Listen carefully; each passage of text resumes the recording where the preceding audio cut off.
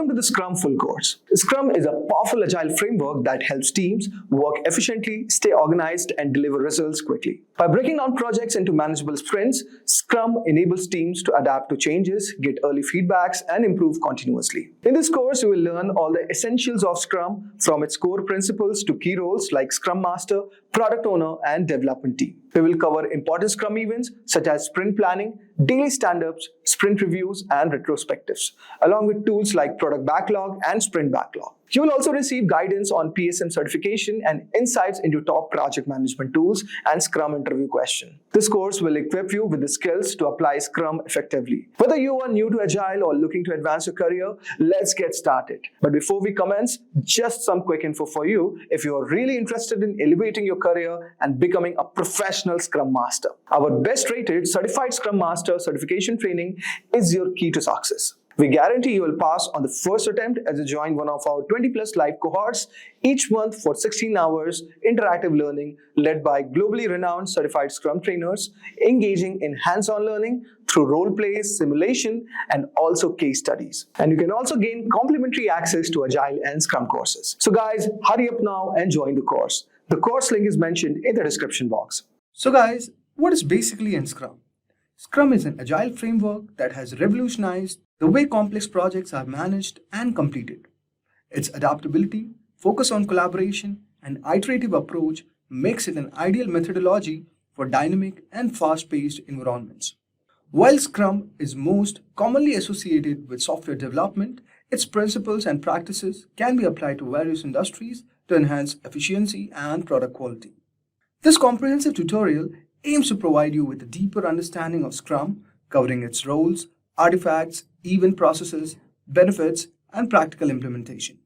By the end of this tutorial, you will have a solid grasp of Scrum and how to leverage its potential for your projects. Now let us move on to the second part, with a thorough discussion on what are Scrum roles. The product owner plays a very crucial role in Scrum, acting as a voice of the customer. So this is the first Scrum role that we see in Scrum methodology, that is a product owner. This individual is basically responsible for defining and prioritizing the product backlog, ensuring that the team focuses on the most valuable tasks. The product owner works closely with stakeholders to gather requirements, set clear goals, and make informed decisions about the product direction. The key responsibilities of the product owner includes defining the product vision and roadmap, creating and managing the product backlog, prioritizing backlog items based on value, risk and urgency, ensuring that the team understands the backlog items and their importance, and also accepting or rejecting completed work based on predefined criteria. Next role we have is Scrum Master. The Scrum Master is a facilitator and coach who ensures that Scrum framework is followed effectively. This role involves removing obstacles that hinder the team's progress, promoting a culture of continuous improvement, and fostering collaboration. The Scrum Master acts as a servant leader, supporting the team in achieving their goals without dictating how they should work. The key responsibilities of the Scrum Master includes facilitating Scrum events like sprint planning, daily Scrum, sprint review, and sprint retrospective. Then comes removing impediments that block the team's progress. Moving ahead, we have also coaching the team on Scrum practices and principles. Then we have a thorough discussion on protecting the team from external distractions and interruptions. And finally, promoting a healthy team dynamic and addressing conflicts. Next one we have is the development team. So guys, the development team consists of professionals who work collaboratively to deliver a product increment. This self-organizing team is cross-functional, meaning it possesses all the skills necessary to complete the work without relying on external sources. The development team is accountable for creating high-quality increments that meet the definition of done. The key responsibilities of development team includes estimating planning work during sprint planning, collaborating daily to achieve the sprint goal, delivering a potentially shippable product increment by the end of the sprint, then continuously improving their processes and practices, and finally, maintaining transparency through regular communications and updates. Now let us move on and understand about Scrum artifacts. The first one that we have all over here is product backlog. The product backlog is a dynamic list of all the works needed for the product.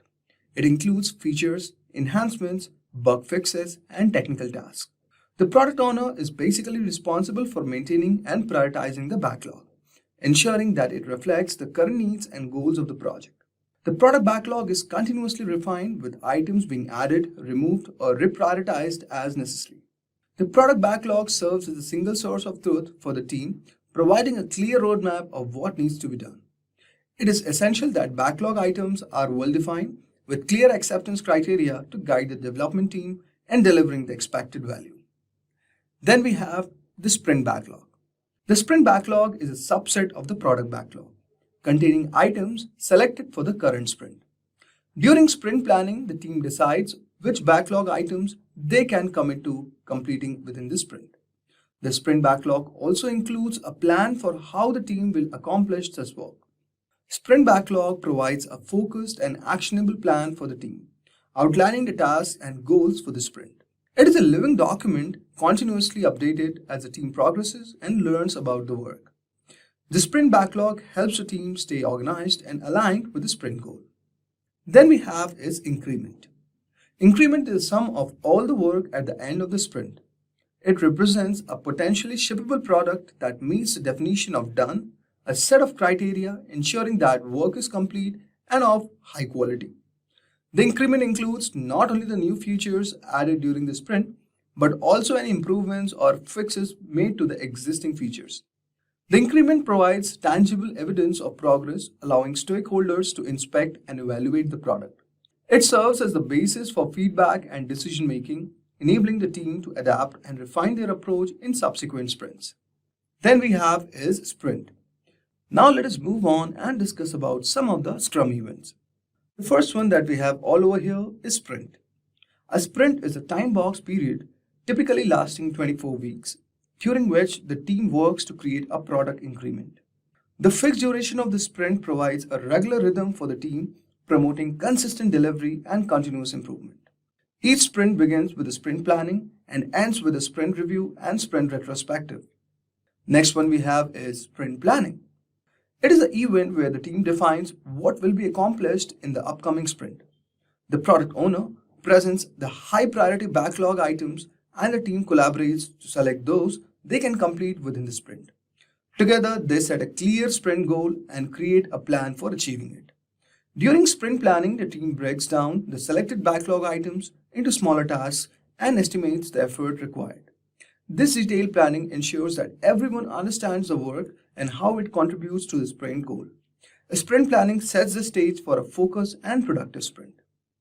Next one we have is the daily scrum. Daily scrum is a short time-boxed meeting, usually lasting for 15 minutes, held every day during the sprint. The purpose of the daily scrum is to synchronize the team activities, discuss progress, and identify any obstacles. Each team member shares what they did the previous day, what they plan to do today, and any issues they are facing. The daily scrum promotes transparency and accountability, ensuring that everyone is aligned and aware of the team status. It also provides an opportunity to quickly address and resolve impediments, keeping the team on track to achieve the sprint goal. Next we have all over here is called sprint review.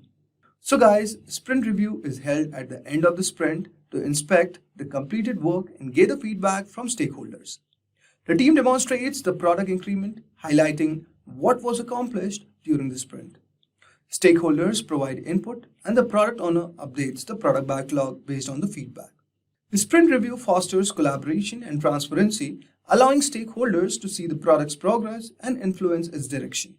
It also provides an opportunity to celebrate success and identify areas for improvement. And finally, we have the sprint retrospective. The sprint retrospective is the final event of the sprint, where the team reflects on their processes and practices. The goal is to identify what went well, what could be improved, and how to enhance their performance in future sprints. The team discusses these insights, creates action items to address any issues. The sprint retrospectives promotes a culture for continuous improvement, encouraging the team to learn from their experiences and make incremental changes. By regularly reflecting and adapting, the team can optimize their processes and achieve better outcomes. Now let us understand the Scrum process flow. The Scrum process revolves around the sprint cycle, beginning with the sprint planning and ending with the sprint retrospective. This cycle ensures a regular cadence of work and continuous delivery of value. If we talk about the first one, we have the sprint planning here. Here the team selects the item for the product backlog and defines the sprint goal. They break down the work into smaller tasks and create the plan for the sprint. Now guys, let us discuss about the Scrum process flow. The first one that we have all over here, that is called as sprint planning. Here, the team selects the items from the product backlog, defines the sprint goal. They break down the work into smaller tasks and create a plan for the sprint. Next one, we have the daily Scrum. Daily Scrum here, the team meets daily to discuss progress, plans, and challenges. This meeting keeps everyone aligned and allows for quick adjustments. Third is sprint review. At the end of the sprint, the team demonstrates the completed work to the stakeholders and gathers feedback. The product owner updates the product backlog based on their feedback. And fourth one we have all over here is sprint retrospective. Here the team reflects on their processes and practices, identifying areas for improvement. They create action items to enhance their performance in future sprints. I hope so. You would have got a brief idea regarding Scrum process flow. Now let us move on to understanding the benefits of Scrum. So guys, Scrum offers several significant benefits that can transform how teams work and deliver value. Here are some of the key advantages. The first one that we have all over here is increased transparency. Scrum promotes transparency through its regular events and clear artifacts. The daily Scrum, sprint review, sprint retrospective ensures that everyone is aware of the team's progress, challenges, and successes. This transparency helps build trust among the team member and stakeholders, fostering a collaborative and open working environment. Next one we have all over here is improved team collaboration.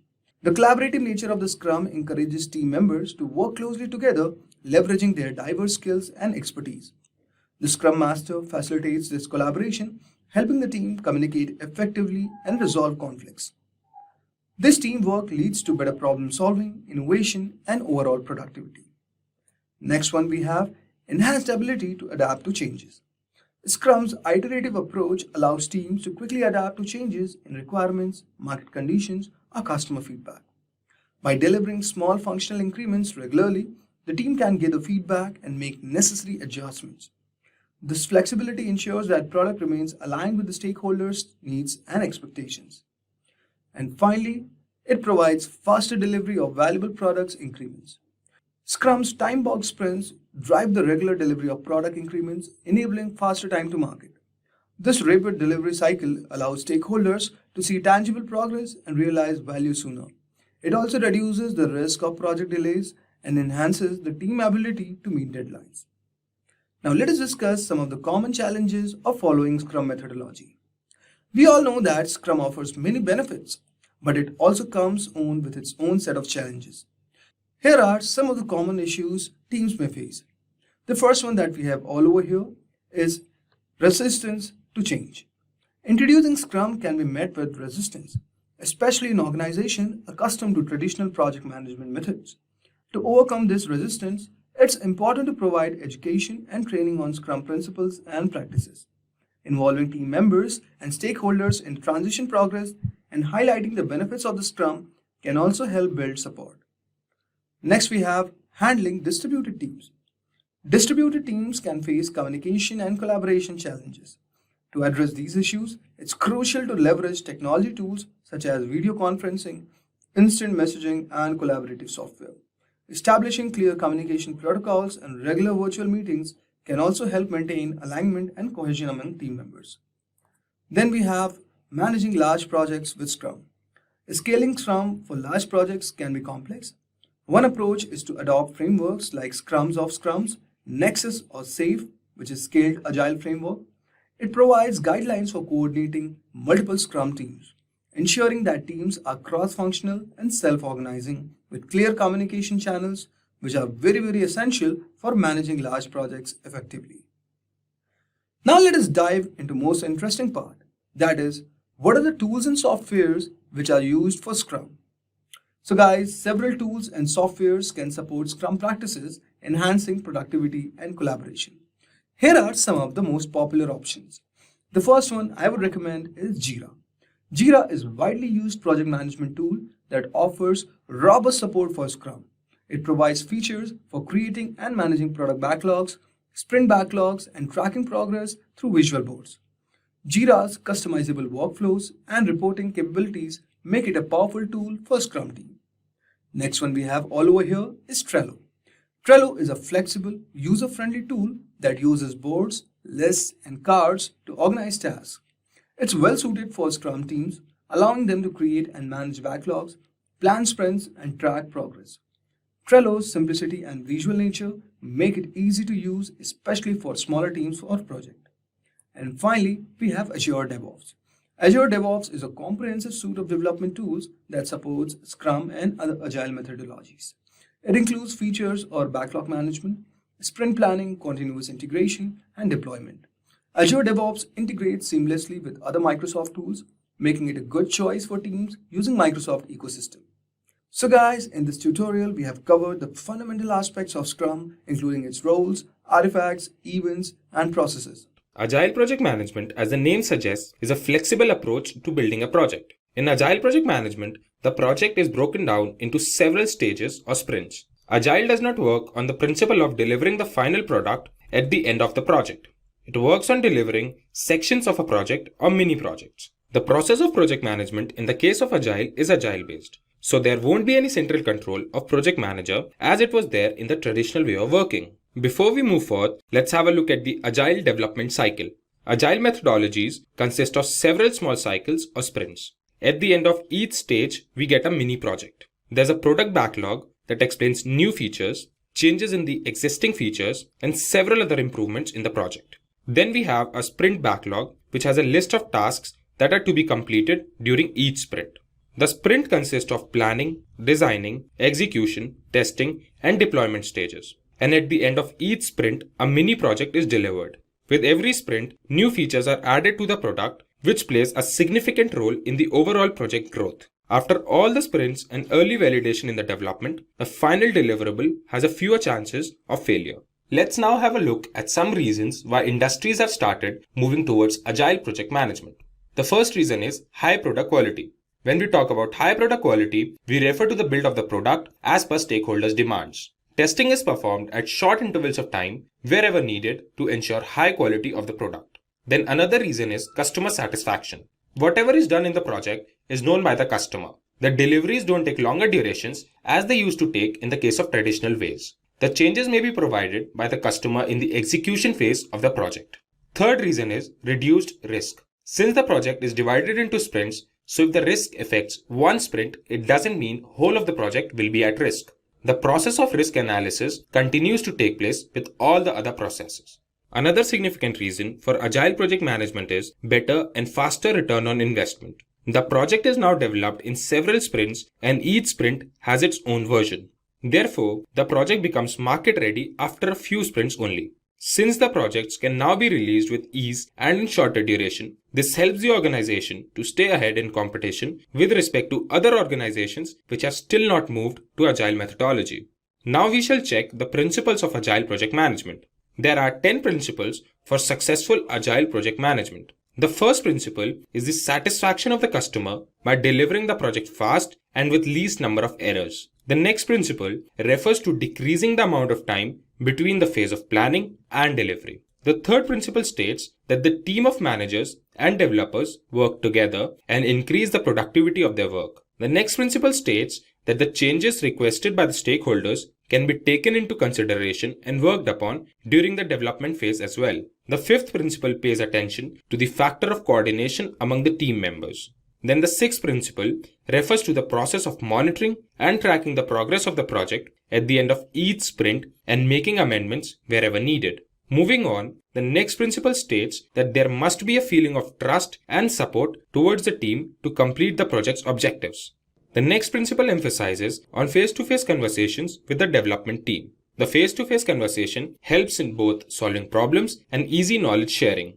Then the ninth principle emphasizes on finding solutions and maximizing the amount of work done with simplicity. This ensures timely completion of tasks by all the team members.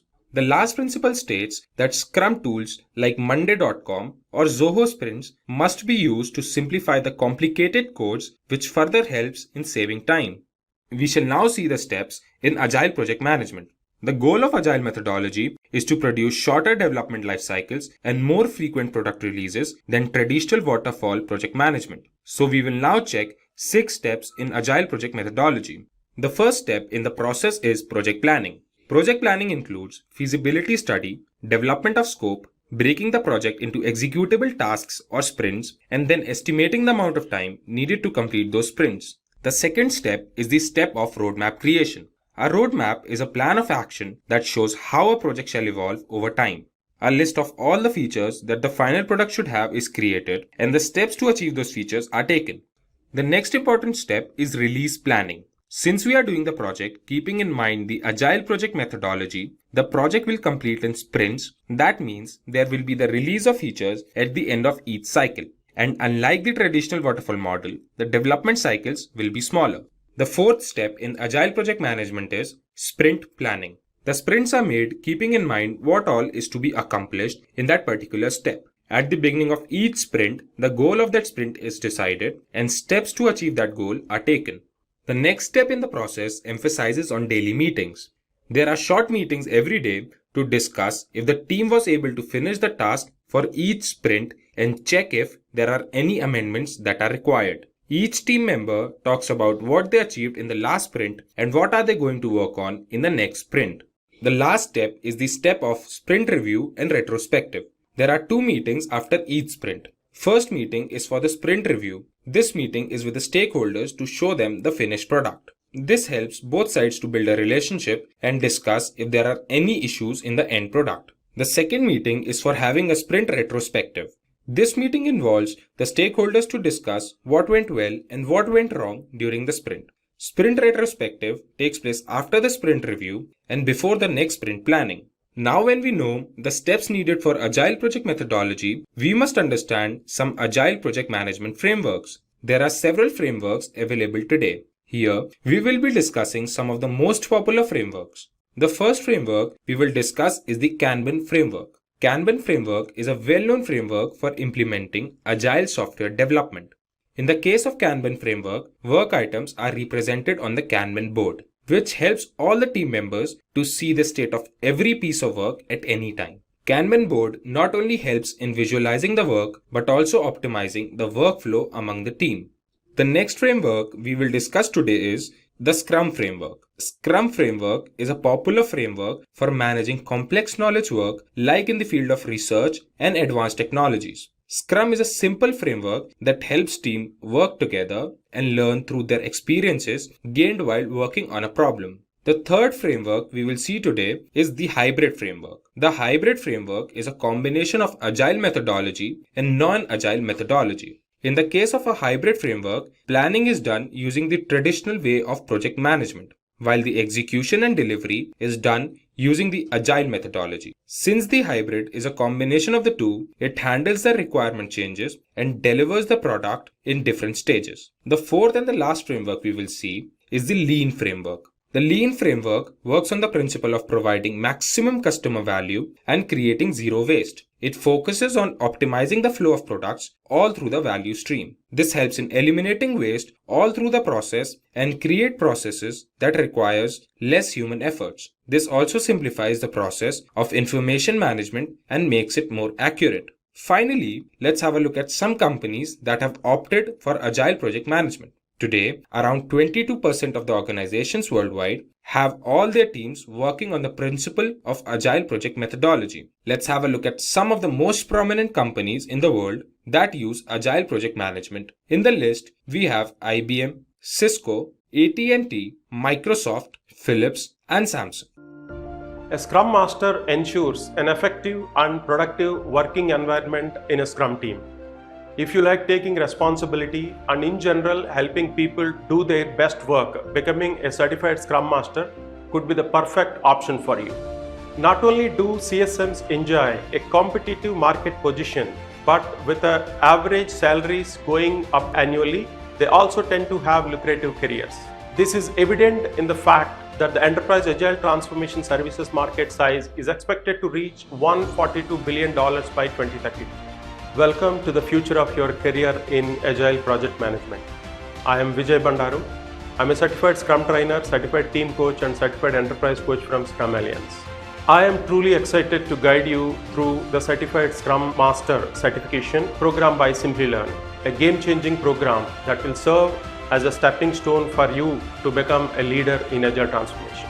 Through 16 hours of live instructor-led sessions delivered by globally acclaimed and experienced certified Scrum trainers like me, you will dive into real-world scenarios, role plays, and case studies, making your learning experience effective and engaging. By joining our Certified Scrum Master course, you will earn 20 PDUs and 16 SCUs with complimentary access to value-added courses worth of US $500. By the end of this program, we are confident that you will be able to not only clear but also ace your CSM exam on the first attempt.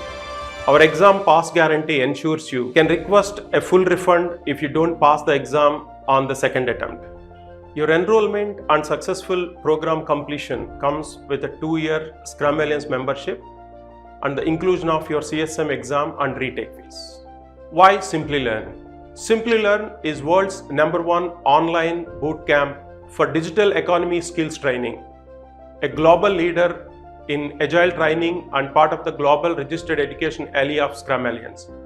Our experienced CSTs have enabled more than 35,000 learners across the globe to achieve their goals. Ready to take the next step in your training?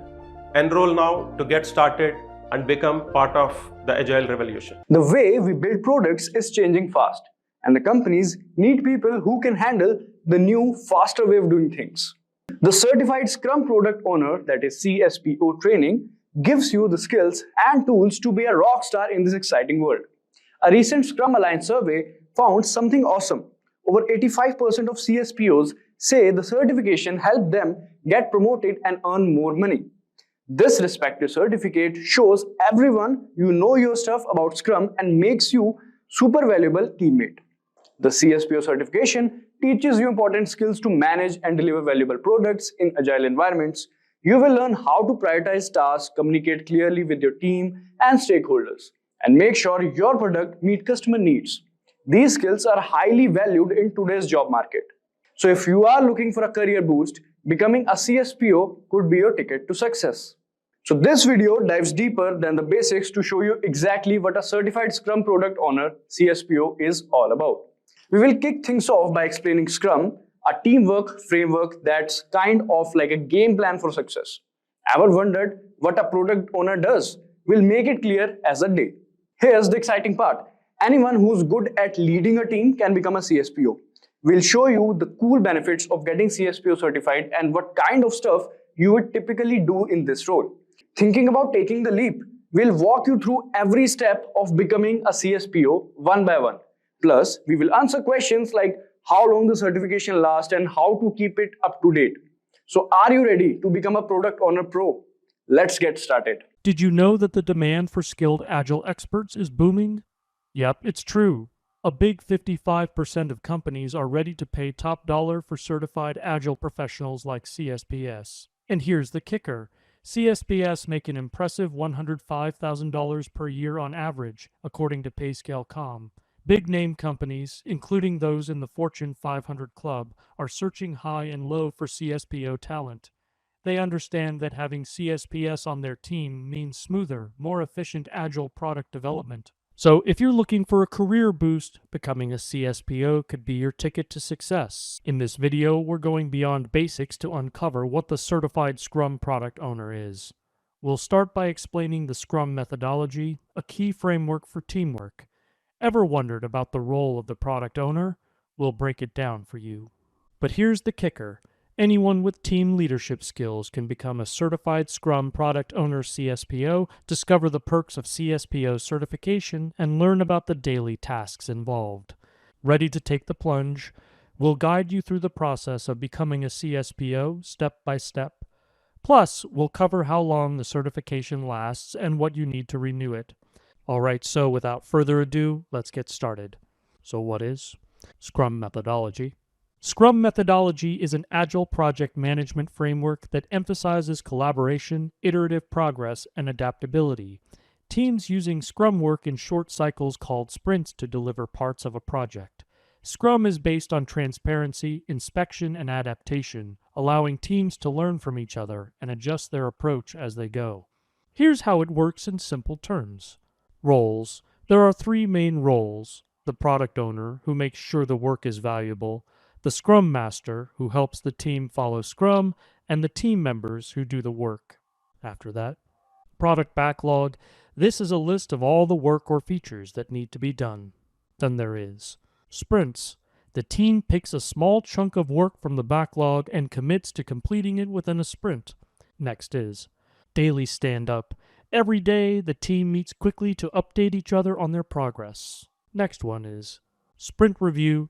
At the end of the sprint, the team shows what they've completed.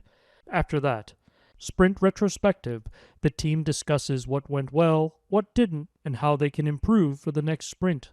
It's all about delivering valuable work frequently and efficiently, with everyone on the team having a clear role and working closely together. This was about Scrum methodology. Now let's understand about product owner.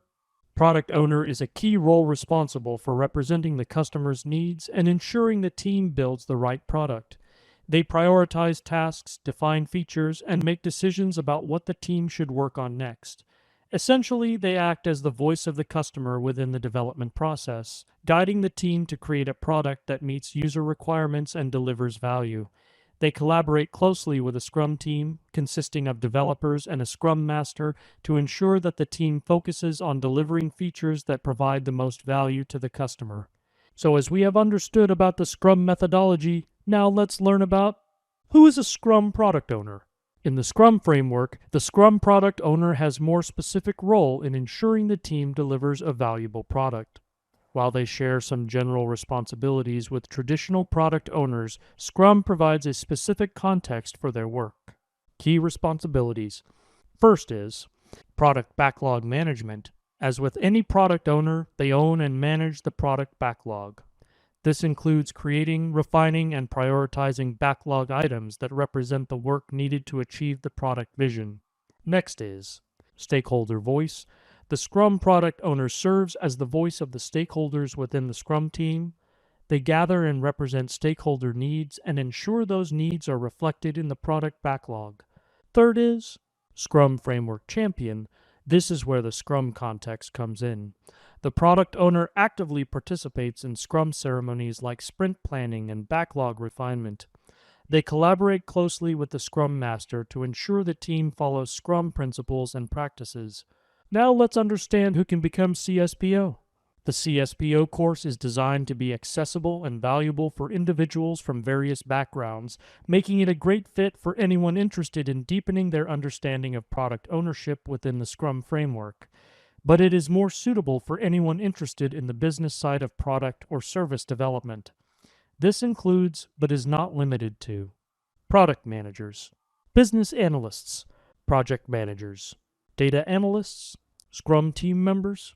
This course is open to anyone who wants to learn the skills that are in high demand right now for product development.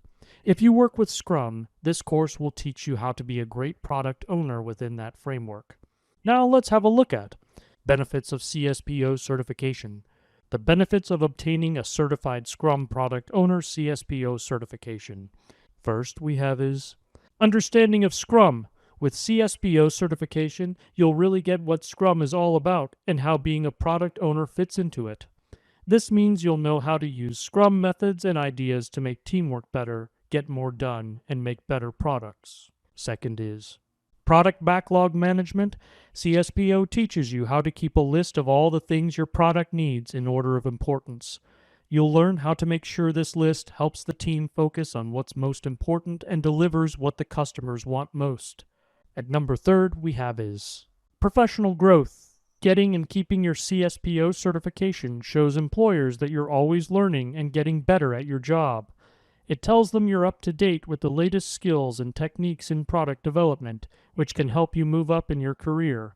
After that, customer-centric approach. CSPO teaches you to always think about what the customer wants and needs. By listening to customers and making sure the product meets their expectations, you can make them happier and keep them coming back for more. Last is global recognition. When you become CSPO certified, people everywhere know that you're really good at being a product owner. It's like having a badge that says, "I know my stuff." This can help you find great job opportunities no matter where you are in the world. Day-to-day responsibilities of CSPO. The day-to-day responsibilities of a certified Scrum product owner CSPO as outlined on the official Scrum Alliance website include defining the product vision, establishing a clear vision for the product to guide the development team and stakeholders. Next is managing the product backlog, creating, prioritizing, and refining the product backlog items to ensure they align with the product vision and goals. Third is making decisions, making informed decisions about trade-offs, order, and scope to maximize the value of the product. Fourth is keeping the customer at the center, maintaining a relentless focus on customer value and ensuring that the customer's needs are at the forefront of the product development process. Next is bridging the gap, acting as a bridge between stakeholders and product developers to ensure a mutual understanding of the product direction and requirements. So these were the day-to-day responsibilities. Now coming to how to become a CSPO. So if you want to get started with your CSPO certification journey then, take some time to explore the Agile Manifesto. Explore the Agile Manifesto. First, take a look at the Agile Manifesto. It's like the guiding principles for how Agile teams work together to make awesome stuff. After that, find a certification training course. Look for a training course that teaches you all about being a product owner in the Scrum framework. You can opt for Certified Scrum Product Owner CSPO Certification Training by Simplilearn. You will get over 16 hours of live instructor-led sessions and engage in hands-on learning with games, role plays, simulations, and case studies. You can also earn a prestigious Scrum Alliance certificate and 2-year membership while enjoying the assurance of guaranteed live sessions on specified dates if you go for advanced CSPO. You can find the course links of these certifications in the description box. Now let's talk about the process to get advanced CSPO certification. Step 1. Enroll for the 16 hours live training course by Simplilearn and attend the informative sessions conducted by Scrum Alliance certified trainers. Step 2. Upon successful completion of the course, accept a license agreement from Scrum Alliance. Step 3. On accepting the license agreement, you can download the CSPO certificate, and then you have become a certified CSPO. Now coming to certification validity and renewal. The Certified Scrum Product Owner CSPO certification has a validity of 2 years. To maintain your certification, you must renew it by earning and submitting Scrum Education Unit CUEs and paying a renewal fee. For a CSPO, the renewal fee is $175, and for CSPO, the renewal fee is $100. Next is time duration for certification. The time duration to become a certified Scrum Product Owner CSPO involves attending a course that typically lasts for 2 days. This can be a 16-hour in-person course or a 16-hour live online virtual course. Upon completion of the course, participants receive their CSPO certification, which is valid for 2 years. As we wrap up our discussion on the CSPO certification, let's recap what we've learned. The CSPO certification equips individuals with the skills and knowledge to excel as Scrum product owners, serving as the bridge between stakeholders and development teams. Whether you're a product manager, business analyst, project manager, data analyst, or part of a Scrum team, CSPO certification is for you. By becoming certified, you gain global recognition and validate your expertise in Agile and Scrum practices. Alright everyone, that's all we have time for today on becoming a certified Scrum product owner. We hope this video helped you understand the CSPO role, the perks, the certification, and steps to get started. Remember, becoming a CSPO is a great way to level up your teamwork skills and open doors to a new career opportunities. So if you are looking for a challenge and a chance to make a real impact, then CSPO might be the perfect fit for you. So what is Safe Scrum Master Certification? Safe Scrum Master Certification is a badge that shows you know your stuff when it comes to Scrum, Lean and Agile ways of working. It's like a stamp of approval that says you are great at managing agile projects, especially in big companies. To get this certification, you have got to prove you really understand SAFe principles and how to use them in real situations. There's an exam you have to pass called the SAFe SSM exam. It tests what you know about the SAFe framework and how you would handle different challenges. Now let's break it down. Scrum is a way of working where teams tackle big projects in small and manageable steps. Lean is all about being efficient and cutting out waste. And Agile is a mindset that focuses on being flexible and responding quickly to change. SAFe combines all these ideas and adds a layer for working in big organizations. Imagine you're in charge of a project in a big company. You need to make sure everyone on the team knows what you are doing and those things are running smoothly. That's where being a SAFe Scrum Master comes in handy. You will know how to use Scrum to break down the projects into smaller tasks. You will also use Lean principles to keep things moving quickly and efficiently, and you will have that agile mindset to adapt to any changes that comes your way. So getting certified as a SAFe Scrum Master is like saying, hey, I know my stuff when it comes to managing agile projects in big companies. It's a way to show employees that you have got the skills they need to keep their projects on track and their teams working smoothly. So this was about SAFe Scrum Master certification. Now let's understand about the exam pattern. So understanding about the exam pattern. The SAFe Scrum Master certification exams follow the specific pattern designed to access your understanding. Here's what you need to know about the exam. So the duration is 90 minutes to complete the exam. Then number of questions. So there will be a total 45 questions. And to pass the exam, you will need to score at least 33 out of 45 questions correctly, which amounts to 73%. Now talking about the competency level, the exam is geared towards individuals at an intermediate competency level. This means you should be proficient and capable of performing tasks with some assistance. Now the question format. Questions for the exam will be either multiple choice question, where you have to choose one answer, or multiple select format, where you can choose 2 or 3 answers. Now, talking about the delivery. The exam is conducted online via a web-based platform. It's a closed book exam, meaning you can't refer to any materials during the test. You'll also not allowed any outside assistance. And remember, it's timed, so manage your time wisely. Now, coming to the main part, that is the cost of the exam. So the cost of the first attempt is included in the course registration fee if you take the exam within 30 days of completing the course. And however, if you need to retake the exam or if you attempt it after the 30-day window, there's a fee for $50 per attempt. So it's like that. Alright, so this was about the exam pattern. Now coming to the career opportunities after certification.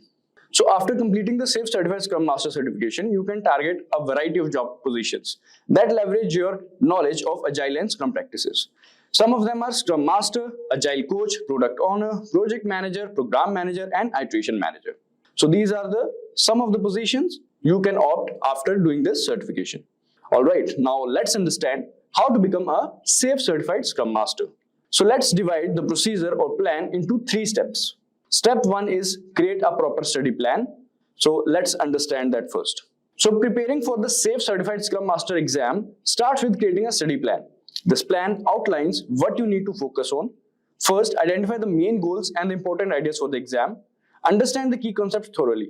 This helps you prioritize your study time and ensures you cover all the necessary topics to succeed in the exam.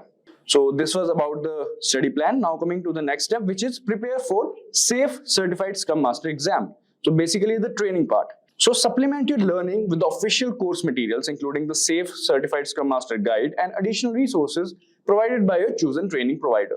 As I've mentioned, you can go through the SAFe Scrum Master certification by Simplilearn and you'll get all the resources in that particular training course. All right.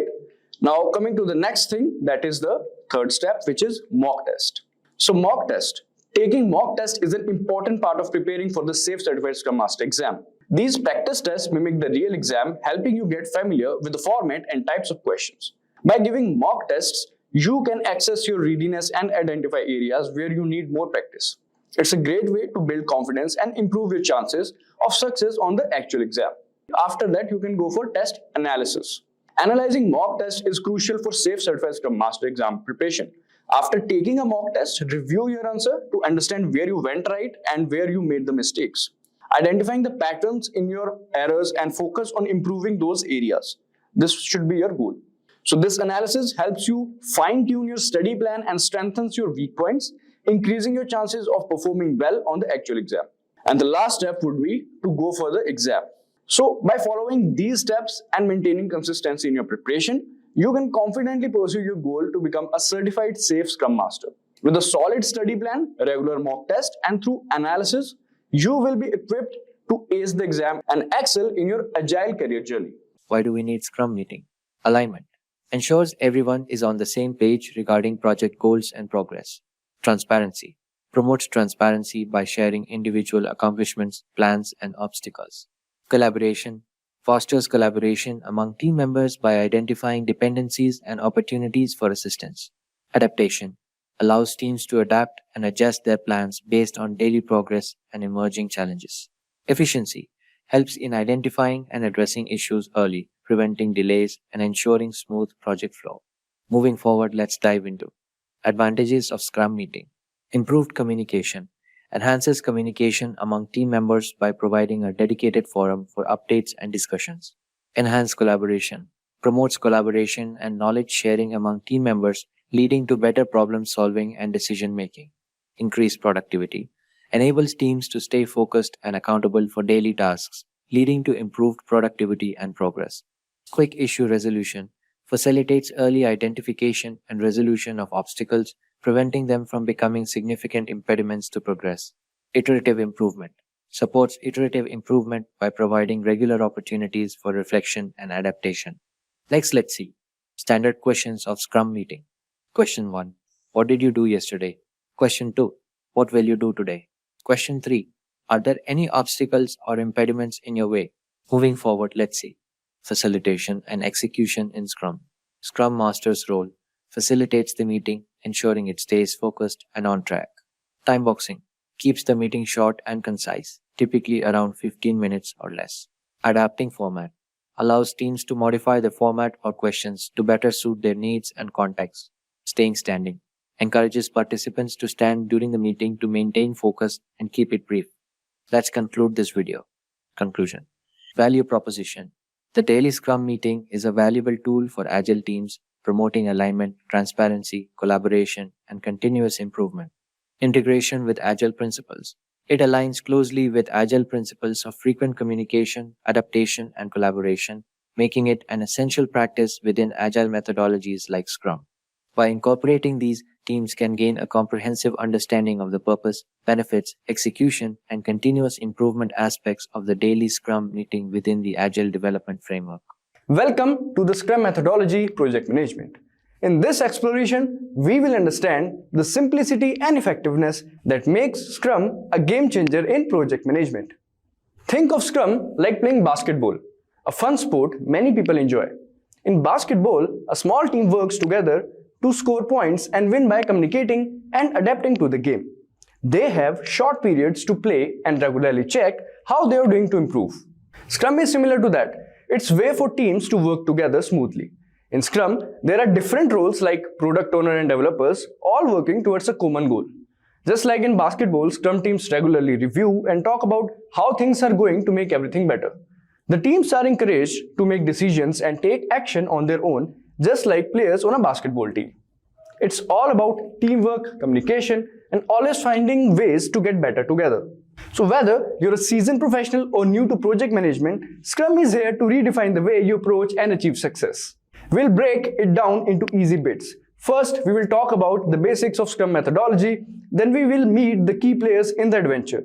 The roles in Scrum, you'll also get to know the tools called artifacts that help you guide the way.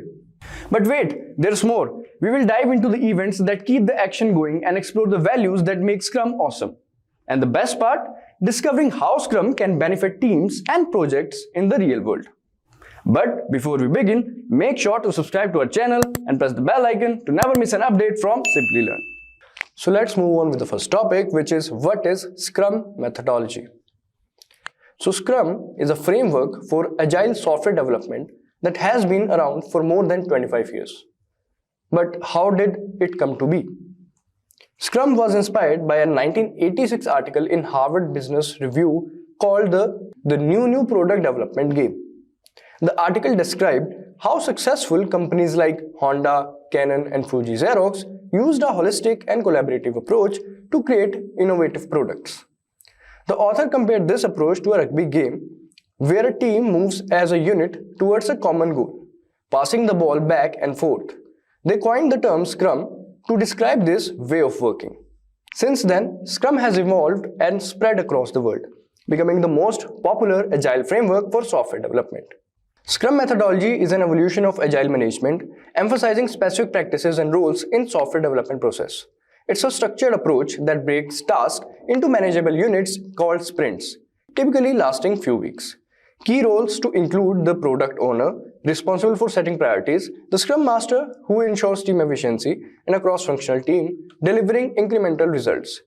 Daily stand-ups and sprint planning, meetings facilitate communication and adaptation. It's a practical method to get things done in a straightforward manner. So the Scrum methodology is defined by Scrum rules, Scrum events, Scrum artifacts, and Scrum values. Now, just a quick info for you. If you want to become a certified Scrum Master, our exclusive certification training course awaits. Unlock your potential with our Certified Scrum Master Certification Training course. Enjoy 2 days of immersive virtual class, a 2-year membership with Scrum Alliance, and earn 20 PDUs and 16 SCUs. By course end, master Scrum and Agile methodologies, understand Agile Scrum lifecycle, terminologies, daily Scrum review, and much more.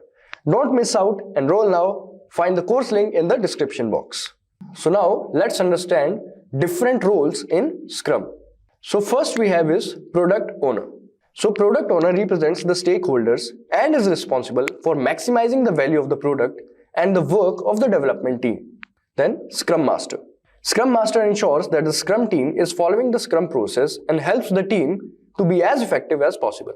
Then there is development team, a cross-functional group of professionals who do the work of delivering a potential reusable increment of done product at the end of each sprint. So this was about different roles in Scrum. Next we have is artifacts of Scrum methodology. So first we have is product backlog, a prioritized list of all the desired work on the project. Then there is sprint backlog, the set of product backlog items selected for sprint plus a plan for delivering the product increment and realizing the sprint goal.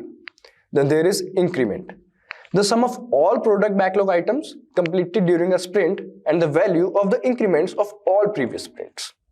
So this was about the artifacts of Scrum methodology.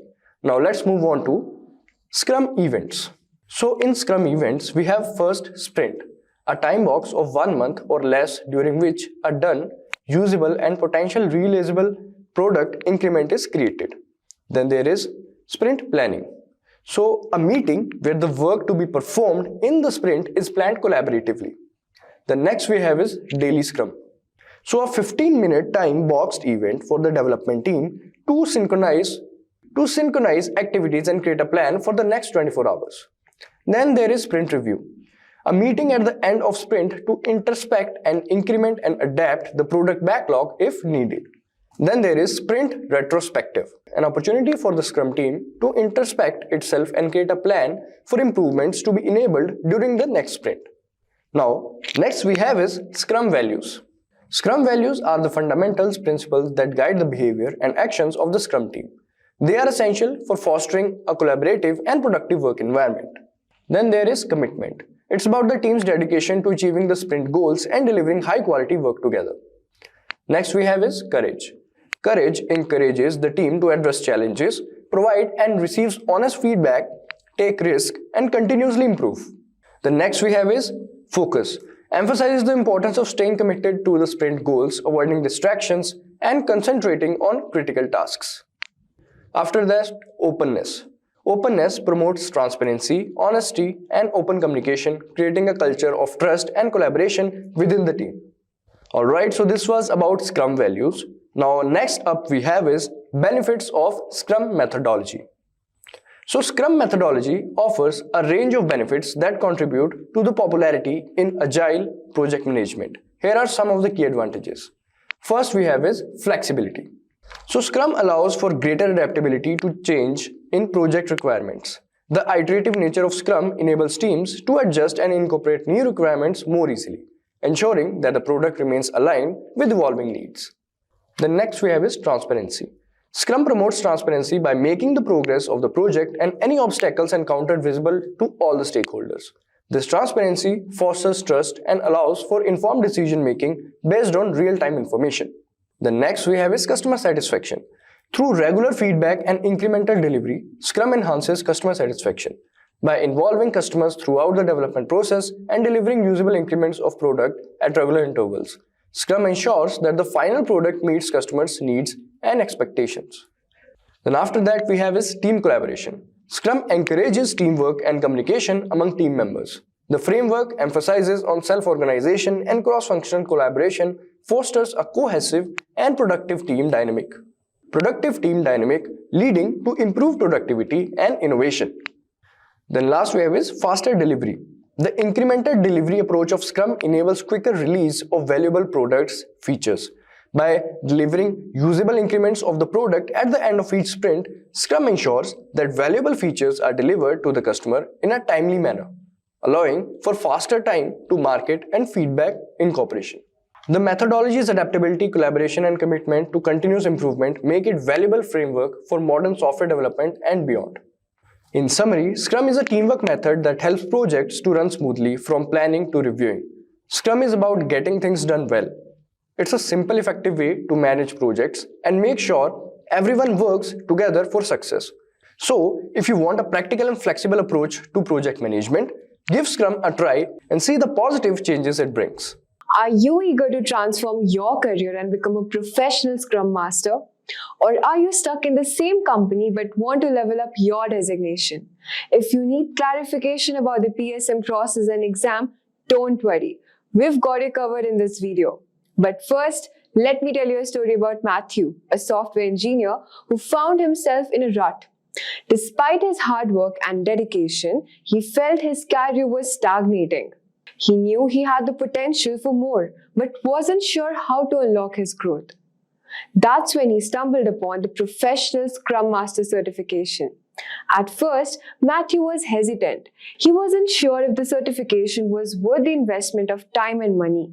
But as he learned more about the PSM and the doors it could open, he became determined to earn this globally recognized credential.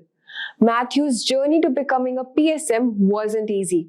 He had to juggle his work responsibilities with studying the Scrum Guide, attending training sessions, and practicing mock exams. But his perseverance paid off when he finally passed the PSM exam with flying colors. With his newfound Scrum Master skills, Matthew's career took off. His company recognized his dedication and promoted him to a leadership role, where he could apply his knowledge of the Scrum framework to drive better collaboration, faster delivery cycles, and higher quality products. In this video, we will dive into the details of the PSM certification, why get PSM certified, the PSM certification levels, syllabus, and the cost. Is it worth the investment or not? Eligibility criteria, and the tips and tricks for cracking the PSM exam. So if you are ready to take your career to a new heights like Matthew, the PSM certification could be your game changer. So let's start with the first topic, that is, what is PSM certification? Think of it as a workshop that's as fun as watching your favorite Netflix series, but packed with valuable lessons like a masterclass. Scrum.org offers this certification to help you deep dive into the world of Scrum. Let's check out the website here. So this is the website scrum.org, and it provides all the valuable resources you need to master this professional Scrum training program. Alright, let's move further. Through hands-on activities and interactive learning, you will become a skilled Scrum Master, ready to lead your team to success. But wait, there's more. The Professional Scrum Master Certification is renowned worldwide for its tough exams, great instructors, and consistent course material. By participating in discussions and practical exercises, you'll not only understand Scrum principles but also embrace the Agile mindset. This makes the PSM certification highly valued by companies, which often seek PSM holders to fill their Scrum Master positions. Moving on to our next topic, that is, why should you pursue the PSM certification? Now, you might be thinking, why should I bother with the PSM certification? Wait, let me tell you. This certification validates your Scrum expertise, giving you a massive competitive edge in the job market. Many companies these days only hire PSM holders for Scrum Master roles. But it's not just about the jobs. The PSM helps you develop essential skills like collaboration, risk management, and driving value within your organization. It makes your resume stand out, showing employers you are up to date on industry standards and can lead teams to success using Scrum. Getting certified is the best way to truly master Scrum fundamentals, Agile principles, and best practices. With the PSM, you will be productivity powerhouse, inspiring your team to stay focused and organized towards every goal.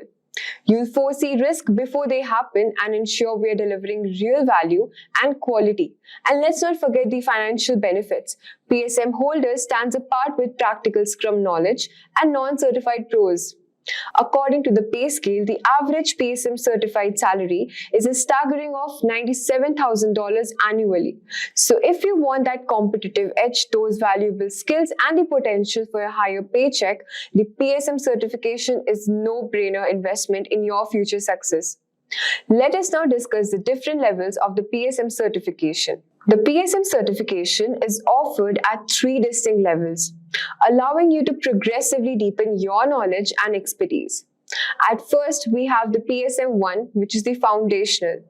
This entry-level certification validates your understanding of the Scrum framework, its principles, and the role of a Scrum Master. PSM 2, which is the intermediate, building upon PSM 1, this level focuses on advanced Scrum knowledge, extensive Scrum experience, and the ability to apply Scrum in complex situations. PSM 3, which is the advanced certification, this level of certification requires a deep understanding of Scrum application, processes, values, and in-depth Scrum experience, or attendance at the Professional Scrum Master training. Let's discuss the cost structure of the 3 different examination levels. PSM 1 has an exam fee of $150 with a $150 retake fee. PSM 2 costs Rs $250 for the exam and retake fee. And PSM 3 commands $500 for both the examination and the retake fee. All 3 certifications are valid for a lifetime. It's important to note that the price of the PSM 1 certification varies by nation. In India, it ranges from $23,500 to $26,000, while in USA, it costs between $999 to $1,450. While the investment may seem substantial, the knowledge, skills, and the recognition you'll gain from the PSM certification can be invaluable for your career growth and the professional development. Additionally, the potential for higher salaries and improved job prospects often outweighs the initial cost. Moving on to the eligibility criteria. Each level of the PSM certification has a specific eligibility criteria. PSM 1. While training is optional, candidates should have a solid understanding of the Scrum Guide. PSM 2. Candidates should have advanced Scrum knowledge, extensive Scrum experience, or have completed the Professional Scrum Master course.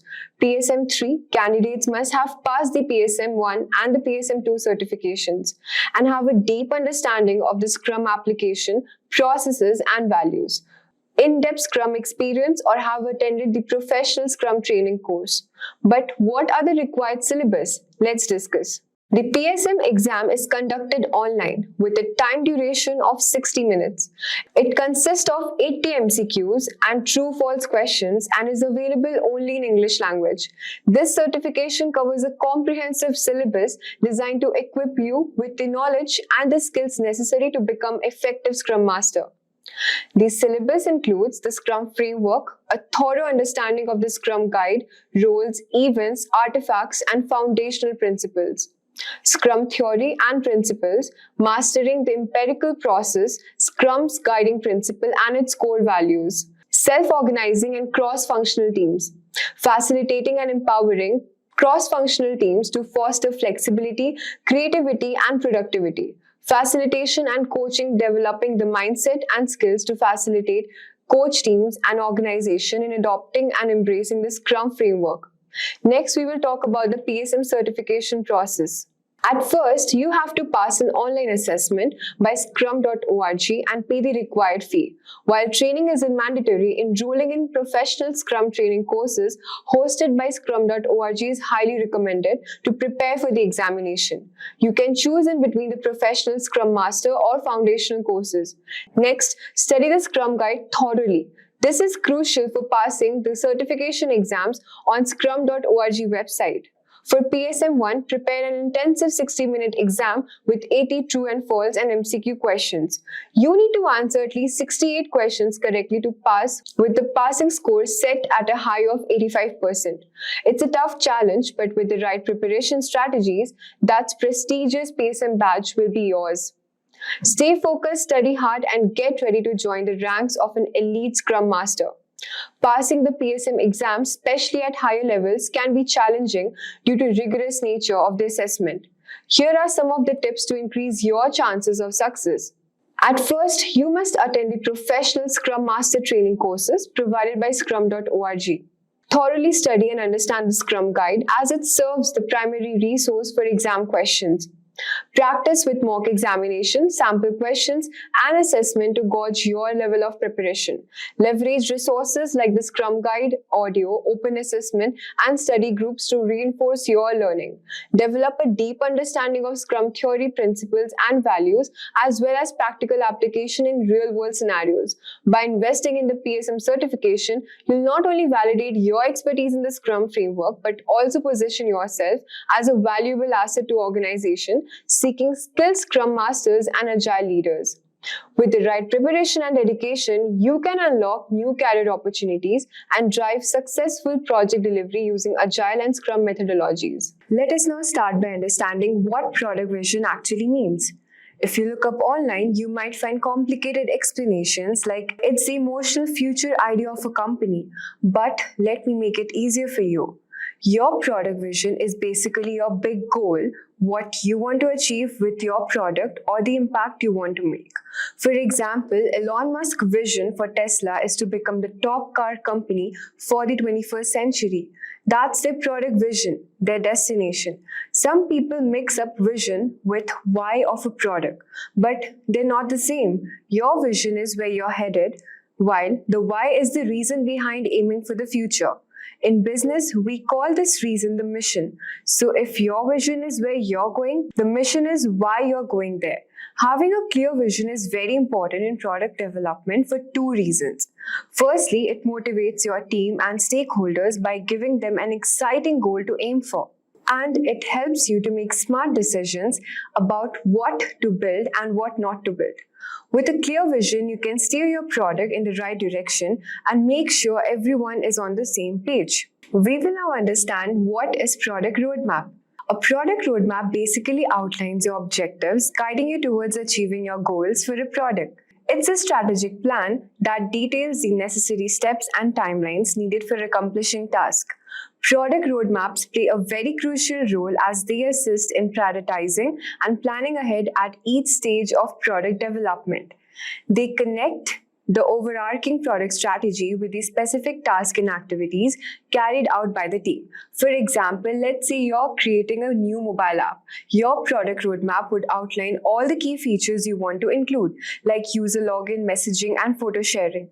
It will also break down when each feature needs to be developed, tested, and released to users. Here, the product roadmap helps us to stay on track and reach our destination, launching a successful app. Let's discuss the key features and functions of a product roadmap. Firstly, the roadmap serves as a high-level plan, charting the course from concept to final release. It lays out the key milestones, deliverables, and timelines the team needs to hit, which are shared with stakeholders and developers to ensure everyone understands the plan and stays on the track. Regularly updating and consulting the roadmap keeps the team focused on the big picture and the ultimate goal. A vital function of the roadmap is to prioritize product initiatives and features. By defining what will be built and when, the roadmap enables the team to focus their efforts on the most impactful and strategic elements, allocating resources efficiently. The roadmap also communicates the product strategy to stakeholders from executives to the sales team. This visual representation fosters buy-in and collaboration across the organization. Roadmaps play a key role in managing expectations by outlining planned releases and feature rollouts and settling clear expectations for customers. Lastly, the best roadmaps incorporate flexibility, adapting to changing market conditions, customer feedback, and new strategic priorities aligned with evolving business needs. We will now explore different types of product roadmaps and how they help us to achieve our product goals. At first, we have portfolio roadmap. This roadmap provides a broad overview of stages for multiple products. Imagine you're overseeing a company that develops both mobile apps and platforms. Here, the portfolio roadmap will help you to see the big picture, what's happening across your product portfolio. Second, we have strategy roadmap, which emphasizes high-level initiatives and efforts to meet product goals. For example, it might include goals like improving user experience, expanding product offerings, or enhancing customer support. Third, we have release roadmap, which breaks down the task and timeline to finalize a product's creation. This could include steps like designing user interfaces, coding functionalities, testing for bugs, and finally releasing updates to app stores. Features roadmap. This roadmap basically shows features and timelines of when product features will be released. It helps ensure the development efforts are aligned with the planned feature releases. Next, we have sprint roadmap. It is used when the Agile framework to plan the team efforts during a sprint. For instance, if your team is working in a 2-week sprint to add new features to a website, this sprint roadmap would outline who is responsible for which task during that time frame. Next, we will now understand how to create a product roadmap. Creating an effective product roadmap doesn't have to be complicated. With a well-crafted roadmap, you can bring clarity and focus to your product development journey. Remember to define your purpose, identify your audience, and be ready to adapt along the way. Let me walk you through the 7 key steps. The first step is to define your product purpose. What are the main goals and objectives you're trying to achieve with this product? Get really clear on the core purpose. This will serve as the foundation of your roadmap. Next, identify your audience who will be using the product and referencing the roadmap. Understanding your key stakeholders from executives to customers will help you tailor the roadmap to meet their specific needs and expectations. Third, gather input and feedback from the stakeholders. Talk to your customers, your sales team, and your developers. Get their insights on what's the most important to include in the roadmap. This collaborative approach will result in more well-rounded plan. The fourth step is to determine the main theme or pillars of your product roadmap. These are the high-level categories or focus areas that will guide your development efforts. Things like new features, product enhancements, or infrastructure improvements. Once you have those key themes identified, you can break them down into more specific, actionable items. These are the individual tasks, milestones, and deliverables that will bring each theme to life over time. With your theme and action being defined, you can then choose the right format for your roadmap. Will it be a visual timeline, a table of initiatives? The format should make it easy for your audience to quickly understand the plan. Finally, remember that your roadmap is not set in stone. Review it regularly and update it as needed to reflect changes in your business market or customer needs. Flexibility is key to ensuring your roadmap remains relevant and valuable. Follow these 7 steps and you'll be well on your way to creating a product roadmap that aligns your team, excites your stakeholders, and ultimately drives your product success. We will now discuss the 5 free tools for creating a product roadmap. You must now be wondering how to create effective product roadmap. Well, I'm now going to share you the top 5 free tools that you can use to build your roadmap and keep your product development on track. First up, we have Trello. Trello is a versatile project management tool that also happens to have some great roadmap templates that you can use. Next, we have Notion, a collaborative workspace that includes roadmap templates in their free plan. Next, we have got Jira, which is a popular tool that can be leveraged for creating and managing effective product roadmaps. Of course, we can't forget the classic Microsoft Excel and PowerPoint. This tried and true spreadsheet tool may not have all the bells and whistles, but it's a very simple and effective way to map out your product roadmap. We will now discuss how to make a product roadmap in Excel. Today, I'm going to walk you through step-by-step process to build one using Microsoft Excel. Let me illustrate with an example. Step 1. The first thing you'll do is to map out your overall strategy. Identify the key components you need to include in your roadmap. These could be things like product phases, future releases, or team responsibilities. Get these main elements listed out in the column. This will be on the vertical axis of your roadmap. Step 2. You'll want to set up a timeline across the top of your spreadsheet. The horizontal axis will serve as a time reference for your roadmap. You can break this down in months, quarters, or any other time increments that make sense for your project. Step number 3. Now it's time to start building out the visual elements of your roadmap. Create swim lanes to group related tasks and initiatives. You can even add sub-swim lanes to break things down even further. This helps organize a roadmap and make it easier to digest at a glance. In our roadmap example, we have listed a few project steps, breaking down the implementation step into phases, that is phase 1, phase 2, and also phase 3. Step number 4. Within each swim lane, we'll start add some shapes to represent the different components of your product roadmap. Go to Insert Shapes and then select the shape you would like to insert. Step number 5. Draw the shape by placing the cursor on the needed position and drag it to draw. Adjust the width of these shapes to align with your timeline and visually communicate the timing to each initiative of milestone. Step number 6. Move multiple shapes at once. To do so, click on the desired items after pressing and holding the Control key and drag and drop them into the new position. Next, we have Format Shapes. Right-click on any shape and then open the right side Format Shape menu. Step number 7. Do not forget to add clear descriptions to your shape. Double-click on any of the shape and start typing to provide the details of the element you want to represent. You can even style the text to make it pop. Next, we have, in this step, we will incorporate the key milestones into your roadmap. Add these as a distinct shapes and group them with text boxes so you can easily move them around as needed. And there you have it, a comprehensive product roadmap built entirely in Excel. The beauty of this approach is the flexibility it provides. You can easily update, rearrange, and refine your roadmap as your product evolves. Give it a try and let me know if you have any other questions. So guys, let's start by understanding what is product market fit. Guys, product market fit refers to the moment when company's product resonates deeply with its target customers. It's when customers not only buy the product but also use it regularly and recommend it to others, helping the product gain attraction and sustain growth over the time. This concept is critical for any business that wants to achieve long-term profitability and also success. Entrepreneurs and venture capitalists like Mark Anderson, who is widely credited with popularizing the idea, describes product market fit as finding a good market and creating a product that meets the needs of that market. It's not just about launching a product, it's about ensuring that the product satisfies a significant demand within the chosen market. Without this alignment between the product and market, growth will be significant and demand will be chosen within the market. So guys, without this alignment between product and market, growth will be stunted and profitability will be difficult to achieve. Dan Oslin, a renowned product management expert, developed a framework known as the product market fit pyramid, which helps basically companies navigate the process of achieving this alignment. Now, let's try to move ahead and understand why product market fit is important. So guys, Alex Schulz, Facebook's Vice President of Growth, has emphasized that one of the common issues he observes in the company that he advises is misconception around product market fit.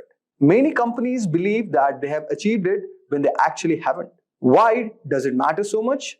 Why do venture capitalists frequently require evidence of product market fit before investing in a company? And why do Mark Andersons divide the startup journey into two distinct phases, before product market fit and after product market fit? The answer is pretty simple, guys. Until you confirm that your product has a large enough market of customers willing to pay for it, your company shouldn't focus on scaling other strategic objectives like upselling and before product market fit. These efforts are premature and potentially counterproductive. For example, guys, spending money on advertising or expanding sales team doesn't make sense if you haven't first proven that there's sufficient market for your product. Achieving product market fit means that your product has demonstrated enough value that a significant number of people want it. It's at this point that the business can begin focusing on growth strategies. But before reaching this stage, the primary goal is to validate that the product solves a real problem for the market. In short, guys, product market fit is the foundation for long-term growth. Without it, even the best of the sales and marketing efforts are likely to fall short. So guys, as you can see all over here, so there are certain reasons like product market fit is important, like I have mentioned, sustainable growth, resource efficiency, investors' confidence, customer loyalty, and competitive advantage. So these are some of the main reasons why product market fit is important. But now the question arises, who is responsible for the product market fit? While product market fit is often associated with the roles of product managers and marketers, the reality is that it's a company's wide responsibility. Every team from sales to customer support and finance plays a role in helping the company reach this milestone.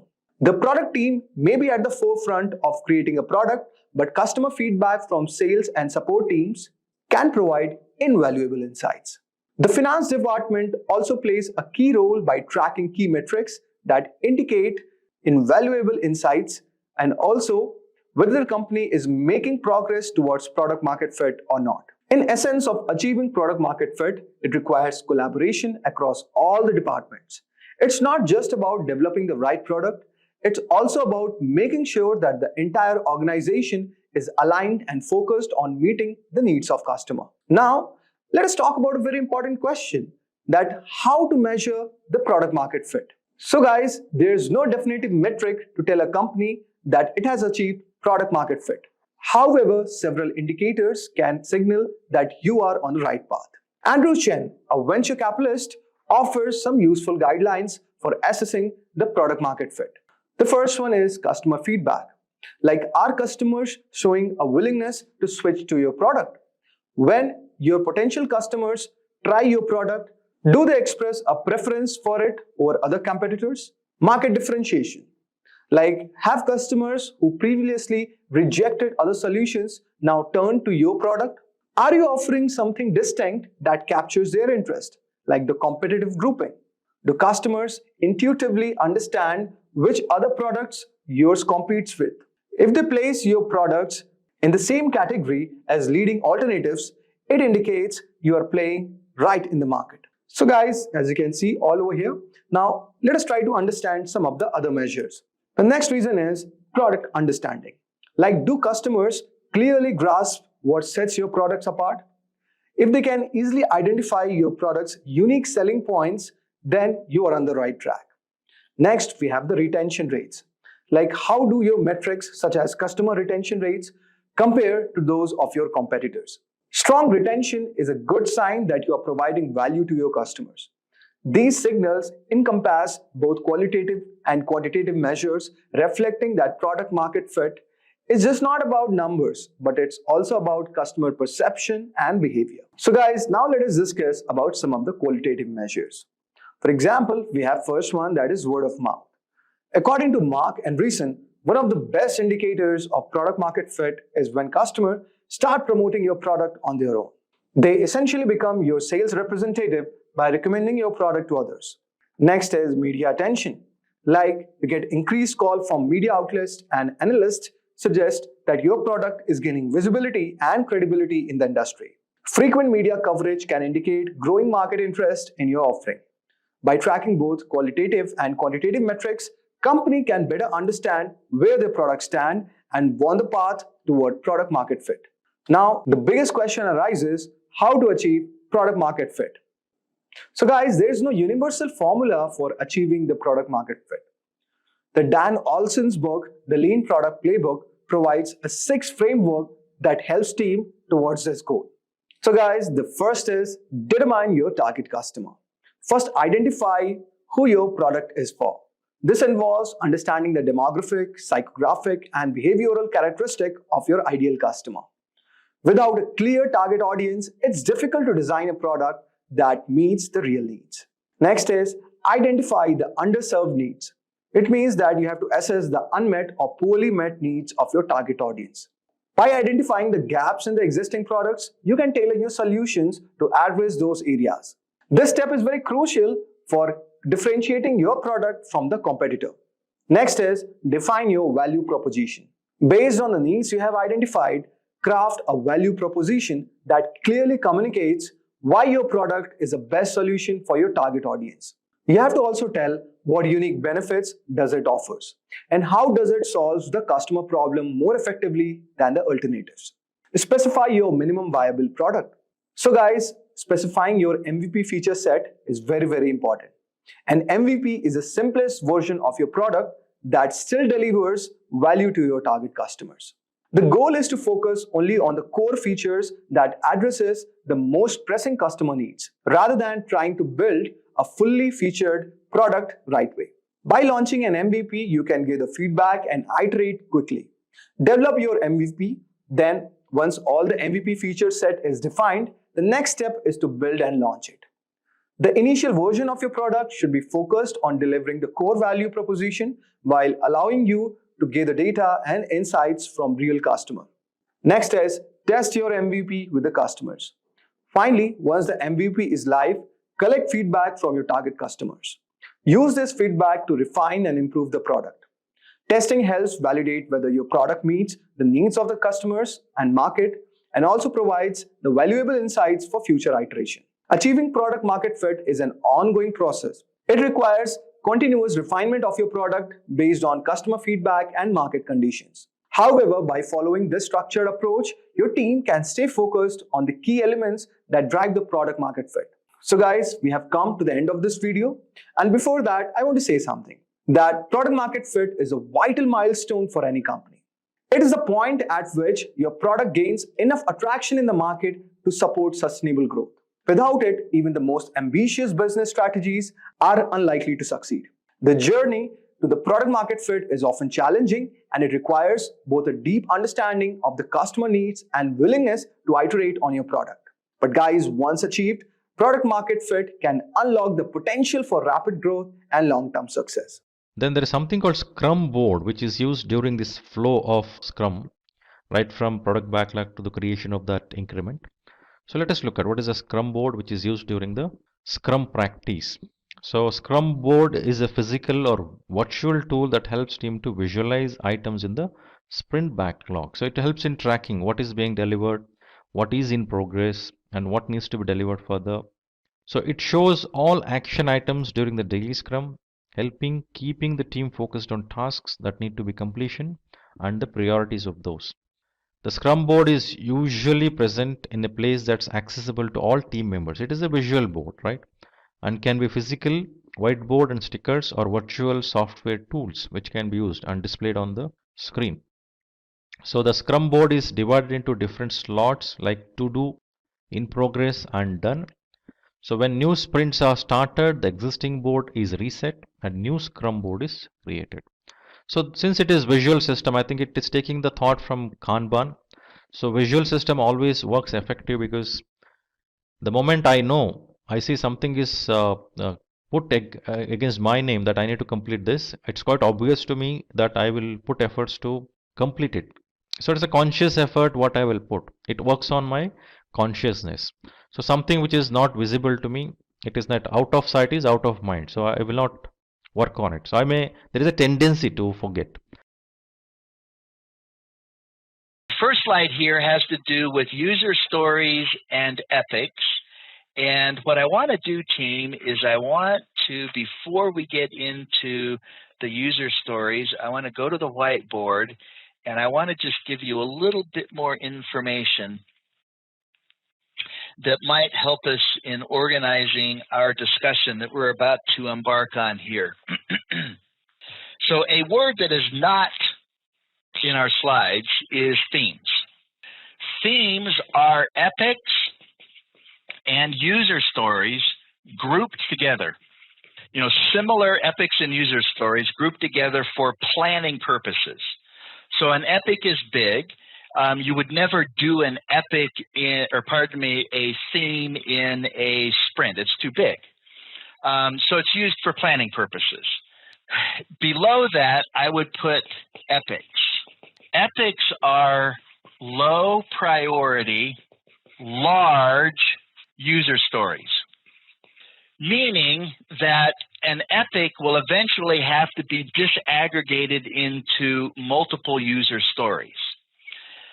The reason it would be low priority is because if an epic was higher up on the product backlog, it would have to be more detailed. That's when you would break it down. So epics are usually going to live at the lower priority levels of a product backlog, and as user stories are completed and the epic rises in priority, it will eventually be broken down into more manageable user stories. So great big low priority user stories. Then we have user stories themselves. User stories are functions or features that the product owner wants to have developed. A user story turns into working software that provides value to the customer, and the product owner is the customer voice. The product owner is the one who would accept or reject completed user stories. And then there are tasks. And a reminder, when we were talking about the sprint planning meeting, we said the sprint planning meeting is got two parts to it. The first part is selecting all of the user stories that are going to be included in the sprint, and then disaggregating each of those user stories into tasks. That's done in the sprint planning meeting, and then those tasks are the things that are actually then done when the work of the sprint begins. User stories can be estimated in story points or ideal days. Most teams favor story points. They might start with ideal days, but they will then usually end up going to story points. Tasks are estimated in ideal time, which is usually hours. Okay, so now back to our slides.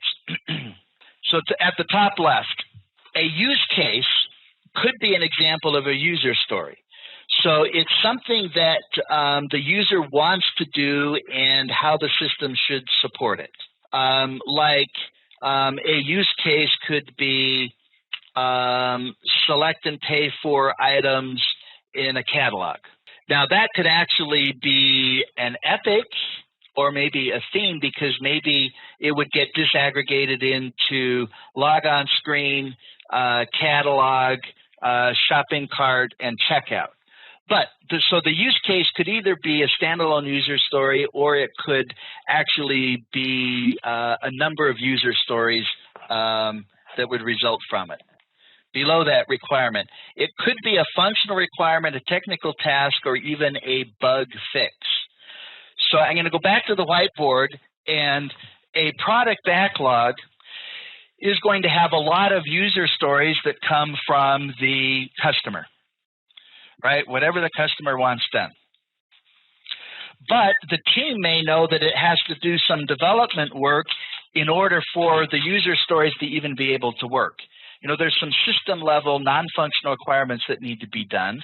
And so there could be tech user stories. And then, can you see this low? I can't see your chats, but then there could also be defect user stories. There could even be risk user stories. Now, what could happen is that the product owner ranks these in priority. So this one first, then that one, then that one.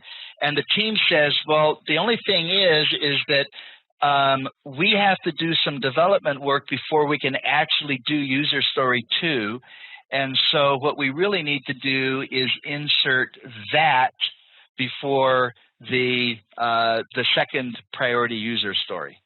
And so the priority of the user stories in the product backlog, while it might start with just being, you know, simple functional user stories coming from the product owner, it will evolve until it includes some other things that are also considerations when it comes to priorities, because of, you know, successor, predecessor relationships, dependencies, and things like that are considerations.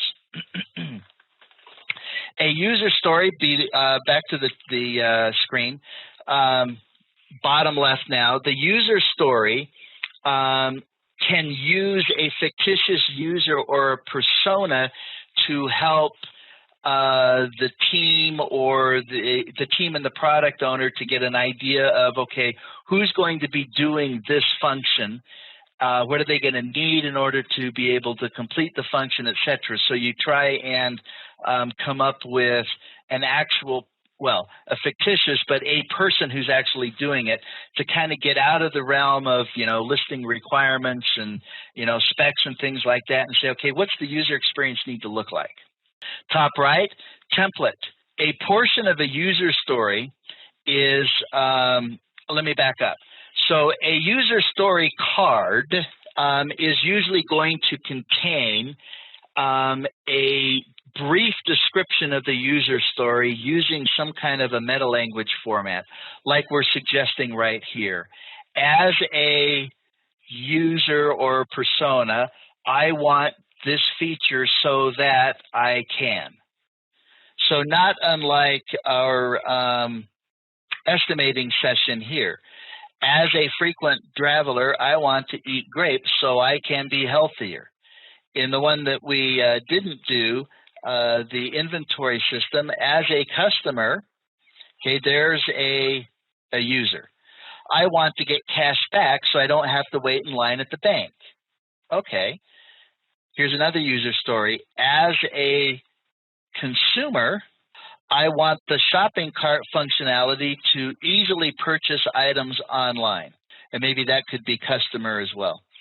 As an executive, right, as a suit, I want to generate a sales report so I know which departments need to improve their productivity.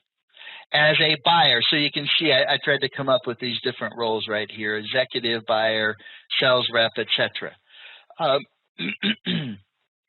And that's the format. As a type of user, I want some kind of goal or feature, and so that's some kind of a reason. Below that, connect the dots by writing all of the user stories necessary to uncover the entire use case. So like we were talking about right here, if you want to be able to purchase items online from a catalog, that might be multiple user stories in order to support that use case. And so, of course, we would want to be able to connect the dots and see where all the user stories fit into the overall goal of the project or release. And the stories, excuse me, are grouped to form an epic or higher level story, so epic or theme. Stories can then be split into child stories or tasks, and so that's what we were covering before, right? So you have themes up at the top. That's the biggest grouping, if you will, used primarily for high-level planning purposes. So you have your themes, then you have your epics, which are large user stories, low priority, and they're going to have to be broken down into smaller user stories. Like in the question that we had at the end of the last section where the product owner needed something done and the team said, well, based on the size of this user story, it's going to take 3 sprints to do. Well, a user story has to be small enough to be completed within a single sprint. So a sprint can contain more than one user story, but a user story cannot span sprints. So that feature or function that was in the question was probably more like an epic. It was something that would need to be disaggregated into smaller user stories, or perhaps it was more of a use case that would need more than one user story in order to actually deliver the overall use case. Let's see, as a product supervisor, I want to see an unfinished part list at the end of the day so that I can reallocate work the next day. Great user story description. Well done, Viraj. Did you hear that, team? As a product supervisor, I want to see an unfinished part list at the end of the day so I can reallocate work the next day. That is a well-crafted description of a user story. Now, here are some things that I want you to memorize. You were hoping I was done with the memorization part. So I want you to remember that we have to invest in our user stories. And I was going over to the whiteboard and I didn't change cameras, so let me do that. I recommend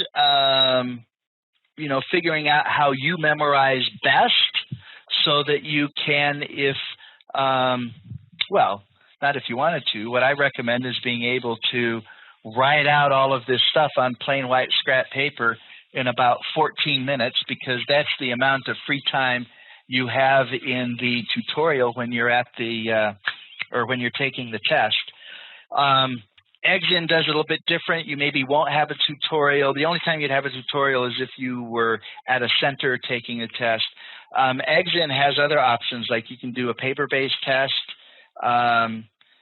where you get a third party, a buddy or somebody who will agree to sort of proctor the test for you, or you can do it on your laptop all by yourself.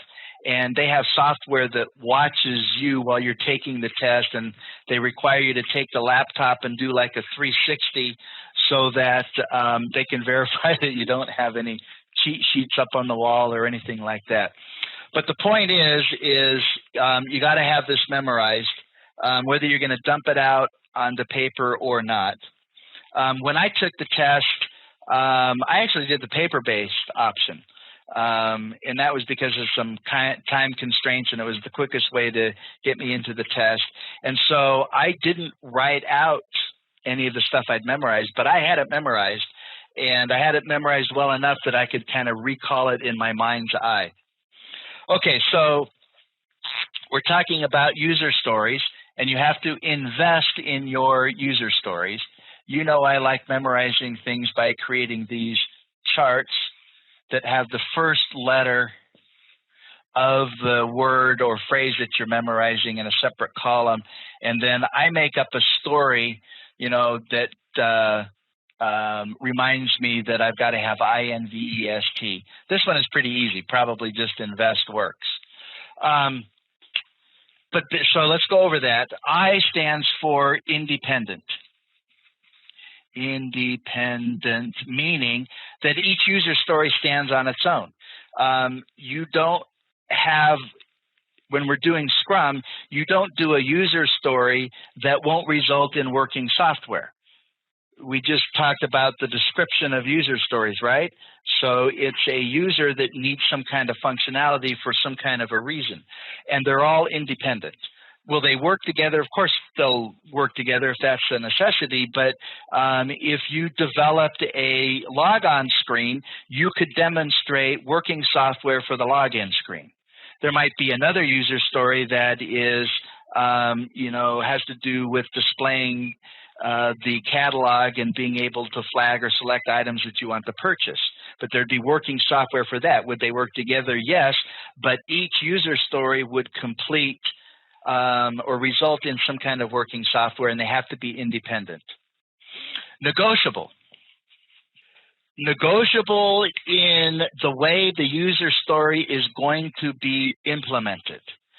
The product owner doesn't dictate to the team doesn't say it's only this way and we don't want to hear anything from you.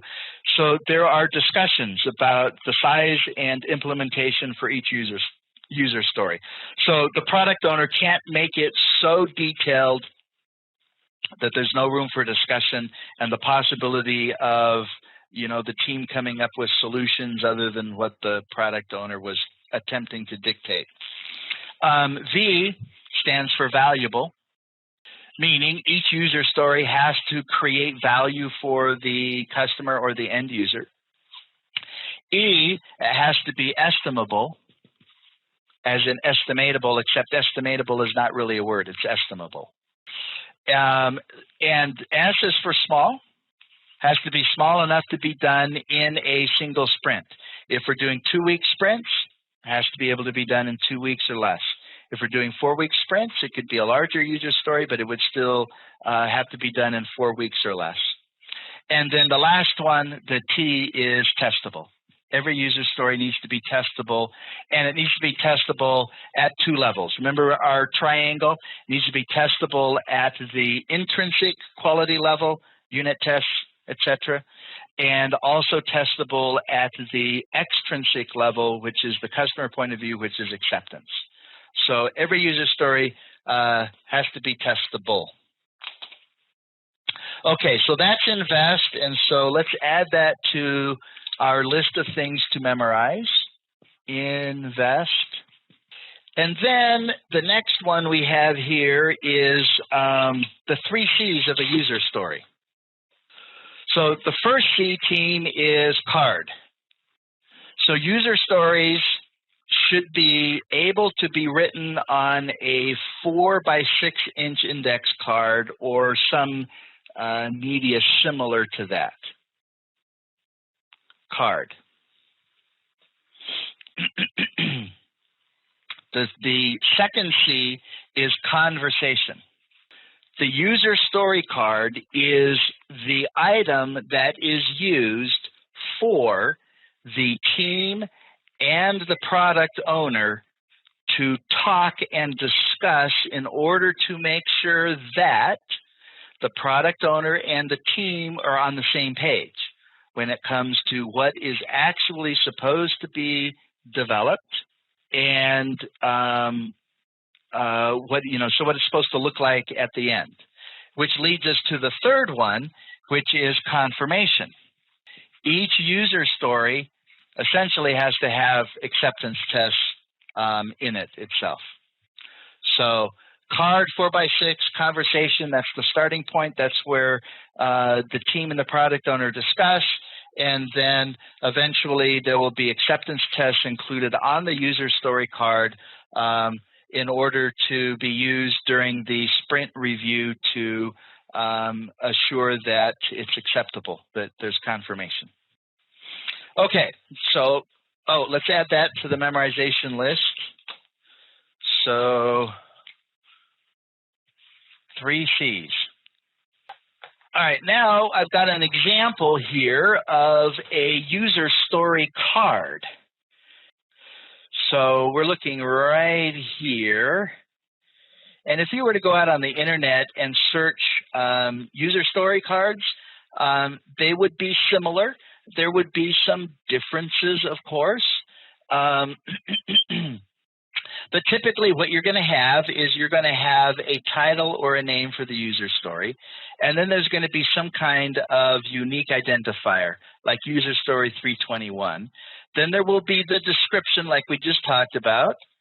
As a librarian, I want to have the facility of searching a book by different criteria so that I will save time while serving a customer.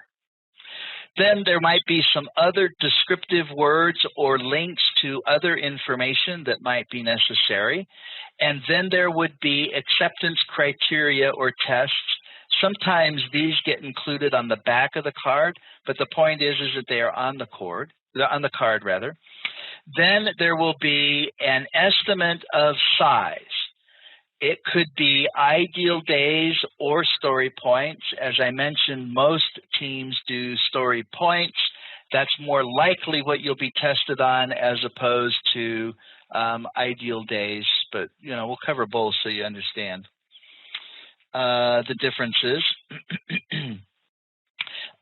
There's probably, it's not listed here, but there's probably going to be a value point assignment.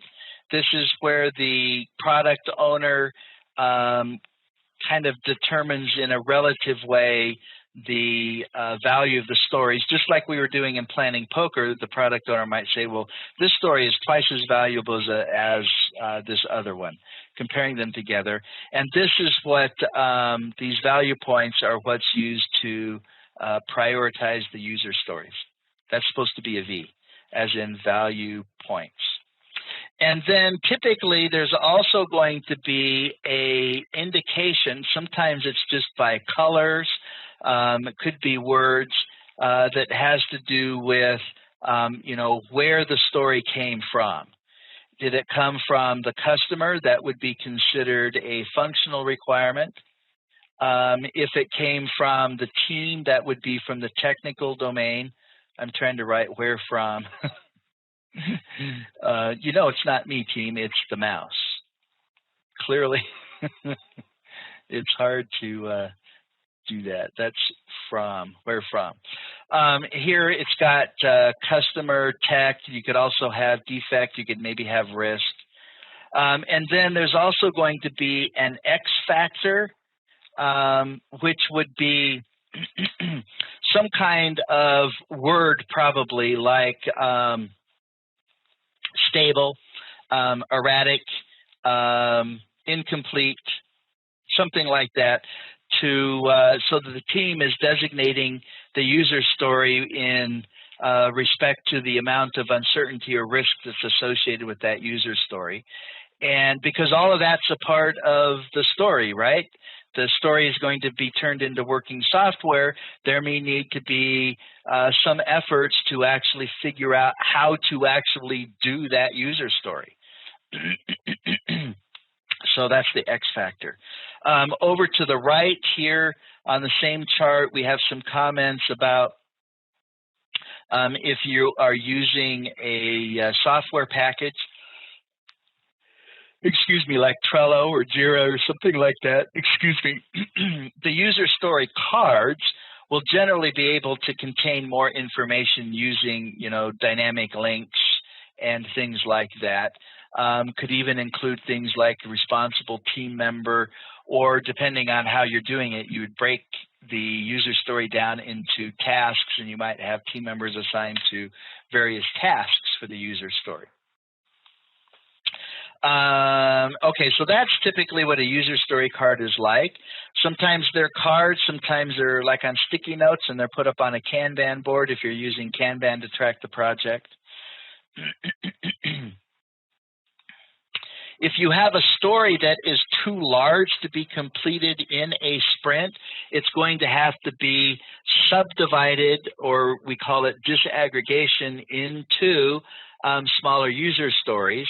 And there's 3 ways that we're proposing here that you could go about doing that. You could split it based on operational boundaries. For example, as an operator, one needs to manage reservations, which could be split. For example, there could be one portion that is that has to do with making a reservation, another one that has to do with modifying it, and yet another one that has to do with canceling it. So that could be split into, in this construct here, 3 separate user stories. You could also separate based on exceptions or cross-cutting concerns. For example, in the beginning, develop only one main path, like accept repayment for a loan. Then address exceptions, like what if a person overpays? Then come up with a user story that recognizes that and processes a refund, and or gives the option of allocating the overpayment to a future payment or something like that. And then also adds on other concerns like the check access restrictions or record name of operator. So maybe, when you're working on accepting payments or processing refunds, it's going to check on who the operator is or track that, so that if at a later time, who was it that gave this refund here? Well, you could look and see, okay, the operator's name was recorded. Or maybe you put some restrictions so that maybe not everybody is allowed to do a refund. And so you would have levels of users that have different privileges. Okay, and then down at the bottom, split based on data boundaries. For an example, as an accountant, one needs to enter balance sheet information, which could then be split into summary information and separately receivable details, or maybe you could have AP, so you could have different portions of the overall balance sheet activities that need to be done. So enter AR, enter AP, etc. Make sense? So just to kind of prompt you, give you some ideas about what to do in a Scrum project if you have the scenario arise where a user story is being estimated by the team and it won't fit into a sprint. It's too big. Now, when it comes to determining value for user stories, this is primarily owned by the product owner, right? And it always comes back to money, but money, the value can be looked at from different points of view. So new revenue, obviously, getting new customers and having them buy stuff. Well, below that, there's another consideration, incremental revenue. So somebody's in the process of placing an order, maybe there are some premium features that could be add-ons at that point in time, or maybe added later on. So you have an existing customer who actually buys more of or enhanced parts of the existing thing they already purchased or are in the process of purchasing. Retained value. So this is, retaining customers so that they don't go to a competitor. And then the bottom one is operational efficiency. How could things be done to speed up the process of whatever it is so that the cost of delivering the product is reduced?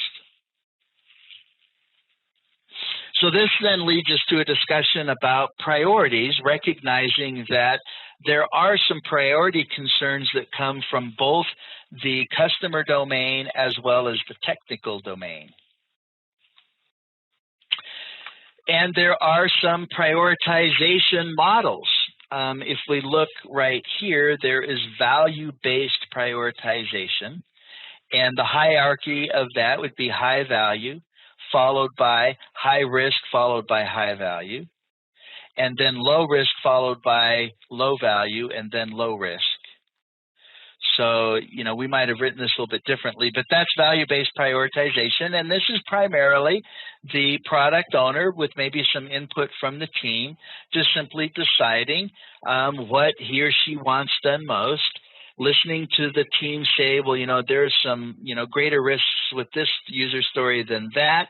And so you'd probably want to persuade the product owner to take care of high risk stuff first, because that would have an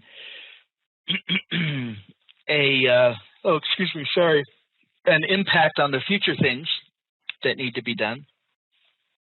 There's the Kano model, which looks at each of the user stories and classifies them as being mandatory, linear, or exciters.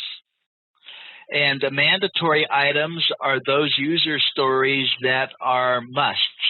And they'll never move the customer or the end user beyond neutral. It's if they're not there, it creates dissatisfaction. If the product owner and the team has done a good job in identifying what are the mandatory or threshold items, you would see that it just gets it to neutral. That's what's expected for the product. Linear items, user stories, are those user stories that as they are implemented progressively throughout the project and added to the feature set, it will linear increase customer satisfaction. And it can be, in their absence, dissatisfaction, all the way up to high implementation, creating a great deal of satisfaction for the customer. And then the third category is exciters and delighters. And those are features or functions. Those are user stories that are not mandatory. And the absence of them will never result in satisfaction going below neutral. But by adding them, you could create excitement and delight for the customer. These would typically be things that are features that would be included in a premium version of the product, or maybe add-ons that are promoted, at the point of sale. Have you thought about this because it'll really help you, or whatever. So that's the Kano model. And then there's Wieger's relative weighting method. And this is all using numbers. So each feature is given a value for its benefit, and its penalty given a value for penalty, meaning what's the pain if that feature or function is not included.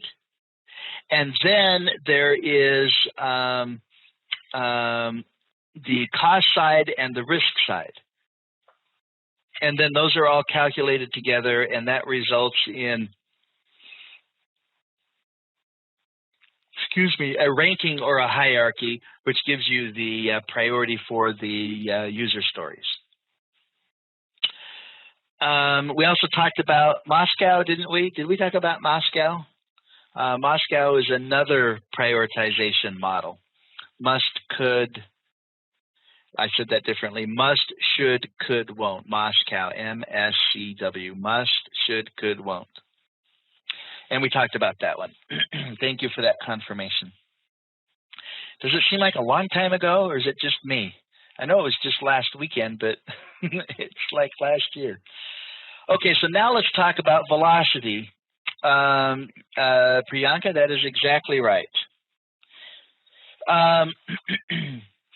So velocity is the capacity of the team to complete work in a single iteration. So the team has estimated the user stories for size or ideal days, and the sprints are going to be 3 weeks in duration. Obviously, not all user stories can be completed in a single sprint and be done with the project. Well, I guess maybe I shouldn't say obviously. When I'm saying that, I'm thinking, well, maybe you had a very small, short duration project, so you could. But the point is that it's the team's capacity to complete work in a given sprint. And it is an observation. It's not a prediction. So if we're working on sprint 5 and we're working on determining what our velocity is, then it would be the average of the previous 4 sprints. If there were any outliers, you would disregard those. And so it's an observation. If we look over to question or box number 2 here, velocity is used to deal with determining how many user stories we are going to include in a given sprint, and also how many sprints are we going to need to create a release or a set of user stories. And here's an example. In box number 3, a team completed 5 user stories that were sized 5, 3, 8, 13, and 2. 2 user stories, each sized 5, were left half complete. What is the velocity of the team? And the answer is either going to be 31 or 36. 31 is the sum of the completed user stories. If you were 36, you were claiming half of the 2 that were 5.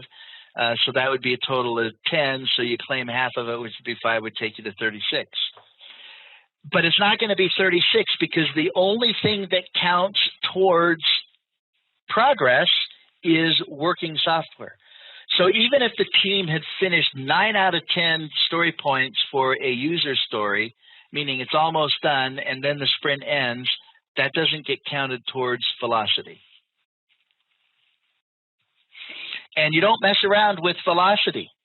You can mess around with your estimating, and you can mess around with what user stories are going to be completed in a sprint, but you don't. The velocity is not variable. It is what it is based on past performance. When it comes to levels of planning, we have what's called the planning onion. And let me walk you through this here. Up at the broadest area is the vision level. So the vision level, that's the suits, right? They're the ones that have the strategy and objectives for the company and where it's going. And so they have that overall big vision for the company, which is likely going to include products. And each product should have a roadmap. My example of that website that I'm working on has 3 versions which make up the product roadmap. Version 1 is the free site, version 2 is the membership site, and version 3 is the pay referral commissions version of the site. And the product roadmap is then supported by releases. So for my project, I have 3 releases. So all of the user stories needed for the free version are in release 1. All of the additional user stories that are needed for the paid version, the subscriber version, and then also for version 3, those are all releases, 3 releases. And then for each sprint, we will be pulling user stories from the release that we're working on. A release is likely going to take multiple sprints. And then the sprints are populated by the individual user stories, which are then disaggregated into tasks. And we do the daily scrum, which is the daily level of planning and coordination. So we call that the planning onion. We already kind of talked about the release and roadmap concept here. So let's just review this quickly. Prioritize high-level epics and determine goals and releases. So we'll use epics and themes in order to group things together. You know, what should be included in what's released. So what are the goals for the releases? Then the first bullet point, establish goals of release based on market demand, regulatory needs, or customer expectations. For each release, you want to estimate the target stories. Repeat until the target stories are assigned an iteration length. It's blending some things here. Be able to estimate velocity and then assign stories to the sprints. So we keep estimating the user stories and we keep organizing that until we can do that. We can come up with an iteration length, a sprint length, and then figure out what our velocity for each sprint is, and then assign stories to the sprints. The next bullet down, iterate until the user stories and release date meets conditions of satisfaction. So that's definition of done or acceptance for the release. And try not to pack too much into a release backlog. So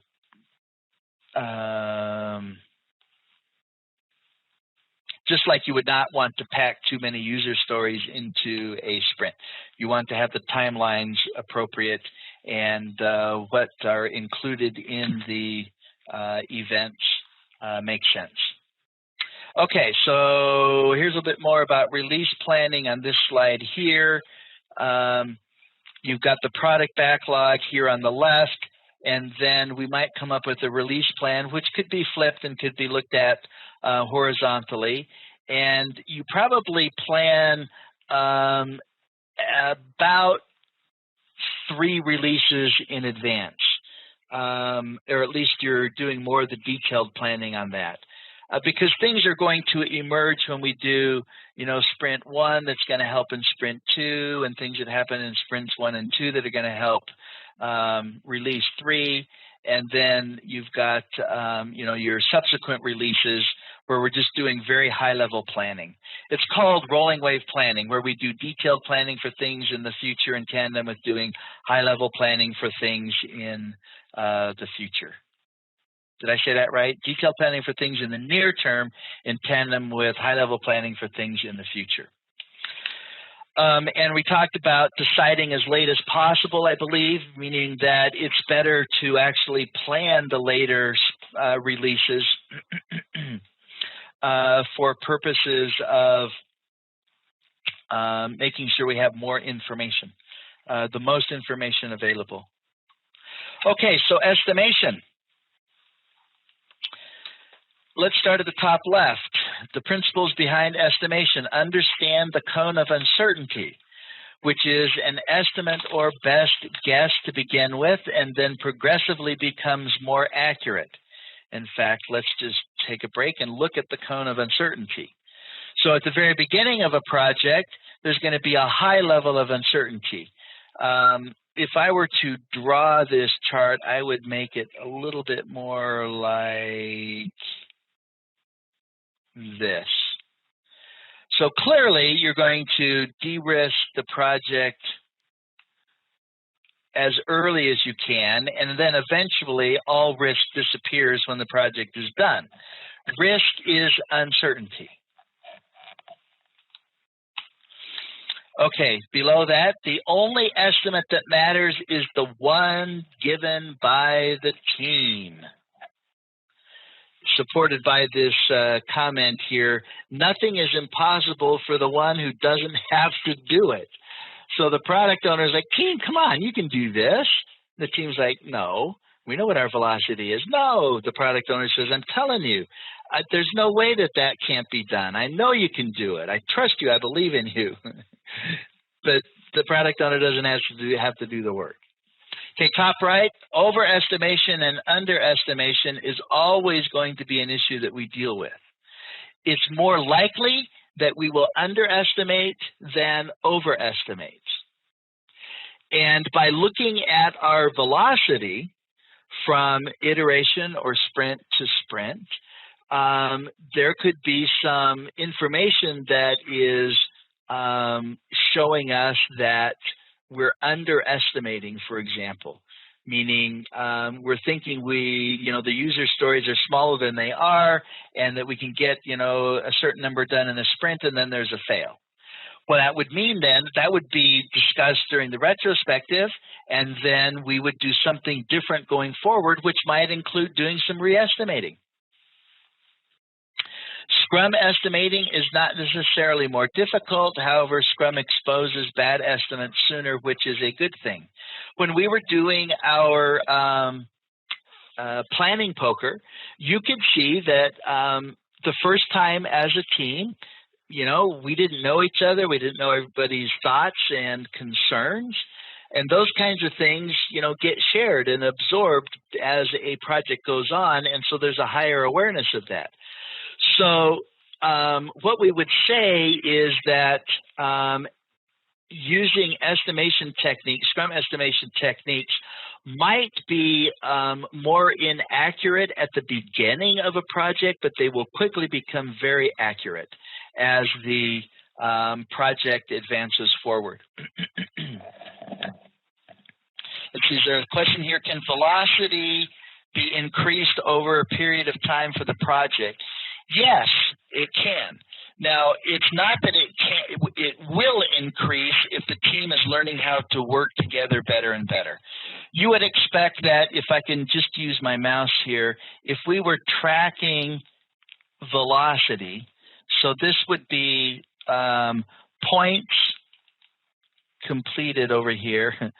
Let me just do PTS for points. And down here is time.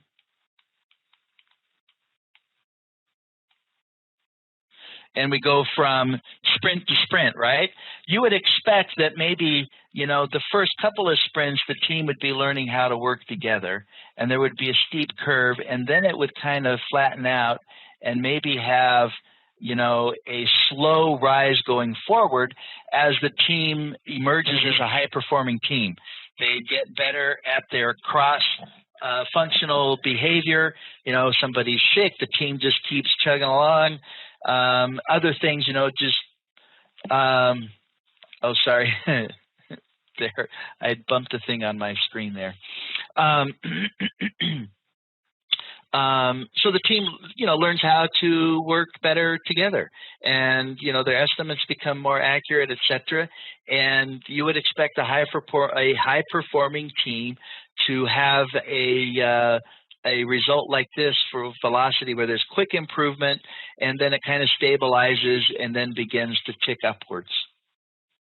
Okay, we talked about the cone of uncertainty. Let's talk about ideal time. when we do estimating for user stories, we do it in ideal days.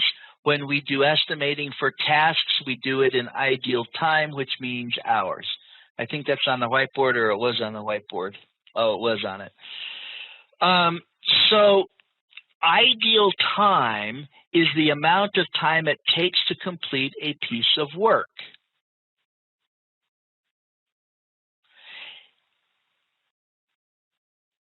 But that's based on the notion that the team member or members are available to do just the work with no distractions or anything at all. So assuming that Priyanka could sit down at a keyboard and code for 8 hours without taking a break for lunch, no phone calls, no discussions, no meetings of any kind, just work 8 hours, how much could be done in that 8 hours by Priyanka? That's what ideal time is. But the thing of it is that there is no such thing as somebody being able to spend every minute of every day only doing work. There will be distractions. So it has to be converted into elapsed time. Now, we don't convert it to elapsed time at the user story level, but we do convert it to elapsed time when we are dealing at the task level. And what that looks like is, you know, for each team member, you're going to have to do it separately because some team members have more distractions than others. Some might have other duties that pull them away. Whatever the case may be, you determine how much time in a given day a team member is available to do work. So say it's 5 hours out of 8 for one. Maybe it's 6 hours out of 8 for another. Maybe it's 4 out of 8, but you figure out what it is, and then you take the average, and that average availability is used then to convert ideal time into elapsed time. I should have circled this box here because we talked about this as well. And then I already mentioned this here, only considers actual work time, not the distractions. So that's the concept of ideal time. When it comes to story points, it's different than that.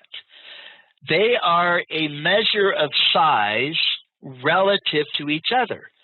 So we were doing planning poker this morning where we were looking at grapes versus apples, and then we were looking at oranges and what else do we have? Watermelons and coconuts.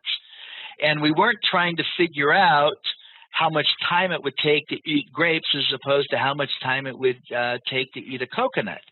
It's clear that it's going to take longer to eat a coconut because there's more effort involved. So we have a sense that it's going to take more time. But comparing the coconut to our baseline of 2, right? We came up with a baseline of 2 for the smallest user story.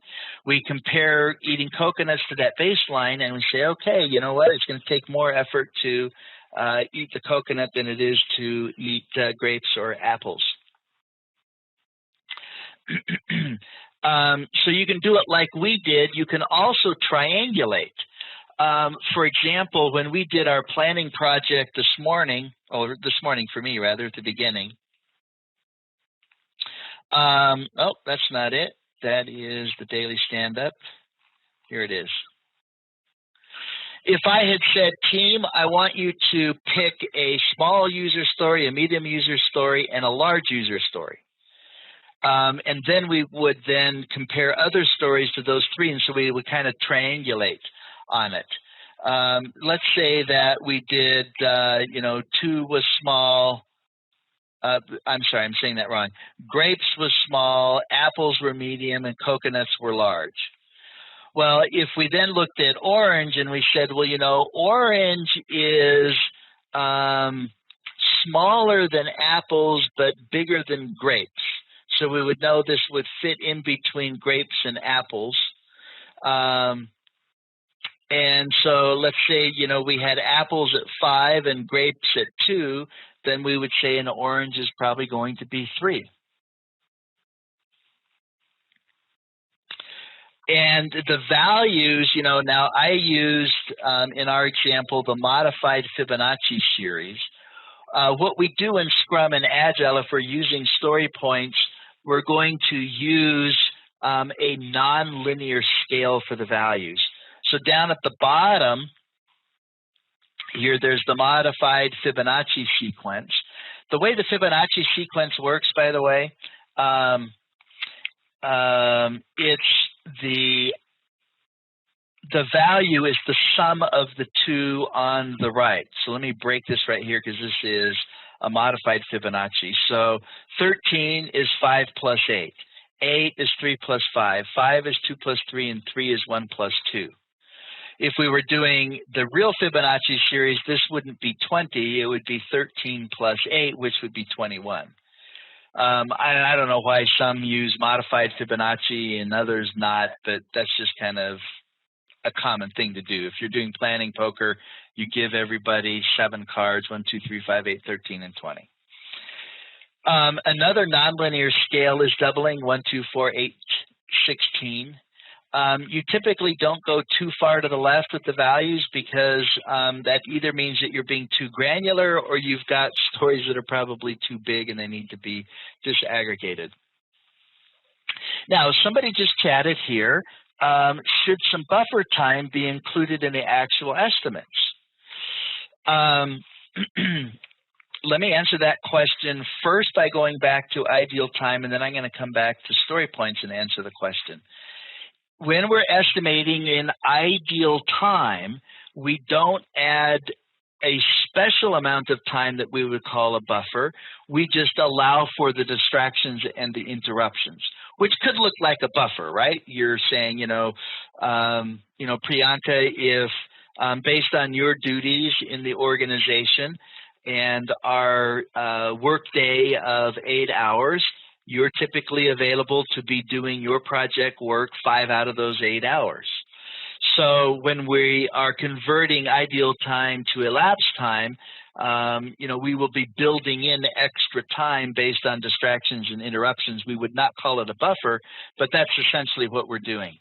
Now, when it comes to user stories that we're using story points, it is different.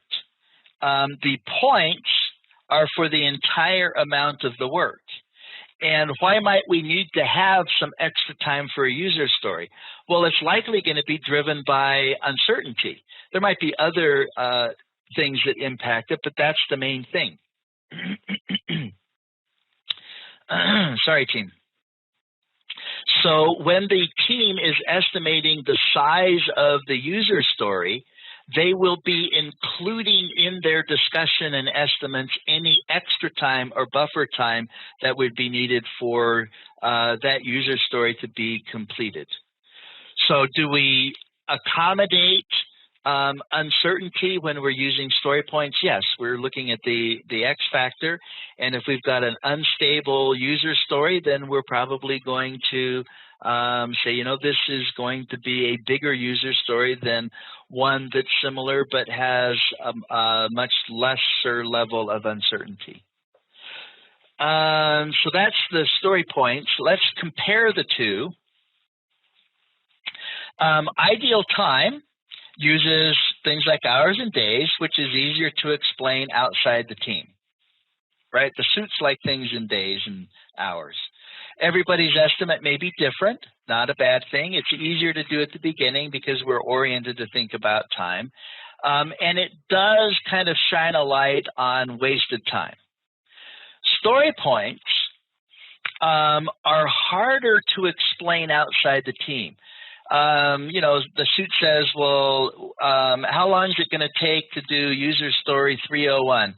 And our answer is, well, that's a 10 user story point user story. And the suit's saying, what does that mean? Tell me how long it's going to take.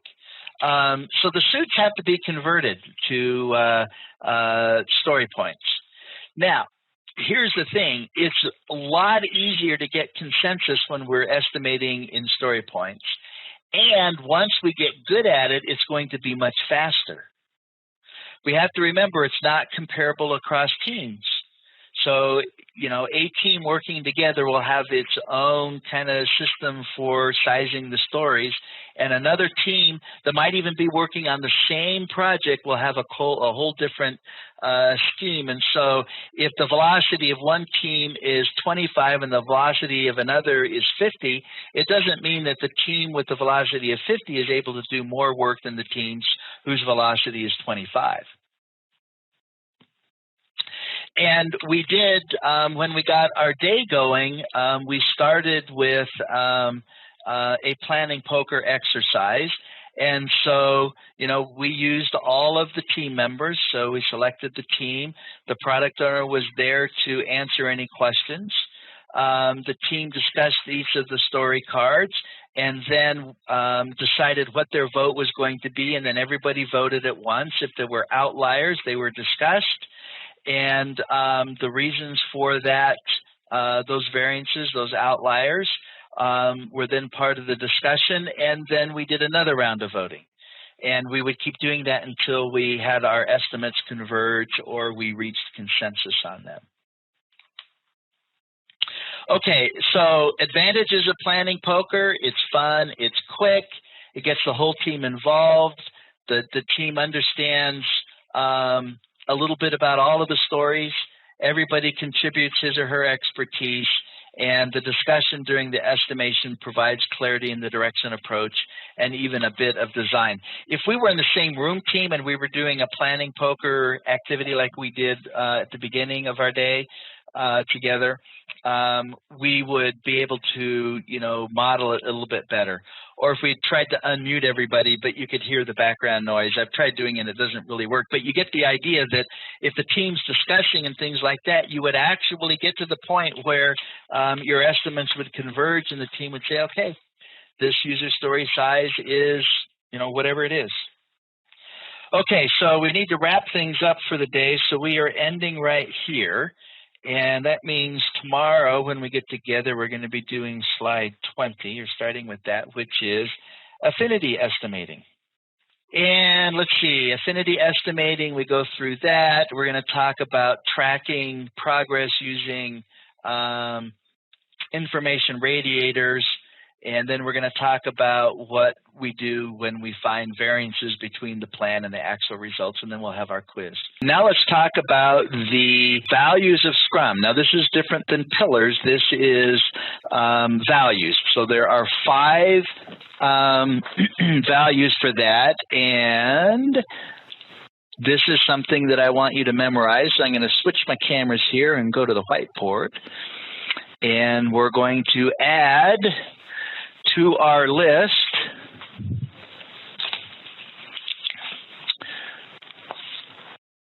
oh, wrong color. You can tell I'm a project manager because that would bother me. So the 5 values of Scrum, and there's an acronym. You can see that on the screen, right? C-Force.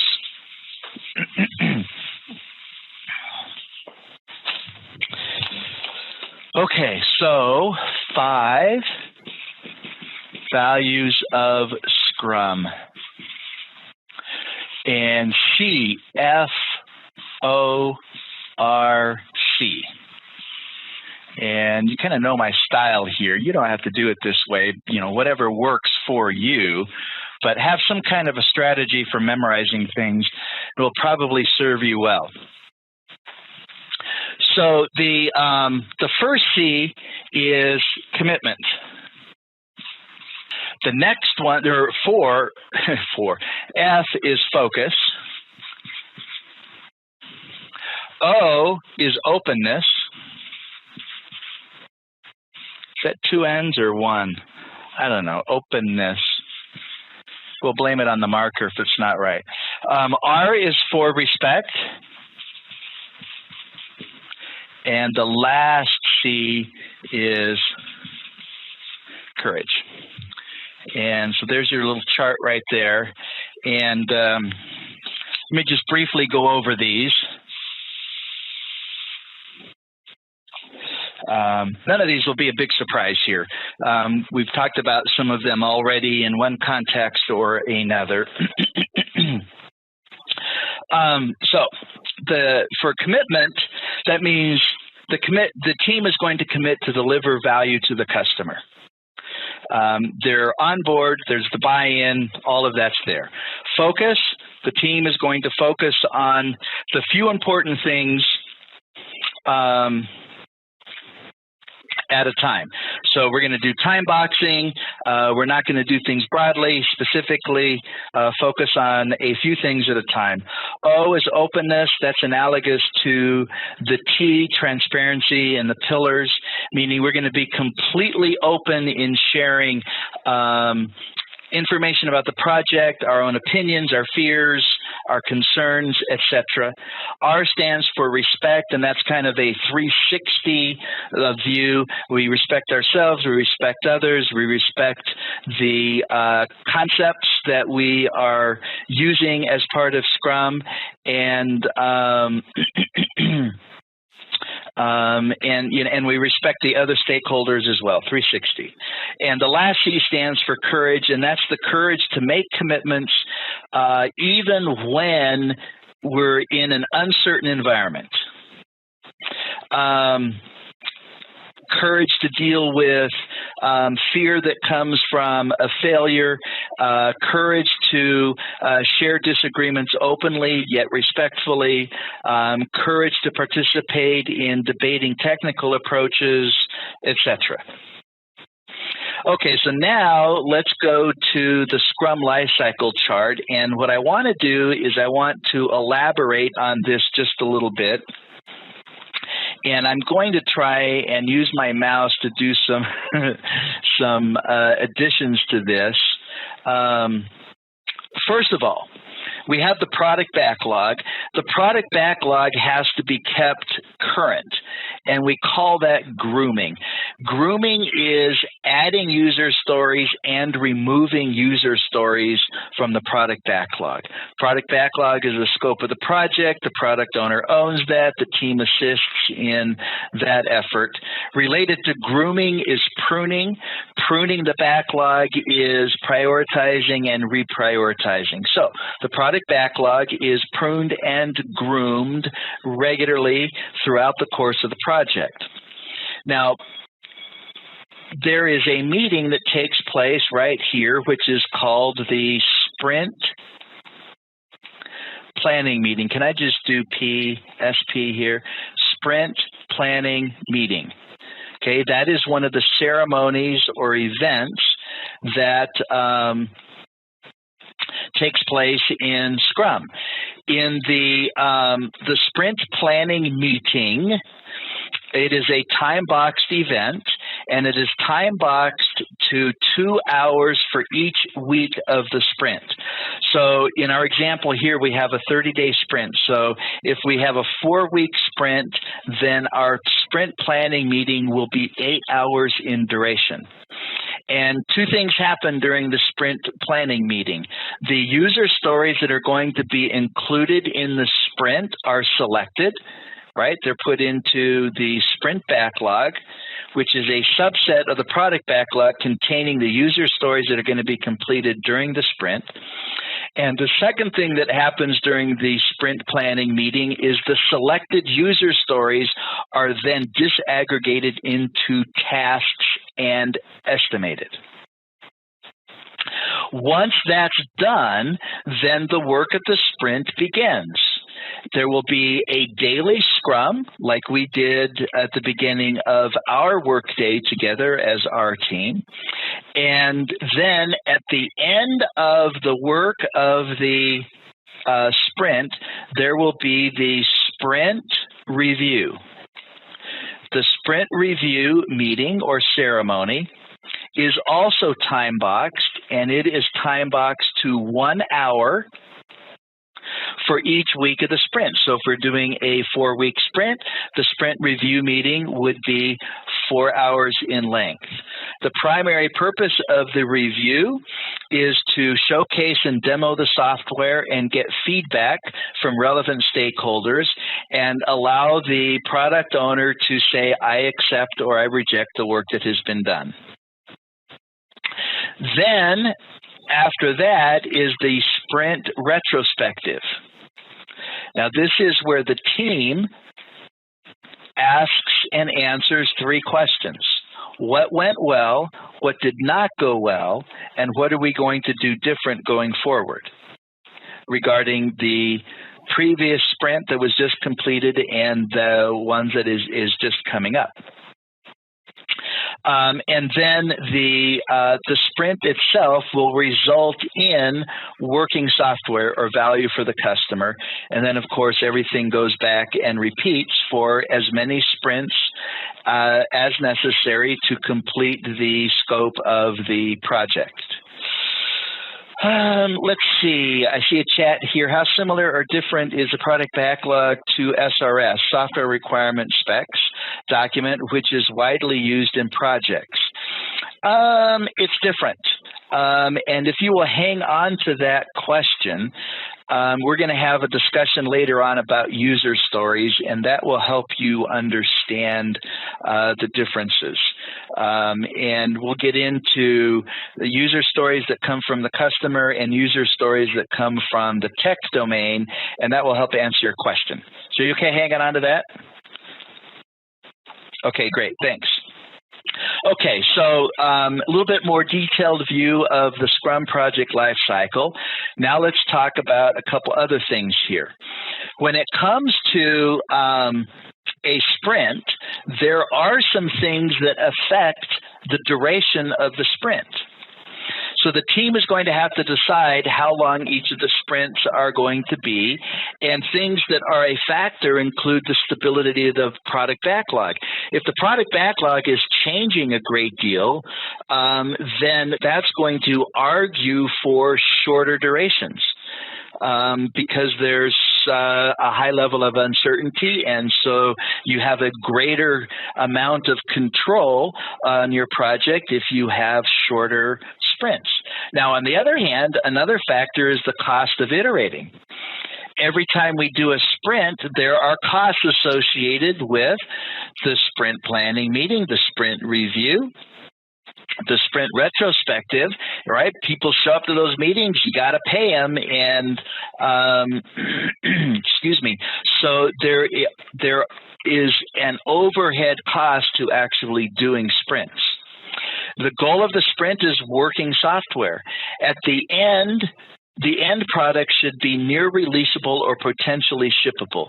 Now, there might be working software that the product owner isn't going to want to release, maybe because it, as a standalone component of working software for the system, doesn't create any value or any usability for end users.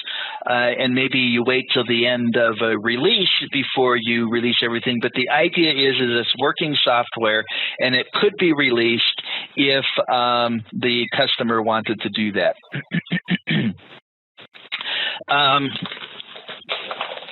Sorry, I just dropped something. I see a question there. I will circle back to your question in just a sec. The sprint duration and deliverables do not change once the team has committed. This is another one of those things that has to be viewed as absolute when we're doing Scrum. So if we say that we're going to do a 2-week sprint and we select 5 user stories based on our velocity or capacity, once that decision has been made, the duration of the sprint does not change, and we do not add or remove any user stories. Now, it could be possible for the product owner to cancel a sprint, but that would be extreme.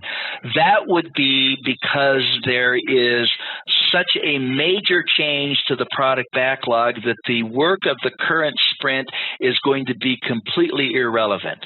You don't change the sprint, you cancel the sprint. And then the bottom one here, the sprint begins with planning and ends with review and a retrospective. And there was a question here, are there any issues with combining the retrospective and the planning ceremonies? And the answer to that is yes. Now, could they be combined depending on the environment? The answer is yes. And the way we would arrive at whether or not it would make sense is who's going to be participating. But they would be separate agendas. So the agenda for the retrospective is what went well, what did not go well, what are we going to do different?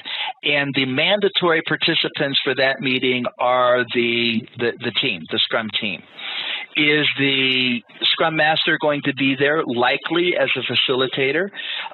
Is the product owner going to be there? Maybe, maybe not. If the product owner is there, the product owner could maybe answer questions and help clarify. But the product owner does not weigh in on what went well, what did not go well, and what are we going to do differently. That is all owned by the team.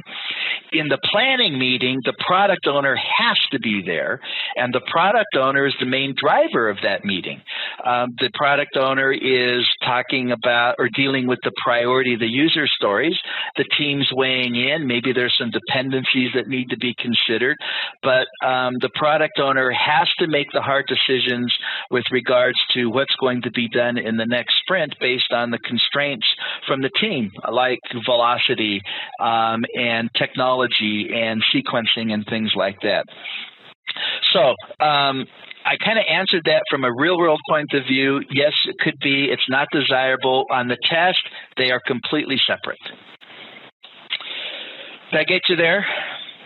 I'll keep my eye on the chat box, make sure I got that answered well enough for you, and let's move ahead. Okay, the sprint planning meeting. This is looking right down here. This is conducted at the beginning of a new sprint. It's attended by the team, the product owner, and the Scrum Master. And there are two approaches to deciding what's going to be included in the sprint. It can be based on commitment, and it can also be based on velocity. And the goal here is to get team buy-in, make sure that there is clarity between the team and the product owner as to what the definition of done looks like for the user stories that are going to be included in the sprint. And of course, it should be realistic and achievable. And there can be a little bit of an issue where you've got a well-meaning product owner that's driving really hard, and the team says we can do these sprints, and the product owner is saying no, come on, you got to do at least one more. I got to have this one in this sprint. You could get a question like that, and it might be, what would the Scrum Master do if you had a dominant product owner that's trying to persuade the team to do more than the team thinks it can do? And that's where the Scrum Master comes in. The Scrum Master plays the role of the mentor, the coach, and assisting in the resolution of those kinds of issues without deciding. The Scrum Master is not a decider. The team decides when it comes to how, and the product owner decides when it comes to what. Okay, the Scrum meeting, daily Scrum, we've talked about it, right? The entire team attends the meeting. Could the product owner be there? Yes. Does the product owner need to be there? No. Sometimes the product owner can be, an impediment to the meeting, but would be welcome. But if the product owner started asking questions or became the focus of questions being asked, the Scrum Master would have to help facilitate a change, because that would not be effective for the daily Scrum. Duration, 15 minutes. We talked about that. And the agenda. What did I do yesterday? What am I going to do today? And what are my impediments? The sprint review. Now, who attends? It's going to be the team, the product owner, the Scrum Master, and potentially others.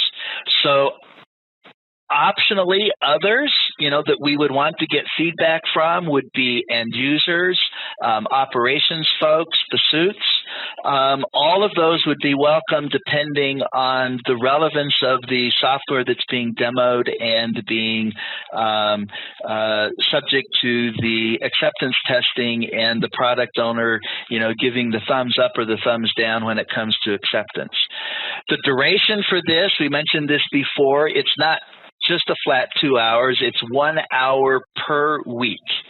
So if you did a 4-week sprint, you would plan on the review being a maximum of 4 hours in duration. The agenda is to demo the completed software, get feedback, and then see where we are when it comes to the release plan. The retrospective, who is there? It's attended by the team. And I would modify this slightly, and I would say this is the mandatory group that needs to be there. Optionally, the Scrum Master would be there. Potentially, you could have an external facilitator. The role of the Scrum Master would be the facilitator. Now, a good Scrum Master, being a facilitator in a retrospective, would have some knowledge of control charts, the 5 whys, Ishikawa diagrams, things like that. And although the Scrum Master would not be participating in the actual use of the tools, the Scrum Master would be facilitating the effective use of those tools. When it comes to duration, the rule is 45 minutes for each week. Ooh, that was a good 4. That was kind of a lousy 5. So if you had a 2-week sprint, then you would have an hour and a half retrospective max. And what's the purpose? There's the agenda for the retrospective, 3 questions. What worked well? What did not go well? What are we going to do different? And it's not just a chat session. Well, that would be part of it. You will use tools and techniques, like some that I mentioned, control charts, Ishikawa diagrams, 5 whys. There's a number of things that you might use in order to surface assignable causes for issues so that we could then come up with a resolution to those. This is where continuous improvement is going to happen. Continuous improvement is the result of other things, but this is the main thing. And if you were to get a question about the relevance or the necessity of retrospectives, there is no equivocation. You do a retrospective after every sprint. If you don't do a then there's no improvement. Things just stay static. Okay, so we talked about the 4 main ceremonies, right, in a Scrum project. Sprint planning, you with me? Daily stand-up, the sprint review,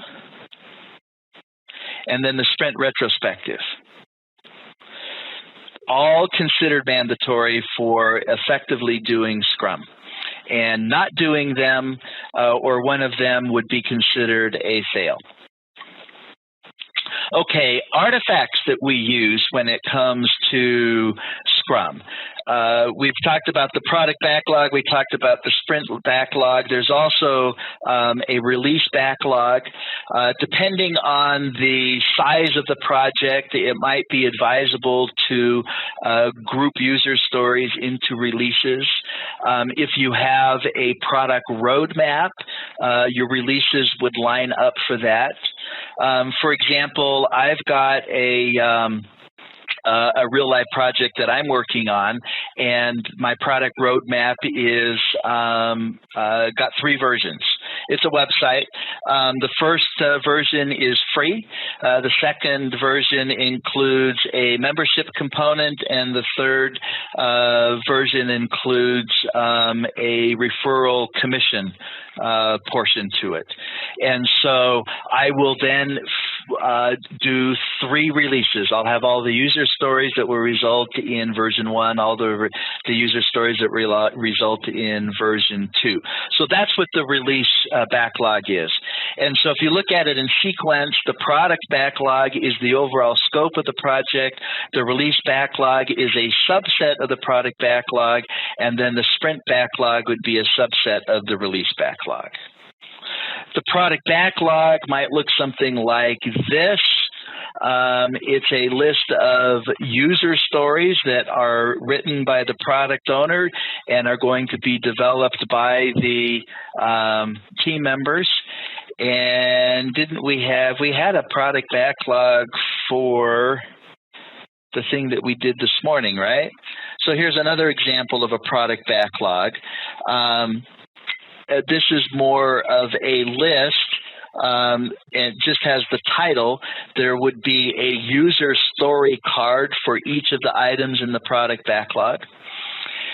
But the idea would be it would be prioritized. There could be user stories that are added or removed depending on what the product owner wants. Product owner owns the product backlog. That's a given. Does the product owner create all the user stories for the product backlog in isolation? No, absolutely not, because there are technical considerations that the product owner might not even consider. The product owner's perspective is more the customer side, the end user side, and so the product owner might not even think of things like security or architecture-related things, and there might even be user stories that come from the technical domain that need to be developed before some of the product owner's user stories. Another artifact is the definition of done. The definition of done is primarily a checklist. And this is what forms the agreement between the product owner and the team as to when we consider something completely done. And if we look down here, it's I'm looking for my cursor. It says here, it's usually prepared by the Scrum Master in consultation with the team. That is, I would modify this slightly. The definition of done is really driven by the team. The Scrum Master is never a decision maker. If you have a Scrum Master that's saying we have to have this in the definition of done, then that's an infringement on the empowerment of the team. I agree that the Scrum Master is a part of the effort to develop the definition of done, but I would kind of flip that. The Scrum Master is the facilitator. It's the team that still owns that. So now, is the product owner involved in this? Absolutely, because the product owner is involved in defining the story and what a fully implemented story looks like. So here's a list, a short list of what a definition of done could look like. The story has been fully implemented or the code completed as described. Automated unit tests have been developed with at least 80% code coverage. It could be more than that. This is just an example. Automated unit tests and acceptance tests of the story are passing. No severity, has 1 or 2 defects. And then high priority test cases have been automated and added to the regression suite. The definition of done, we point out, is likely to evolve as the team's maturity increases as the project advances. There are 3 distinct roles in Scrum: the Scrum Master, the Product Owner, and the Development Team. The Scrum Master assists both the Development Team and the Product Owner. The Scrum Master works with the Product Owner to maximize return on investment. The Scrum Master empowers the development team by fostering creativity, removing impediments, and coaching and mentoring as appropriate.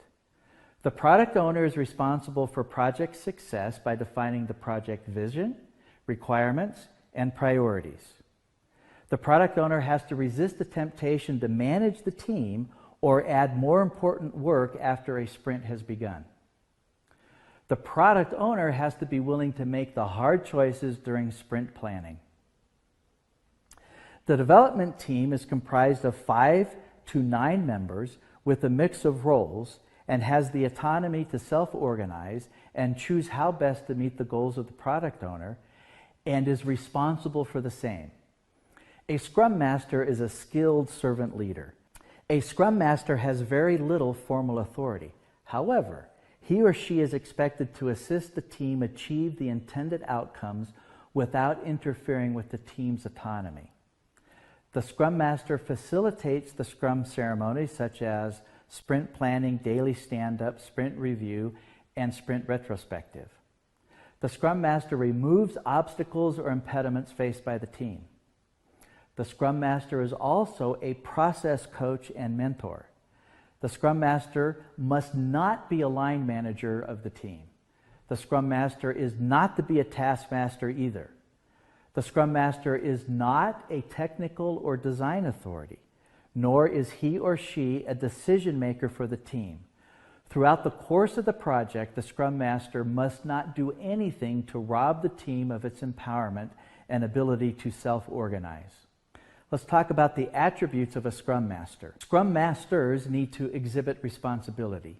Even though they are not solely accountable for the team's output, they will consider it their responsibility to remove anything that impacts the team's productivity. They will try to enable the team to do the best that it can. They are humble. They will work in the background and let the team take all the glory. They will use we statements and seldom use any I statements. They are able to set aside their ego and shower all their attention on the team. They are by nature collaborative. They will encourage the team to have conversations among each other and with other stakeholders outside the team. They will nudge all the right people into getting involved and work together in trying to solve problems. They are committed to the team cause. Even if being a Scrum Master is a part-time task for them, they will give the highest priority to the team's needs. Hence, the Scrum Master's work allocation, especially if they are part-time, needs to take this into consideration. They are able to influence. They are naturally good communicators and able to convince others to adopt different approaches. They apply various techniques to mobilize organizational resources when required, walk the political tightrope when required, and in general do whatever it takes to get the team the assistance it needs. They are knowledgeable. It is clear that as process coaches for the team, Scrum Masters need to be experts in the method. They may not be the technical or domain experts. However, they are knowledgeable enough to be able to have productive conversations about the project being done by the team. Tasks for the Scrum Master. The Scrum Master is a crucial role, and it is important for you to be able to be clear about exactly how the Scrum Master serves the team. Scrum Masters are servant leaders. This means that they put the team before themselves and assist the team. For example, they set up and ensure that the Scrum ceremonies are effectively carried out. They ensure that there is smooth flow of information within and outside the team, and that there is a spirit of collaboration in decision-making and problem-solving. Scrum Masters must make it their mission to resolve issues that hinder team progress. It doesn't matter what the nature of the issue is, a Scrum Master needs to mobilize the right resources within the organization to resolve those issues in a timely manner and escalate promptly if that does not happen. We need to understand that in the short duration of a sprint, even a few hours of being stuck can make the difference between a successful and unsuccessful sprint. Scrum Masters protect the team. They ensure that the team is not disturbed or asked to deviate from their commitments. If pressure mounts due to unreasonable expectations, they will step in and push back on the team's behalf. They will also play the role of peacemaker when conflict arises by encouraging the parties to focus on the issue, discuss the issue with an open mind, and resolve the conflict. Finally, Scrum Masters are the process coaches of the team. They use their understanding of Agile methods, and Scrum in particular, to guide the team through the do's and don'ts of Scrum. They ensure that the team stays true to the principles of Agile development. Scrum Master roles, Scrum teams. Before we discuss the role of a developer on a Scrum team, let's talk about the desirable characteristics of Scrum teams. They should be small and nimble. Team size should be no less than 3 and no more than 9. So that would be 6 plus or minus 3. Exceptions are possible, but uncommon. The small attribute makes the team nimble and improves productivity. It avoids the phenomenon Mike Cohn calls social loafing, and instead produces focus on work. The team size should be just large enough that the team members are able to produce and showcase a significant increment of work at the end of each sprint. Sprint after sprint. Self-sufficient and cross-functional. For example, if a team needs user interface development skills, database expertise, and service expertise, all of those skills must be present on the team. Ideally, team members are generalizing specialists. Team members should not only be an expert or a specialist at one aspect of the development effort, but should also have enough skills and knowledge to fill in other roles as necessary. For example, if you are a UI developer, you should be able to don the hat of a services developer if needed. If a large team is to be split up into smaller Scrum teams, Scrum favors feature teams over component teams. Autonomous and self-organizing. Teams choose for themselves how they are going to organize and meet the goals of the product owner. No one gets to dictate to the team how to get their work done. The team decides, in collaboration with the product owner, the project direction, and the pros and cons of different approaches. Let's talk about some key decision points or factors to consider when assembling Scrum teams. Feature teams over component teams. The first issue is whether it's best to align team members based on features or components. Scrum favors feature teams over component teams. For example, it's best to avoid putting all of the UI developers together and all of the API or services developers together. Why? Because each feature or user story will require both the UI and services or API. Organizing based on components will reduce the incentive to collaborate. The only reason component teams may be justified would be if the components are likely to be used by multiple other teams. Assemble the right people. It's important to get the right mix of people together for the team, the right level of technical and domain expertise. Teams will naturally have both senior and junior level developers. This works perfectly as there will be stuff that is more appropriate for the junior developers and stuff that is not. Also, one of the risks of a small team is that the team may miss out on broader perspective and dissenting views. One way to work around this is to deliberately favor diversity in all aspects: gender, ethnicity, personality traits, etc.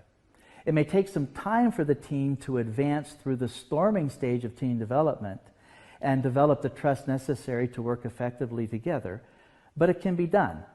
Once a team has been formed, it's best to preserve and assign whole teams rather than individuals to projects. It's best to avoid assigning team members to multiple projects at the same time. Distributed team. A distributed team may be unavoidable.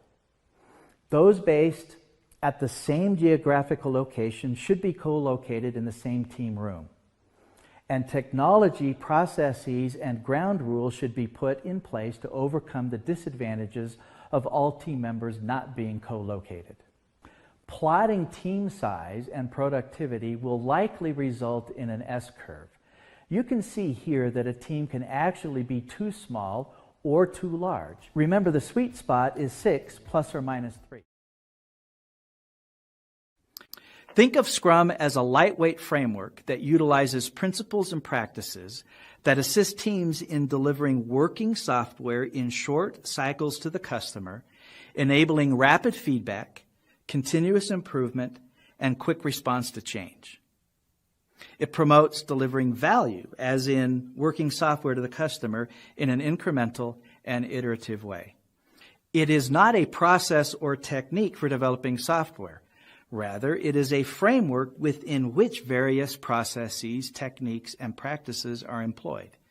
In Scrum, the iterations that deliver working software to the customer are called sprints. In each iteration, or sprint, results in potentially shippable software. This slide is a graphical representation of an Agile project using Scrum. Starting at the left, you can see that the product owner owns the product backlog and in collaboration with the team develops the user stories or requirements for the project. The product backlog is prioritized, with the higher priority items occupying the top of the product backlog. In collaboration with the product owner, the team decides how to group the user stories into releases based on the product roadmap. Once the release planning has been completed, the user stories are then selected for a sprint. The duration of the sprint is going to be 2 to 4 weeks. Once the sprint backlog has been determined, the team then disaggregates each user story into tasks. During each sprint, the user stories are developed. As the code is written, it is integrated into the system, and daily scrums are held. At the end of a sprint, there is a sprint review where the working software is demonstrated and presented to the customer for acceptance. The team then conducts a sprint retrospective. During the retrospective, the team looks at primarily 3 things: what went well, what did not go well, and what should be done differently going forward. The team's velocity is then updated, as are the information radiators, which transparently display the status and progress of the project, and then the cycle repeats itself until the project is complete. A sprint is an iteration in Scrum. At the beginning of a project, the Scrum team determines the duration of sprints for the project. Most sprints are going to be 2 to 4 weeks in duration. Factors affecting sprint duration include the stability of the product backlog. Once a sprint has begun, the duration is never changed, nor are any user stories added or removed. Therefore, if many changes are expected, a shorter sprint duration would be best. However, if the product backlog is relatively stable, a longer sprint duration may be appropriate. Overhead. There are overhead costs associated with each sprint. For example, every sprint is going to have a sprint planning meeting, a sprint review, and a sprint retrospective. If a team has been able to lower these overhead costs by automated testing, continuous integration, etc., these costs can be absorbed more easily, making shorter sprints more desirable. However, if these overhead costs remain high, the team may need to use longer duration sprints. A team may be tempted to extend the duration of sprints in an effort to hide their inefficiencies. Remember, Agile projects favor shorter duration sprints, and it is the Scrum Master's responsibility to coach and mentor the team so it can reduce waste, irregularities, and overuse and make the sprint shorter. The goal of a sprint is to deliver working software. At the conclusion of each sprint, the team should be able to deliver near-releasable or potentially shippable software. This is not easy, especially for an existing product with a lot of legacy features, but it can be done with the right technical practices and mature development processes.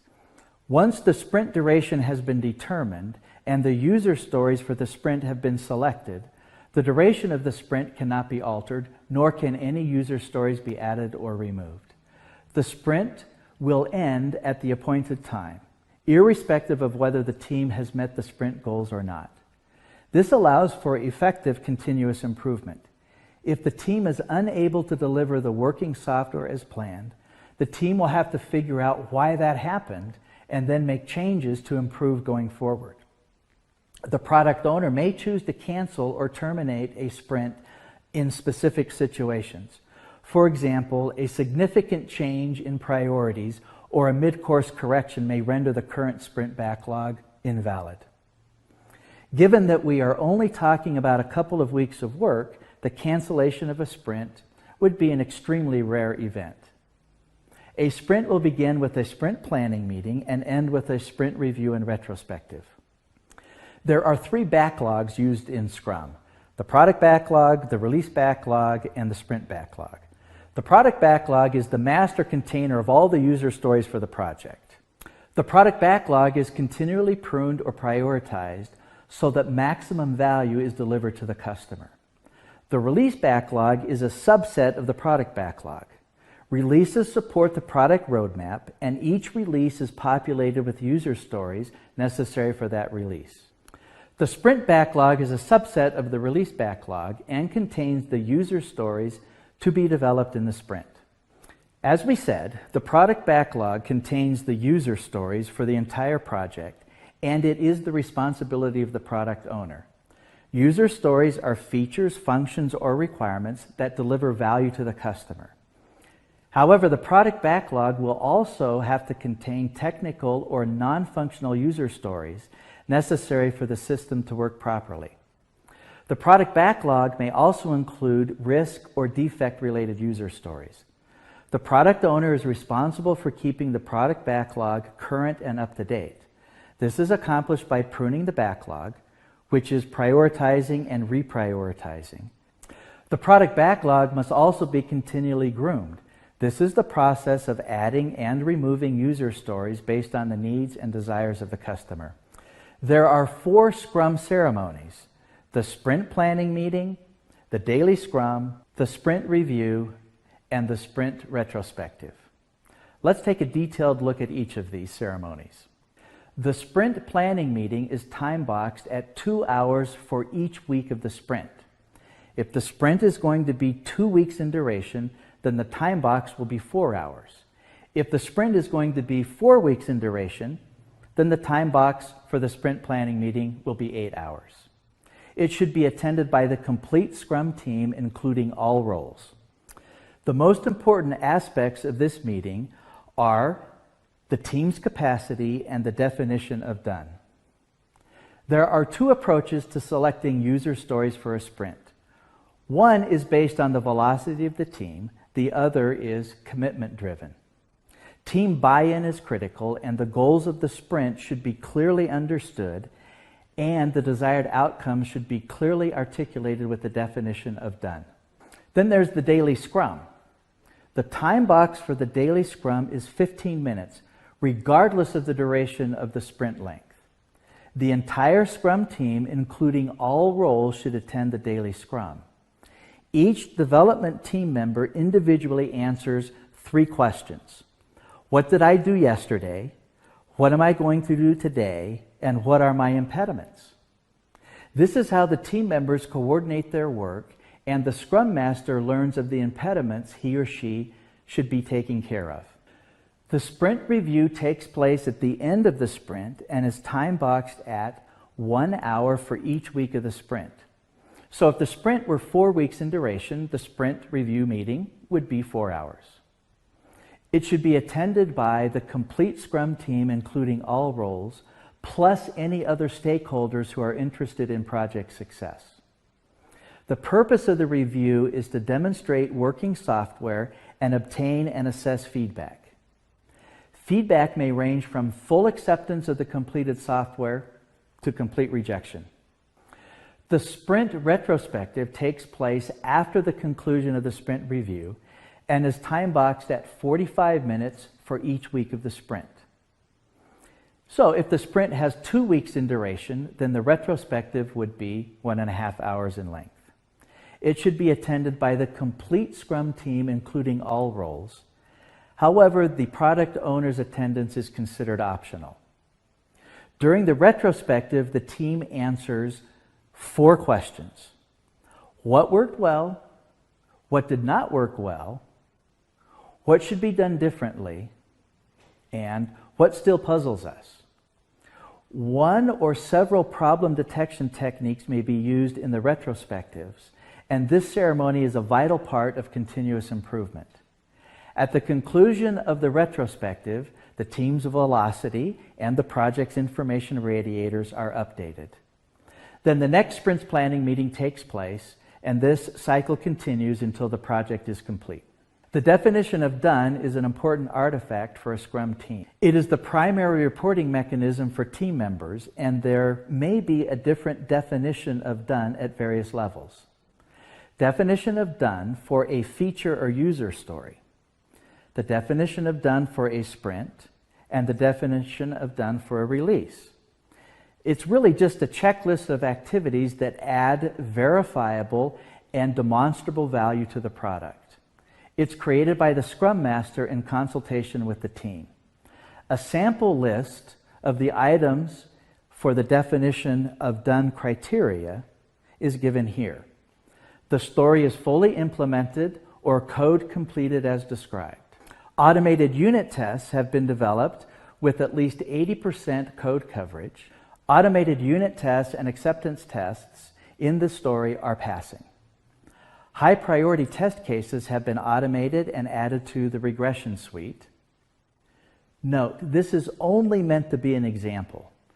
Each team's definition of done will vary slightly depending on the maturity of the team and the specific situation of the team. The product team has taken up a new project called Weathermaster. The team is planning to move to Scrum methodology, and this is an outline of its first Scrum meeting. Time boxed to 15 minutes, Rick is the Scrum Master of this meeting, where the team members discuss what they did yesterday, their plans for today, and the impediments they faced. All team members are standing up, including Todd, who's joined the meeting via video chat. Rick holds the meeting near a Scrum board. Angela, the product owner, is absent. Rick reiterates that all discussions would be parked until after the Scrum meeting and encourages his team to keep the meeting short. People can chime in to resolve obstacles. Hi team, welcome to the daily stand-up meeting for the product team on Project Weathermaster. We are in Sprint 1 and today is the second day. As we are planning to transition to Scrum methodology, I hope you will find this daily stand-up meeting helpful. In this meeting, you will provide information about what you did yesterday, what you plan to do today, and what challenges you faced. I think everyone's here. Let's start. I don't see Angela. Shouldn't she be here? I did add Angela as an optional attendee to this meeting, and since she hasn't showed up, we don't have to wait for her, Susan. Scrum doesn't provide a specific yes or no about the product owner's participation in the daily Scrum. The PO's primary role is to provide direction and clarify requirements and priorities. Since we don't always discuss those in detail at this meeting, the PO is not required to be here. If the POs want to attend, they are generally in listen-only mode for the duration of the meeting. They can use the information gathered during the meeting for separate offline conversations.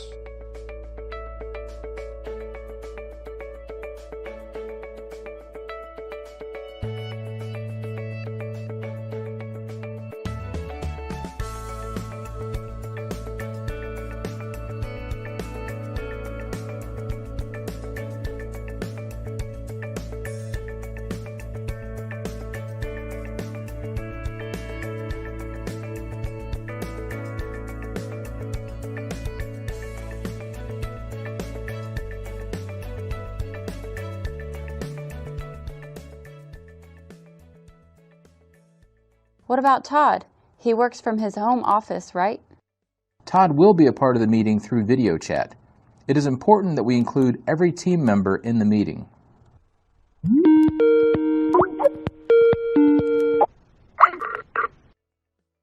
Hi Todd, how are you?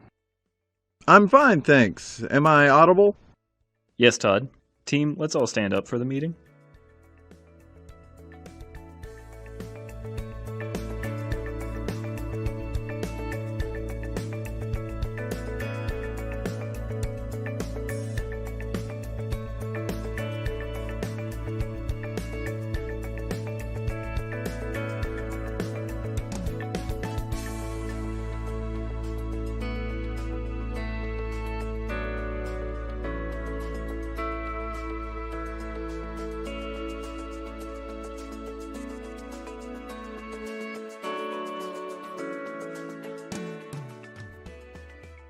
Why don't you go first, Aaron? Yesterday, I was working on creating the mock objects to mask the database calls from the unit tests. The difficulty with this approach is that our server-side logic is so dependent on the metadata that writing a true mock is a mammoth exercise. There are decisions that are taken during runtime based on the data. Some of the stored procedure calls are also made based on the values returned through inline queries that are also embedded in the code. I was debugging the code until about 9 p.m., but for the life of me, I couldn't figure this out. Aaron, could we request you to be concise when you provide an update? If you think some of the details you describe might be interesting to others, why don't you write a wiki page on it and share the link? So, getting back to your update, did you finish the task yesterday? No, it turned out to be much more complex than I had imagined. I'll continue to work on it today and see if I can figure out an XML structure to mock the schema and hard code some return values. But I am really stuck as far as the inline queries are concerned. I know what you're talking about. There is a reason why the inline queries are there in the code. This is mainly for performance reasons when the overheads of making a procedure call based on a metadata value and then processing the... Sorry for the interruption again, guys. This is a really great conversation. May I suggest we write this issue in the parking lot? I'm not sure what you mean by that, Rick. Let me explain. What Aaron just brought up is a blocking issue. Team members should bring these up during the daily scrum so that everybody knows that one of the team members is stuck. However, the daily scrum is not necessarily the meeting where solutions to every obstacle can or should be found. It looks like Mary knows a thing or two about the issue that Aaron has brought up. Let's jot this down as a parking lot topic.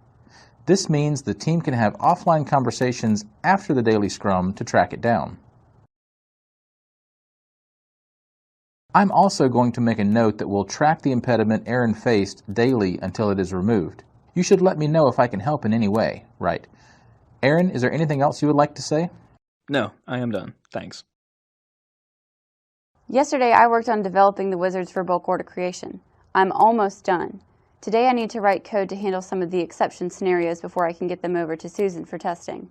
That's it for me, I guess. Did you forget to mention any impediments? Not really an impediment at present, but I would like to mention that my computer probably needs to be upgraded with more RAM. It has been slow for the past few weeks. Okay, I wrote up some scenarios to test the bulk order wizard. I'm looking to get my hands on the code as soon as Mary is done. Today, I'm also hoping to complete the company order testing that has been pending for a while. I'm okay for the moment, but I do have one question.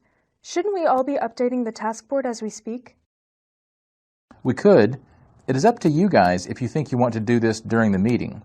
If you ask my opinion, we should update the board as soon as we are ready to move the tasks and not wait for the meeting. This will ensure that the board is always up to date and also that we use the meeting time to focus on the conversations. That's a great point, Rick. I can't see the board very well from here anyway, so maybe we should find a way to create an electronic version of it too at some point. Great point, Todd. Why don't you go next with your updates? All right. Hey, Rick, would you like to know about my work on the advertising module first or the integration server? Whatever the team decides is fine with me. Remember, this is really your meeting, and I'm only here to facilitate and ensure we get the most out of this meeting.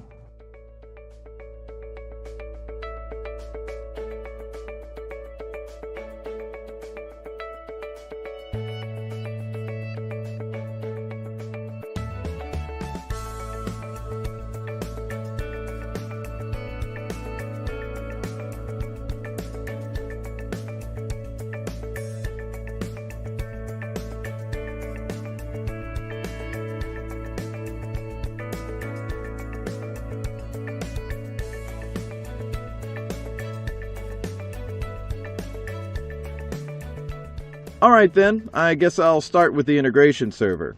I would like to inform everybody that I managed to set up the integration server that we can use as a sandbox to test the code before checking it in source control. I'll send everybody a link with some instructions and credentials. I have also started looking at the stories for the advertising module. It looks like there are a lot of open statements in the stories that I don't really understand. I guess I should have been paying more attention during the sprint planning. I really need to have a conversation with Angela about this. That is my main impediment right now. I sent her an email but haven't received a response yet. I don't have anything new to add today. I'm almost through with setting up our project on the freeware tool that I downloaded yesterday. I'll show you guys a demo in the meeting I set up later today. I'll try to chase down some of these parking lot items. Anything else before we close the meeting? All right, that's it for today. Have a great day. Do you have a moment to chat about the inline queries real quick? The purpose of a Scrum meeting is to keep the team members updated and resolve any impediments. It's an ideal way to kickstart the day on a positive note. The Scrum Master reinforces the sense of the self-managing team, facilitates communication between team members, brings the team's focus back to what's important, and supports improvement. So before we dive into the differences between Scrum and Kanban, let's have a look at what exactly Scrum is. Scrum is a simple agile project management framework that is used by organizations to help teams collaborate, handle unpredictability and complex projects or products while ensuring the products delivered are of the highest value. It describes a set of meetings, tools, and roles that enable teams to work in sync and help them structure themselves and manage their work. Scrum is one of those things that's really easy to understand but very difficult to master. And although Scrum is seen to be used generally by software development teams, its principles and themes are pretty universal and can be used with just about all kinds of teamwork. With Scrum, teams are able to learn from their experiences, what worked out, what didn't, and things like that. They're also able to organize themselves to handle their problems effectively and basically improve themselves by reflecting on them. So how does Scrum work? Here we have the first component, the product backlog. The product backlog consists of a list of tasks that need to be completed so that the goals of the stakeholders are achieved. Then the team decides what tasks from the product backlog they want to take up and deliver in a 2 to 4 week period called sprint, hence the name sprint planning. Next, the tasks that were discussed in the previous phase are added to the sprint backlog. This is a set of tasks which will be focused on in the ongoing sprint. Following this, the Scrum team, which is usually 5 to 9 members strong, will work on these tasks. Now they also have regular Scrum meetings where they talk about their victories, the issues they face, and what they plan to do in the next 24 hours. And then they have the sprint review. The sprint review is a meeting during which the team shows what they accomplished during the sprint. Now during this time, questions are asked, observations, feedback, and suggestions are made. The product owner also gets feedback for upcoming sprints from stakeholders. They also have a sprint retrospective. Now during this session, past mistakes, potential issues, and new ways to handle them are identified. Data from here is incorporated into the new sprint plan. The final step is increment. Here, a workable and usable output is provided to the stakeholders. So now that we know how Scrum works, let's have a look at Kanban.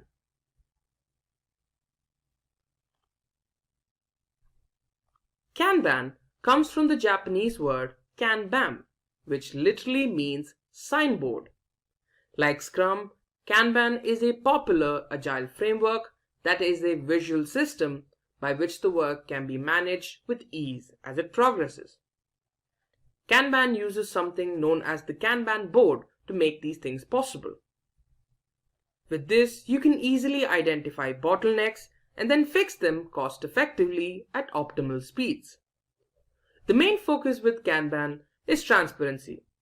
Since everything related to the tasks are on the board, everyone can keep themselves updated. It also ensures that teams focus on their current tasks until they're done. This limits the amount of work that's in progress. So on the Kanban board, work is divided into smaller, more manageable pieces. The work that's needed to be done is written on a note or card and placed on a board. Columns on the board help represent where each item is, with respect to the workflow. Now let's have a look at what these are in detail. Let's find out how Kanban works. Now the board consists of three major components. There's the to-do list, which represents items that need to be completed. The ongoing column, which represents items that are being currently worked on. And the completed or the done column. Now these represent tasks or items that have already been completed. Now although this is a physical representation of the board, several organizations use software versions of the board that replaces the sticky notes with cards that can be moved from one column to another as work progresses. Now an example of such a software is Trello. So if you want to learn more about Trello, you can check out the link I'll be adding to the live chat in a moment. At this point, you guys must have realized how similar these two frameworks sound. So let's run through some more of their similarities.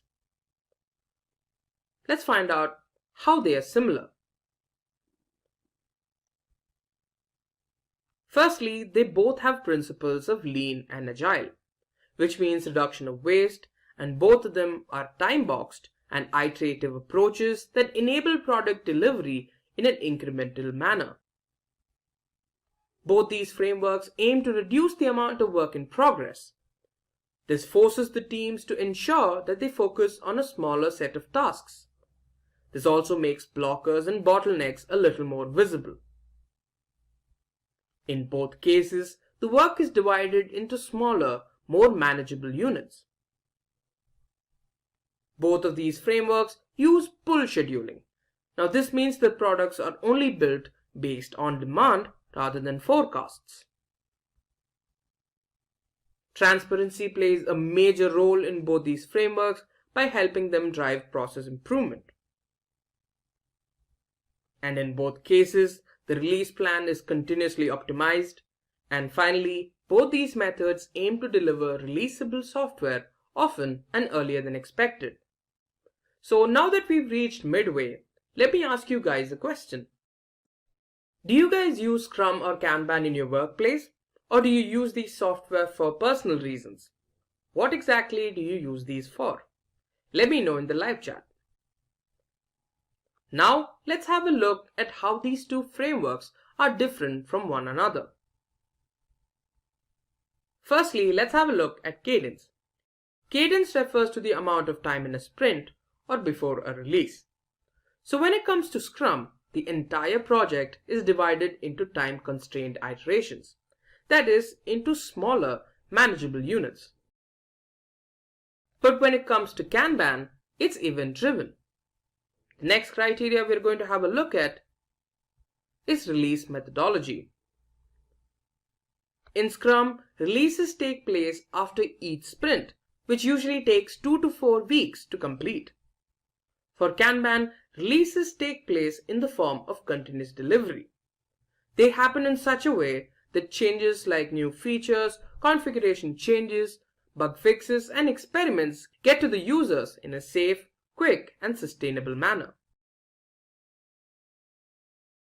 Next up, let's have a look at how changes are addressed in both these frameworks. In Scrum, no change can be made while the sprint is in progress. Once it's complete, changes can be considered in the sprint plan and then added to the sprint backlog. With Kanban, changes can be made at any time and incorporated into the workflow. Now, let's consider the metric that's being measured. In Scrum, for planning and process improvement, velocity, which is the measure of the work that can be completed by a team in a sprint, is the key metric. In Kanban, lead time is the key metric. This represents the period of time between a new task's appearance in your workflow and its final departure from the system. Next, let's have a look at how teams work in these frameworks. In Scrum, you need a cross-functional team to achieve your goals in a sprint. In Kanban, cross-functional teams are optional, but specialized teams that focus on particular aspects of the workflow are required. Now, let's talk about new additions. In Scrum, just like handling changes, you can't add any items between a sprint or an iteration. In Kanban, new items can be added to the board as long as there's capacity available for it. Now let's have a look at the job roles within these frameworks. Scrum has three major job roles: Product Owner, Scrum Master, and Scrum Team. With Kanban, you don't have any specific job roles. Now let's talk about representation. Or moreover, let's talk about how data can be represented. With Scrum, the board needs to be reset once a particular sprint is complete. With Kanban, the board stays persistent throughout the entirety of the project. And finally, let's have a look at project length. With Scrum, it's better suited for longer projects. And with Kanban, projects that can be completed in a shorter period of time are better. Picture this. You're a software developer at a startup and your team is bombarded with intricate and time-consuming tasks. Everyone in your team is struggling with the need for strategic planning without being bogged down by excessive meetings. But the question is, how do we overcome this challenge? So this is where the Scrum Man stepped in as a versatile solution. With foundation rooted in Kanban's adaptability and Scrum's structured approach, ScrumBan aims to optimize operational efficiency while providing the freedom for team members to choose their tasks. It is a unique approach to tackle the complexities of modern work environments. But before we move on and learn more about ScrumBan, I request you guys that do not forget to hit the subscribe button and click the bell icon for the further updates. Now let us discuss our agenda for today's session. We will kick off today's session with a warm introduction to ScrumBan. Once we have got the vibe of ScrumBan, we will take a look through the basics of Scrum and Kanban.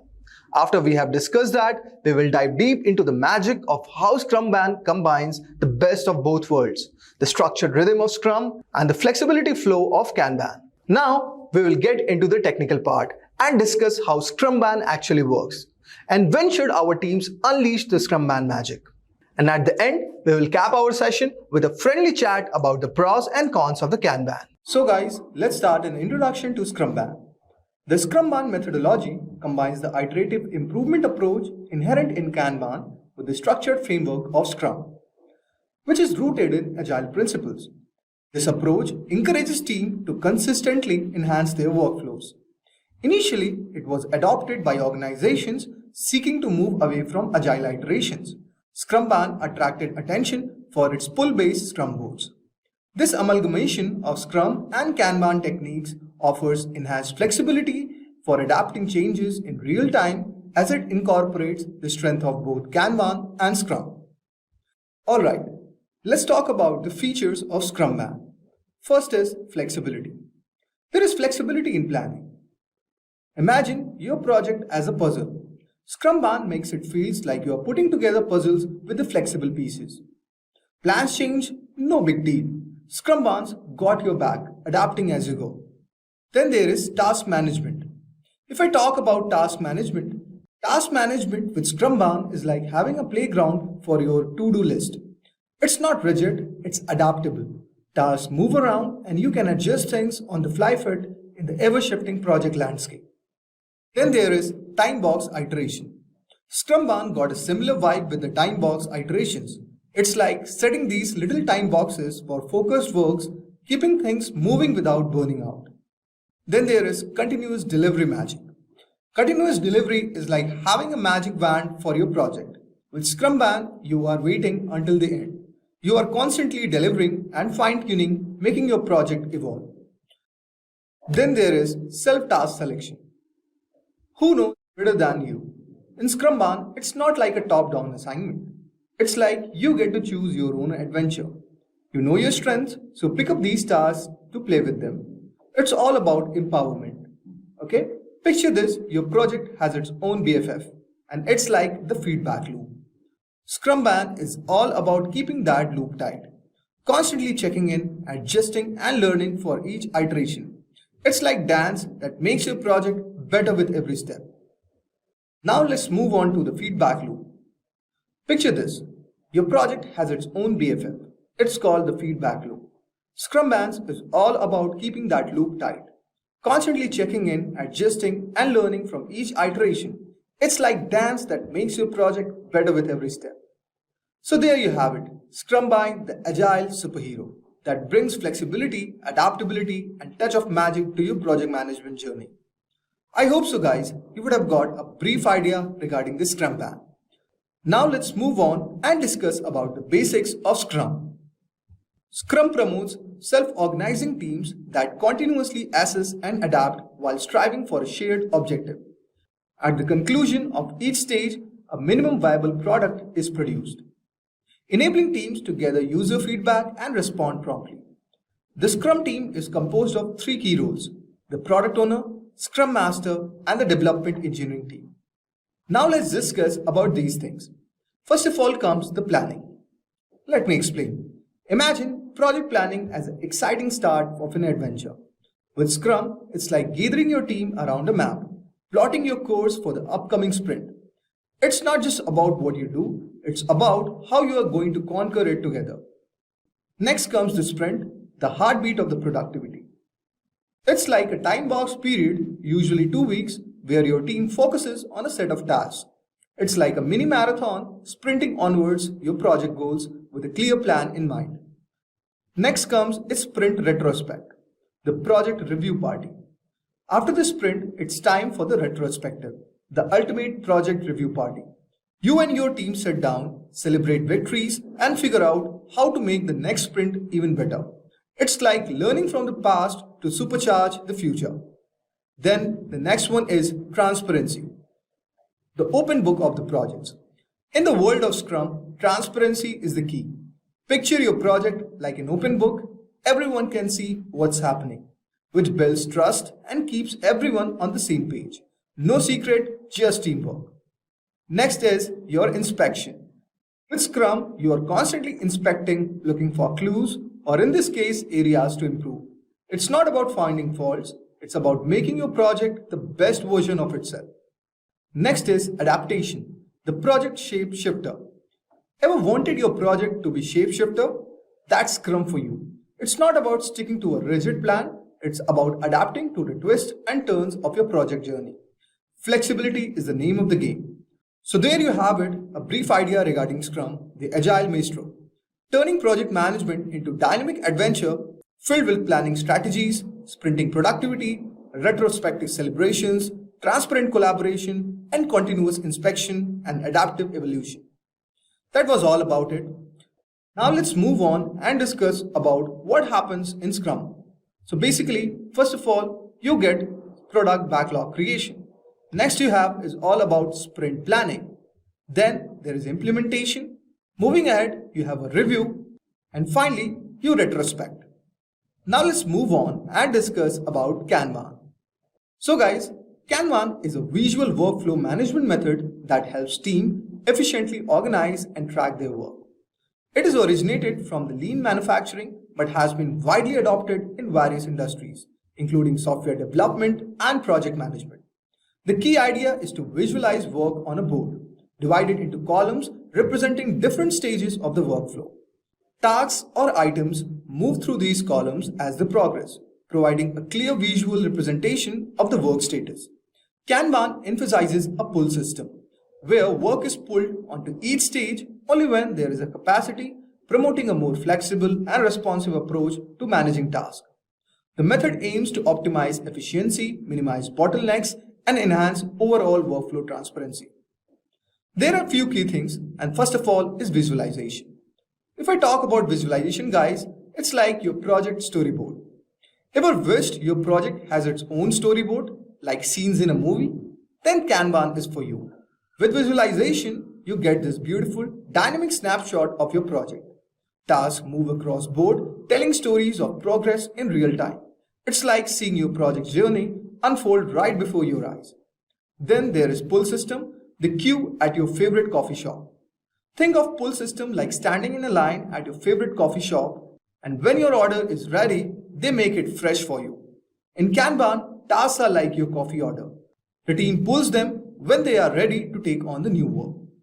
It's efficient, just like getting your favorite latte without the wait. Next comes is work in progress limits.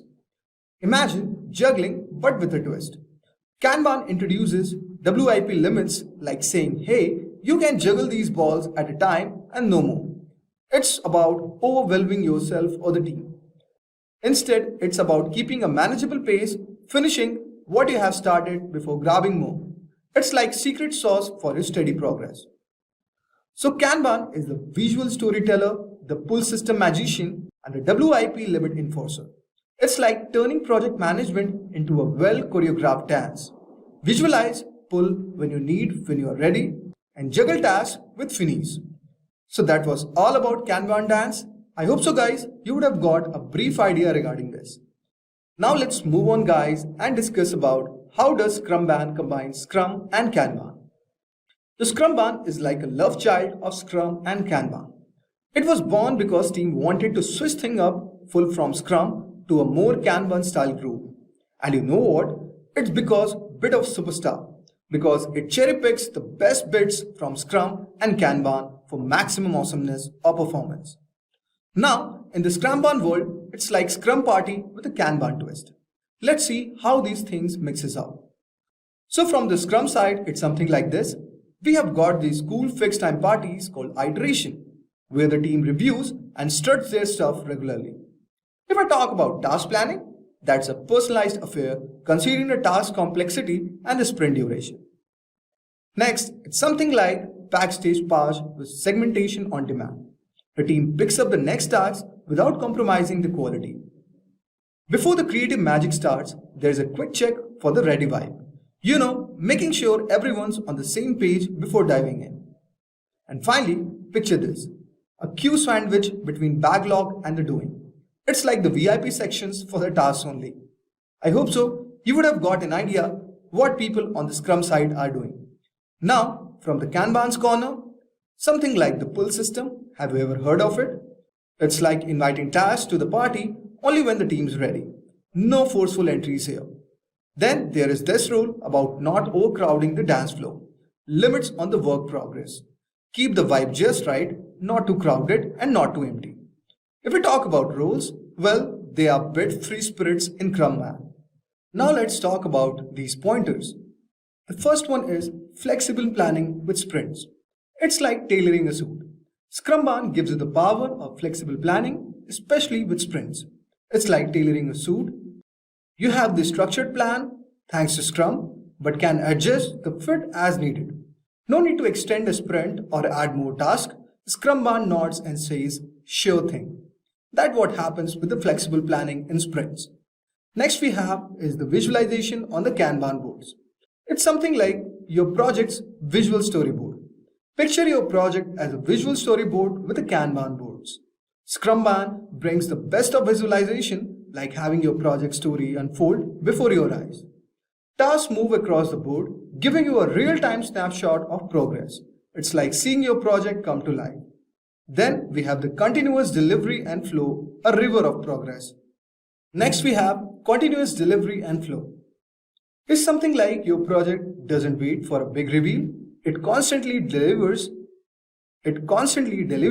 ensuring a continuous and smooth flow. Next you have work in progress limits. Something like juggling with a twist. Kanban introduces WIP limits in Scrumban, like saying, hey, you can juggle these balls at a time and no more. It's not about overwhelming yourself or the team. Instead, it's keeping a manageable pace. Finishing what you have started before grabbing more. It's the secret sauce for the steady progress. I hope so guys, you would have got a brief idea regarding how does Scrumban combine Scrum and Kanban. So guys, we will discuss how does Scrumban works based on these pointers, such as the backlog management, then sprint planning with the Kanban boards, next is your time box iteration, and finally the visual management. Let's talk about the first one, that is the backlog management. Okay, if I talk about the backlog management, in Scrumban is like having a to-do list for your project. You have got this backlog of tasks prioritized and ready to go. It's not a chaotic mess, it's a well-organized roadmap for what's next. Next is your sprint planning with the Kanban boards. Visualizing your sprint journey. Imagine planning your sprint using Kanban boards. Scrumban brings this visual element to the sprint planning. It's like laying out a map of your sprint journey. Tasks move across the board, making sprint planning not just a meeting, but also a visual experience. Next comes is your visual management, your project's art gallery. Visual management in Scrumban turns your project into an art gallery. Kanban boards, charts, and graph became the masterpieces that tell the story of your project's progress. It's not just about data.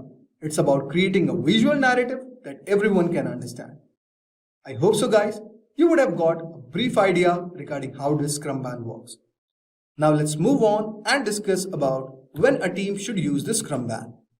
A team may choose to use Scrumban when they find themselves in a situation that requires a balance between structure of Scrum and the flexibility of Kanban. So guys, here are 8 pointers to consider when deciding to use Scrumban. The first one is continuous delivery goals. Teams aiming up for the continuous delivery and the ability to release increments of the product and more frequently may find Scrumban beneficial. It allows for the iterative release of the features within the time box sprints. Next is desire for visual management. Teams that benefit from visualizing their work on Kanban board to enhance transparency and collaboration may opt for Scrumban. The visual representation helps track tasks, identify bottlenecks, and ensures a smooth workflow. Next is the self-selection. If a team values autonomy and prefers self-selection approach for the task, where team members can choose their work based on expertise and capacity, Scrumban supports this flexibility. Now, next is the changing priorities. If a team frequently experiences changing priorities or has dynamic environment where requirements evolve, Scrumban's flexibility allows for easier adaptation to these changes without disrupting the workflow. Next one is we have the variable workloads. Scrumban is suitable for teams with the variable workloads. The capacity to add or reprioritize the task within sprint allows for a more adaptable response to fluctuating demands. The next one we have is focus on continuous improvement. Teams committed to continuous improvement and use of metrics to enhance their processes can benefit from Scrumban's iterative nature. Regular feedback loops and retrospectives are integral to Scrumban's approach. Next one is limited planning constraint. If a team desires planning approach that is less constrained by fixed sprint commitments and allows for more dynamic task planning, Scrumban's ability to adjust priorities within sprints can be advantageous. And finally, we should have an experienced Scrum team. Teams with experience in Scrum may find it easier to transition to Scrumban as it retains some Scrum elements such as time box iteration while introducing the flexibility of Kanban. Ultimately, what I would say guys, teams should consider their specific context, project requirements, and the desired balance between structure and flexibility when deciding to adopt Scrumban. It's important to continuously assess whether Scrumban aligns within the team evolving needs and goals. I hope so you would have got idea when you should use Scrumban. Now let's move on and discuss about pros and cons of Scrumban. If I talk about pros of Scrumban, the first one that comes into my mind is flexibility and adaptability. Scrumban provides a balance between structured nature of the Scrum and the flexibility of Kanban. This allows teams to adapt quickly to changing priorities or requirements during a sprint, fostering agility in response to the evolving project needs. Next one we have continuous delivery. Scrumban supports continuous delivery by allowing teams to release increments of the product within the time box sprints. This promotes a more iterative and frequent delivery model compared to the traditional Scrum. Next one we have is visual management. The use of visual boards in Scrumban enhances transparency and collaboration. Teams can easily track tasks, identify bottlenecks, and maintain a clear overview of the work in progress, thus promoting efficient communication. Next is autonomous task selection. Team members have the autonomy to self-select tasks based on their expertise and capacity. This promotes a collaborative environment and efficient task allocation, thus leveraging the benefits of both Scrum and Kanban. And finally, we have enhanced focus on continuous improvement. Scrumban encourages regular feedback loops and retrospectives, fostering a culture of continuous improvement. Team can analyze metrics and make adjustments to enhance their processes and overall performance. Now, let us discuss about the cons of Scrumban. The first one is complexity in implementation. Transitioning from traditional Scrum or Kanban to Scrumban can reduce complexity. Teams may face challenges in striking the right balance between Scrum and Kanban practices, requiring careful planning and adaptation. The next one is there is a potential for overlapping roles.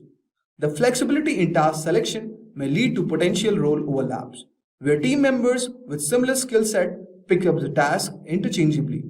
This could impact clarity in responsibilities and accountability. Third one is risk of reduced planning structure. Scrumban flexibility might lead to reduction in the structure planning associated with the Scrum. This can pose a challenge in terms of predictability, making it harder to plan and commit to specific deliverables within a fixed time frame. Fourth, it requires skilled team collaboration.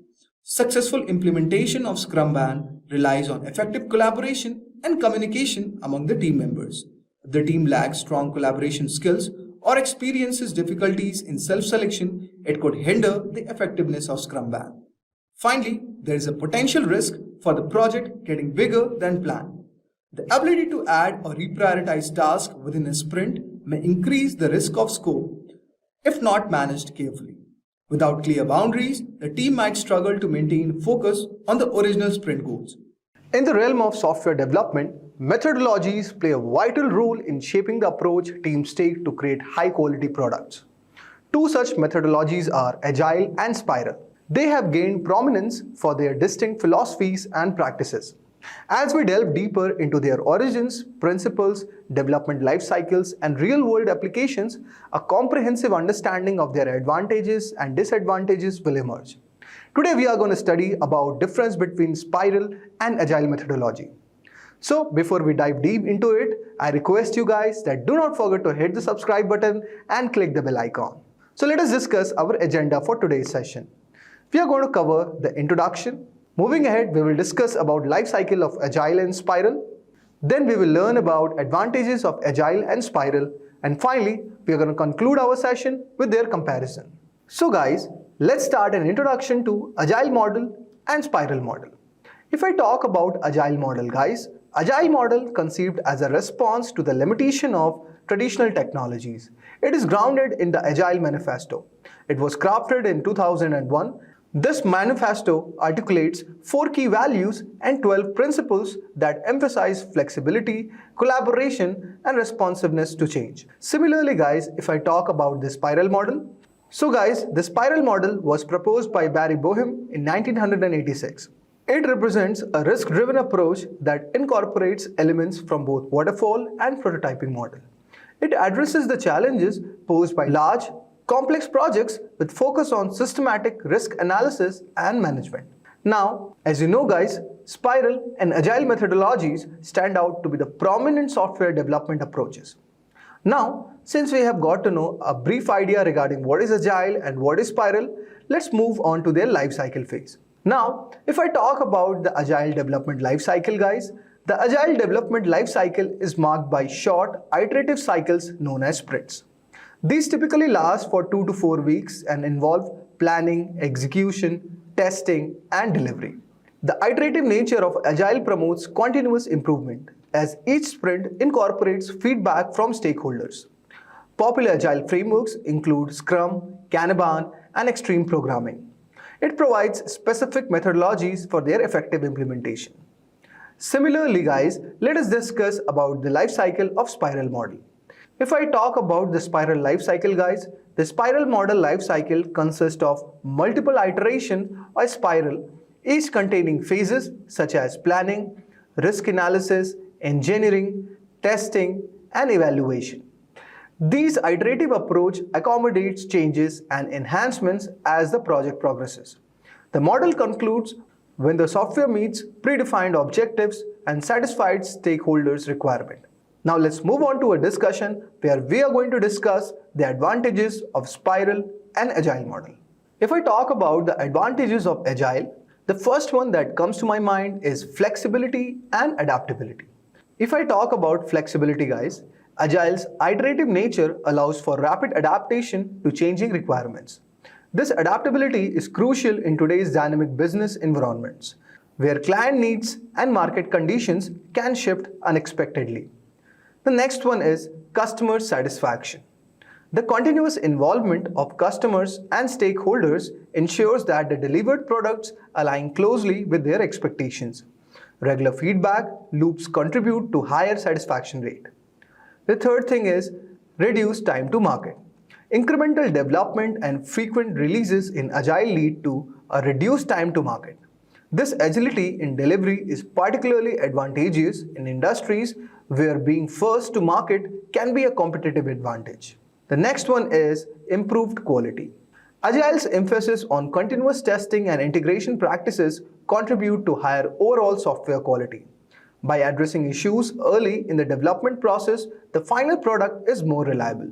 Similarly, guys, if I discuss about the advantages of Spiral model, the first one that comes up to my mind is risk management.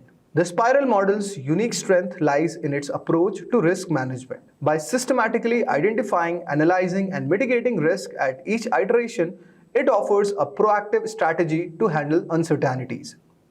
Next one is flexibility and changes. Adaptability is a key feature of the Spiral model. Changes in requirements can be seamlessly integrated into subsequent spirals, ensuring the development process remains aligned with evolving project needs. The next one is it's highly customizable.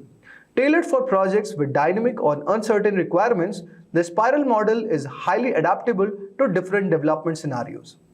The high level of customizations makes it suitable for diverse project environments. The fourth one is client involvement. Regular feedback from stakeholders ensures that the final product aligns with the user's expectations. The Spiral model's iterative nature allows for continuous client involvement, fostering a collaborative development process. I hope so. You would have got a brief idea regarding the advantages of Agile and Spiral model. Now let us jump to the main part, that is the comparison, and let us see how Agile is different from Spiral. So guys, the first parameter that comes up to my mind is approach to change. In Agile model, if I talk about it, its approach to change is characterized by its flexibility and adaptability. The Agile manifesto values responding to change over a following plan, emphasizing that change is expected and welcomed throughout the development process. Agile methodologies such as Scrum embrace change by allowing adjustments to requirements even late in the development cycle. This iterative and incremental approach ensures that the product can evolve in response to the evolving market conditions or customer feedback. With reference to the same parameter, if I talk about the Spiral model, it also accommodates changes but with a structured approach. Changes can be incorporated in subsequent spirals, taking advantage of their iterative nature of the model. The risk analysis phase in each spiral allows for proactive identification of potential changes, and adjustments can be made based on the insights gained during the iterative cycles. While the Spiral model acknowledges the need for change, it does so in the context of risk-driven and systematic process. Now let us discuss our second parameter, which is the customer involvement. In Agile model, it places a significant emphasis on continuous customer involvement throughout the development process. Stakeholders, including customers and end users, are considered an integral part of the development team. Regular feedback loops, sprint reviews, and showcases ensure that the customer's expectations are continuously aligned with the evolving product. This high level of engagement contributes to customer satisfaction and helps deliver a product that meets the actual needs of the users. With reference to the same in Spiral model, customers' involvement is facilitated through regular reviews and evaluations. Each iteration allows for customer feedback, ensuring that the product aligns with their expectations. While the customer may not be actively involved on a day-to-day basis in Agile, the structured approach of the Spiral model ensures that customer input is considered and incorporated at various stages of the development. Now let us talk about the third parameter, which is risk management. If I talk about risk management, guys, in Agile model, it takes more adaptive and iterative approach to risk management. Rather than having a specific phase dedicated to risk analysis, Agile teams continuously assess and respond to risk throughout the development lifecycle. Agile methodologies encourage teams to identify potential risk in early and address them in subsequent iteration. Whereas, guys, if I talk about the spiral model is explicitly designed with a focus on risk management. The risk analysis phase, which occurs in each iteration, involves a systematic evaluation of potential risk and the development of strategies to mitigate them. This approach ensures that risks are identified and addressed in a structured manner, contributing to reliability and robustness of the final product. Now let us discuss our next parameter, that is the development lifecycle. The Agile model development lifecycle is characterized by short time-boxed iterations or sprints. Each iteration involves planning, execution, testing, and delivery of specific set of features. The development cycle is continuous and iterative, with product evolving incrementally in response to feedback. This life cycle is well suited for projects where requirements may change frequently, and delivering a minimum viable product is quickly essential. Whereas if I talk about the spiral model, guys, the spiral model's development life cycle consists of multiple iterations or spirals, each encompassing planning, risk analysis, engineering, testing, and evaluation phases. The project begins with the identification of objectives and alternatives, followed by the development of a prototype. Subsequent spirals build upon the previous ones, incorporating feedback and addressing risk. This structured and iterative approach is particularly effective for large, complex projects where systematic risk analysis is crucial. Next is suitability for project types. Agile is well suited for projects with dynamic or rapidly changing requirements. It thrives in an environment where flexibility, adaptability, and quick responses to market changes are essential. Agile is often favored in industries such as software development, where need for innovation and responsiveness is very high. Whereas if I talk about the spiral model, guys, the spiral model is ideal for large, complex projects with uncertainties and evolving requirements. It is often adopted in critical systems such as aerospace, defense, healthcare, where risk management is paramount. Now, let us discuss about the document emphasis. Agile prioritizes working software over comprehensive documentation as stated in the Agile Manifesto. While documentation is essential, Agile methodologies emphasize that primary measure of progress is a functional and valuable product. Agile documentation tends to be lightweight and focused on facilitating collaboration and understanding within the team. If I talk about the spiral model, guys, the spiral model balances the need for documentation with an emphasis on risk analysis and management. Each iteration involves documentation of objectives, alternatives, risks, and strategies. The emphasis on documentation supports a systematic approach to development, providing a comprehensive understanding of project complexities. Now let us discuss the next parameter, that is iteration or iterative nature. If I discuss the iterative nature of Agile, it is quite inherently iterative, with frequent release and continuous improvement throughout the development lifecycle. Whereas in spiral model, it embraces iteration, refining the software through multiple cycles while managing risk at each phase. This iterative nature allows for ongoing adjustments based on feedback and insights gained during each iteration. This approach is particularly effective in projects where systematic and adaptive developmental process is necessary to address the uncertainties. Now, final point, that is communication and team interaction. If I talk about Agile model, guys, communication is a cornerstone of Agile methodologies, emphasizing the importance of face-to-face interactions within the team. Daily stand-up meetings, sprint planning sessions, collaborative discussions are integrals to Agile success. This emphasis on communication ensures that team members are aligned on project goals, impediments are quickly addressed, and knowledge is shared effectively. This collaborative communication fosters a sense of shared ownership and accountability within the team. If I talk about spiral model, guys, while the communication is essential in the spiral model, the formalization of communication process may vary. The model encourages communication between team members, stakeholders, management, especially during the risk analysis phase and subsequent iteration. However, the level of formality in communication may depend on the specific organization processes and the nature of project. In summary guys, effective communication is a critical aspect of both agile and spiral models. But the emphasis, formality, and specific practices may vary based on the methodology and the project's characteristics. Open and transparent communication within a team and with stakeholders contributes to successful project outcomes in both approaches. Introduction to Agile Manifesto. The Agile Manifesto is a seminal document in the field of software development, created in 2001 by 17 software developers who sought to outline a more flexible and efficient approach to project management and development. It emphasizes individuals and interactions, working software, customer collaboration, and responding to change over traditional processes, documentation, contract negotiation, and plan following. This manifesto has since become the foundation for Agile methodologies, promoting a flexible, team-oriented approach that values adaptability and customer satisfaction above rigid adherence to plans. With the manifesto in mind, let's start exploring the 4 core values of Agile. The 4 core values of Agile focus on people and results rather than rigid processes, individuals and interactions over processes and tools, prioritizing teamwork and communication above strict adherence to tools and processes. Imagine a team deciding together how to solve a problem instead of just following a manual. It's like choosing a group discussion over filling out forms. Working software over comprehensive documentation, valuing functional software that meets user needs over detailed paperwork.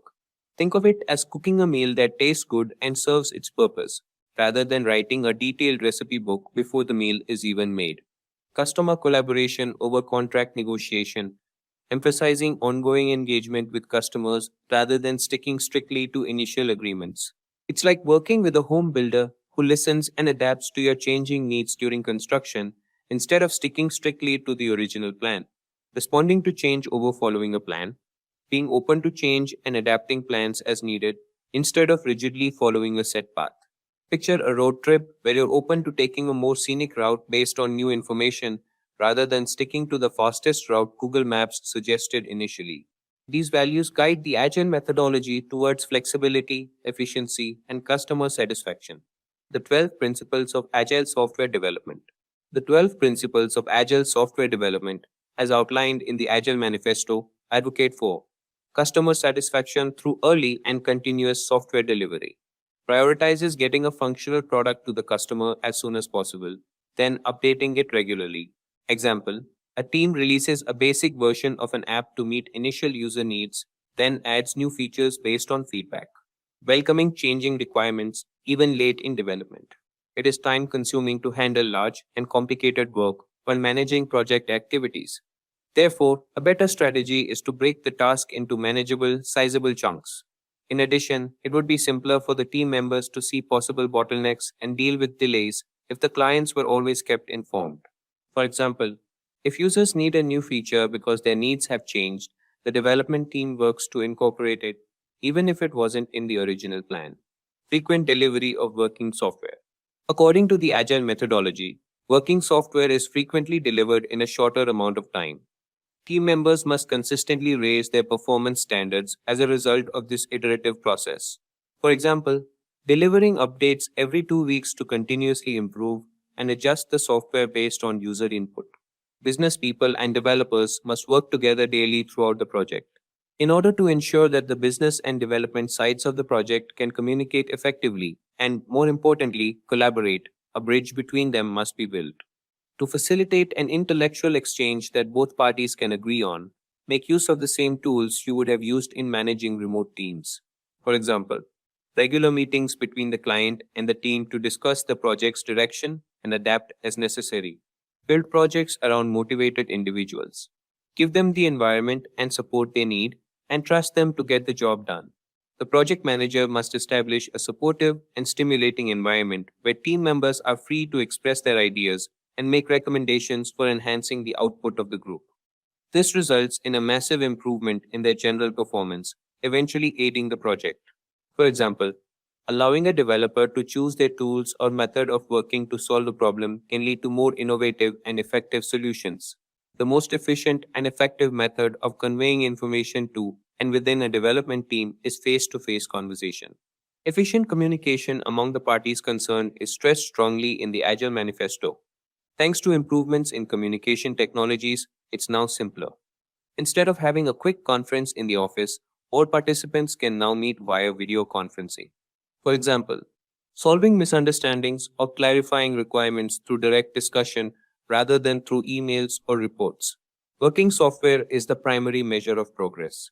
Delivering a functional product that pleases the consumer is the single determinant that can guarantee success.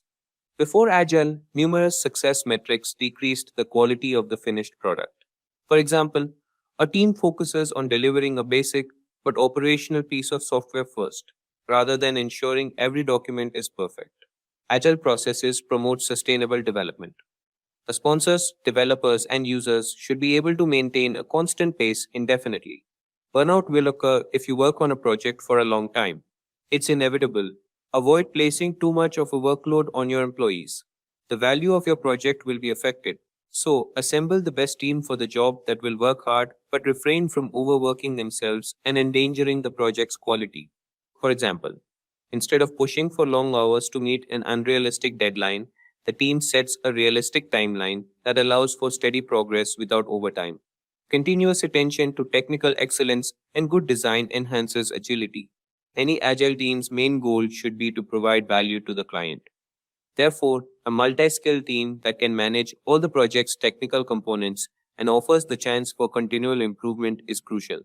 For example, regularly refactoring code to improve its structure without changing its external behavior. Simplicity, the art of maximizing the amount of work not done, is essential.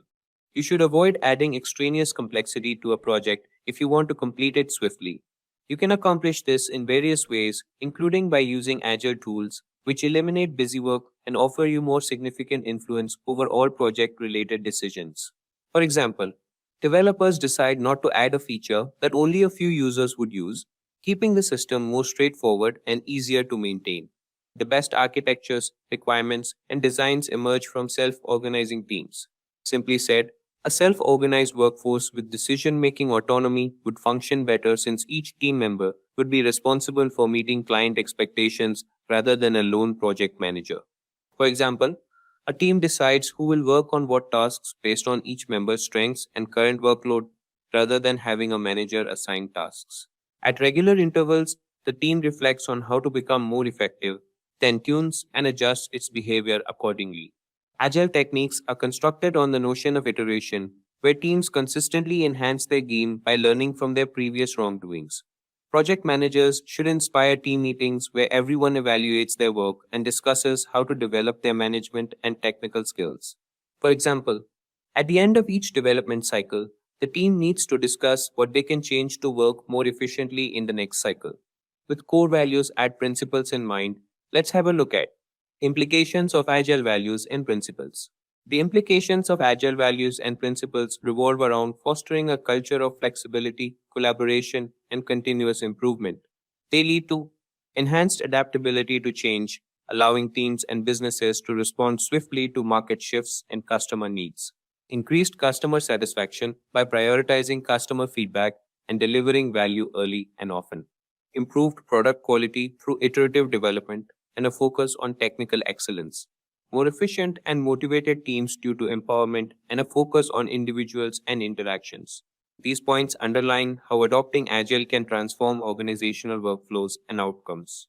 Now, let's see some real-world applications of Agile. Innovation in tech.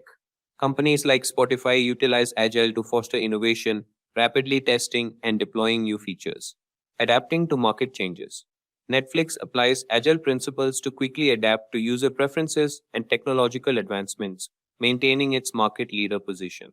Banking sector agility. Banks have adopted Agile to improve their digital services, making customer transactions smoother and more secure. Healthcare efficiency. Agile methodologies help healthcare providers streamline operations and improve patient care through faster, more responsive services. Manufacturing flexibility.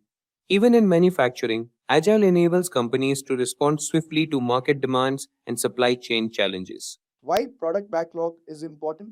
The product backlog is a fundamental component in Agile and Scrum methodologies, serving as a dynamic, prioritized list of features, enhancements, bug fixes, and other changes that are needed to improve a product. Prioritization. The team can prioritize tasks based on the product's requirements and the value they bring to stakeholders.